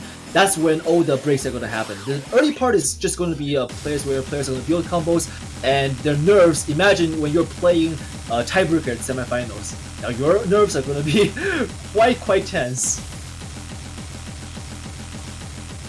I just love the constant build from this map. It's such a nice map to watch people play. I would not want to play it though, because the nerves would be insane. This map is the highest star rated map in any pool so far this World Cup at 6.95 stars, but almost at that 7-star bar. It's absolutely crazy. Yeah, 210 BPM, making it quite fast as well. AR 9.4, fitting quite nicely with the BPM. OD 8.5, so fairly low actually. CS 5, however, making it fairly small circle size. Yeah, CS5 for a tiebreaker is an interesting selection, but it doesn't play uncomfortably, even though it's the small circles. Yeah, there's not too much jumps in here. It still mainly tests your, I guess, nerves more than anything. It's a tiebreaker after all. There's a couple of finger control patterns like this one coming in here. Yeah. There's only 2 FCs on this map, and just so happens that the 2 players are both playing OWC and belong in the same team this year. Can you guess who?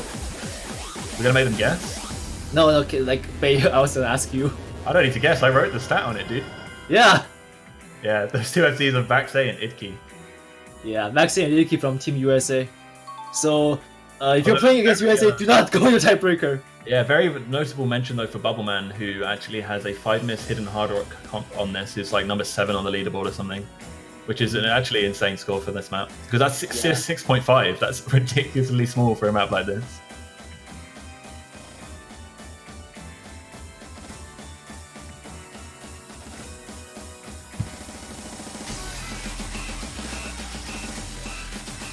Here comes the midsection that I've been hinting about.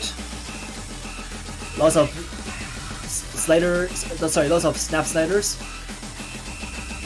I don't think it's going to be where players find it too troublesome until that back and forth kicks in. A little bit reminiscent of Bungeon's dopamine, actually. Oh, the slider jumps. They're so fun to play, but also so brutal when you're playing in the tiebreaker semifinals. Ah. Yeah, there'll be so many breaks during this part. Those side-to-side jumps would definitely catch me out for sure. You know, not that I'd be holding a combo like Wolf is right now. Yeah, actually, fun fact about someone brought it up. So the chemical formula actually stands for, I believe the name is called capsaicin. Yeah, capsaicin. Which is capsaicin. Yeah, which is what makes pepper spicy, and hence this map pool is quite spicy in itself.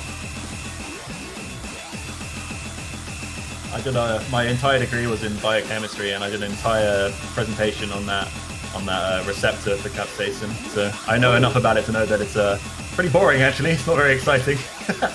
So yeah, don't do your research on it. It's not cool. Yeah, you heard it, man. But definitely do a research on this map, because if you end up playing it, you want to make sure that you are prepared for all the patterns that the map throws at you. I'm sure the players already know themselves, but I know some teams do end up in the mentality that, oh, we're not gonna play tiebreakers. It's only like what 1 out of 10 chances, and it's not worth our time. But when they do come up, they'll be like, oh crap, I should have done my homework. I don't think many people. I mean, you play the map because it's just a really fun and cool song, right? But I don't think you don't really practice for tiebreakers because they're so long, and the chances of you playing them are pretty small.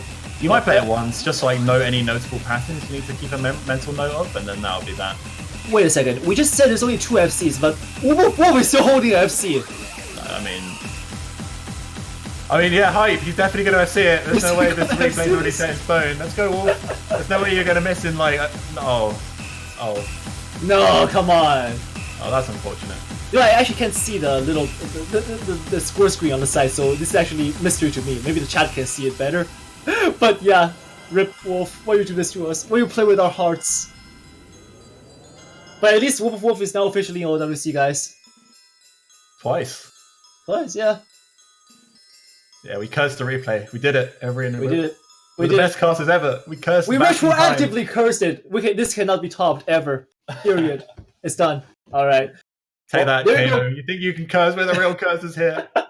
Yeah. All right, so guys, that's it for the map pool showcase. The map pool, of course, will be also published on the OWC wiki. It's on the OS website. So yeah, so go check that out if you haven't already for all the information updates up there. And I believe that's it for us now. Is there anything else? Yeah, just one more thing. While you guys are on the OC website, why don't you buy yourself a banner? I'm going to plug this once more time because you should definitely go and support OC and the World Cup prize pool by buying yourself a nice shiny profile banner, supporting your favorite team. Only Indeed. for the lowly price of $2.50. So that's a coffee, guys. Just don't have a coffee one morning. It's not that hard. Yeah, or like, you know, a chocolate bar, an ice cream sandwich, you know. And think about the thing it can transform into a beautiful, beautiful banner on your profile. And if you win, you're going to keep it longer. You end up guessing the right team, or you end up supporting the right team, I should say. So, yeah. Yeah, everyone's jealous of my profile banner. Everyone tells me they're like, I wish I had a banner like you. And I'm like, you can. Just go on the O store and buy a banner. Exactly. It's so simple. Why don't people get it? Oh my god. Anyway, everyone, thanks for joining me, man. It was a fun little pleasure and honor is mine. Thank you so much, Faye. So also thank you guys, the Twitch chat, for sticking with us and watching the stream. I hope you guys have enjoyed this map pool showcasing and also the matches this weekend. It's been a heck of a weekend, I gotta say. So many good matches, so many good run-ups, and yeah, can't wait. I can't wait for next weekend. Yeah, definitely more hype to continue next weekend. Schedules will go up during the week, so if you want to catch your favorite team, make sure to keep an eye on that OC wiki. And from all of us here, thanks for joining us, and have a good day, evening, night, / wherever you are in the world. Right, this is everyone, and signing off.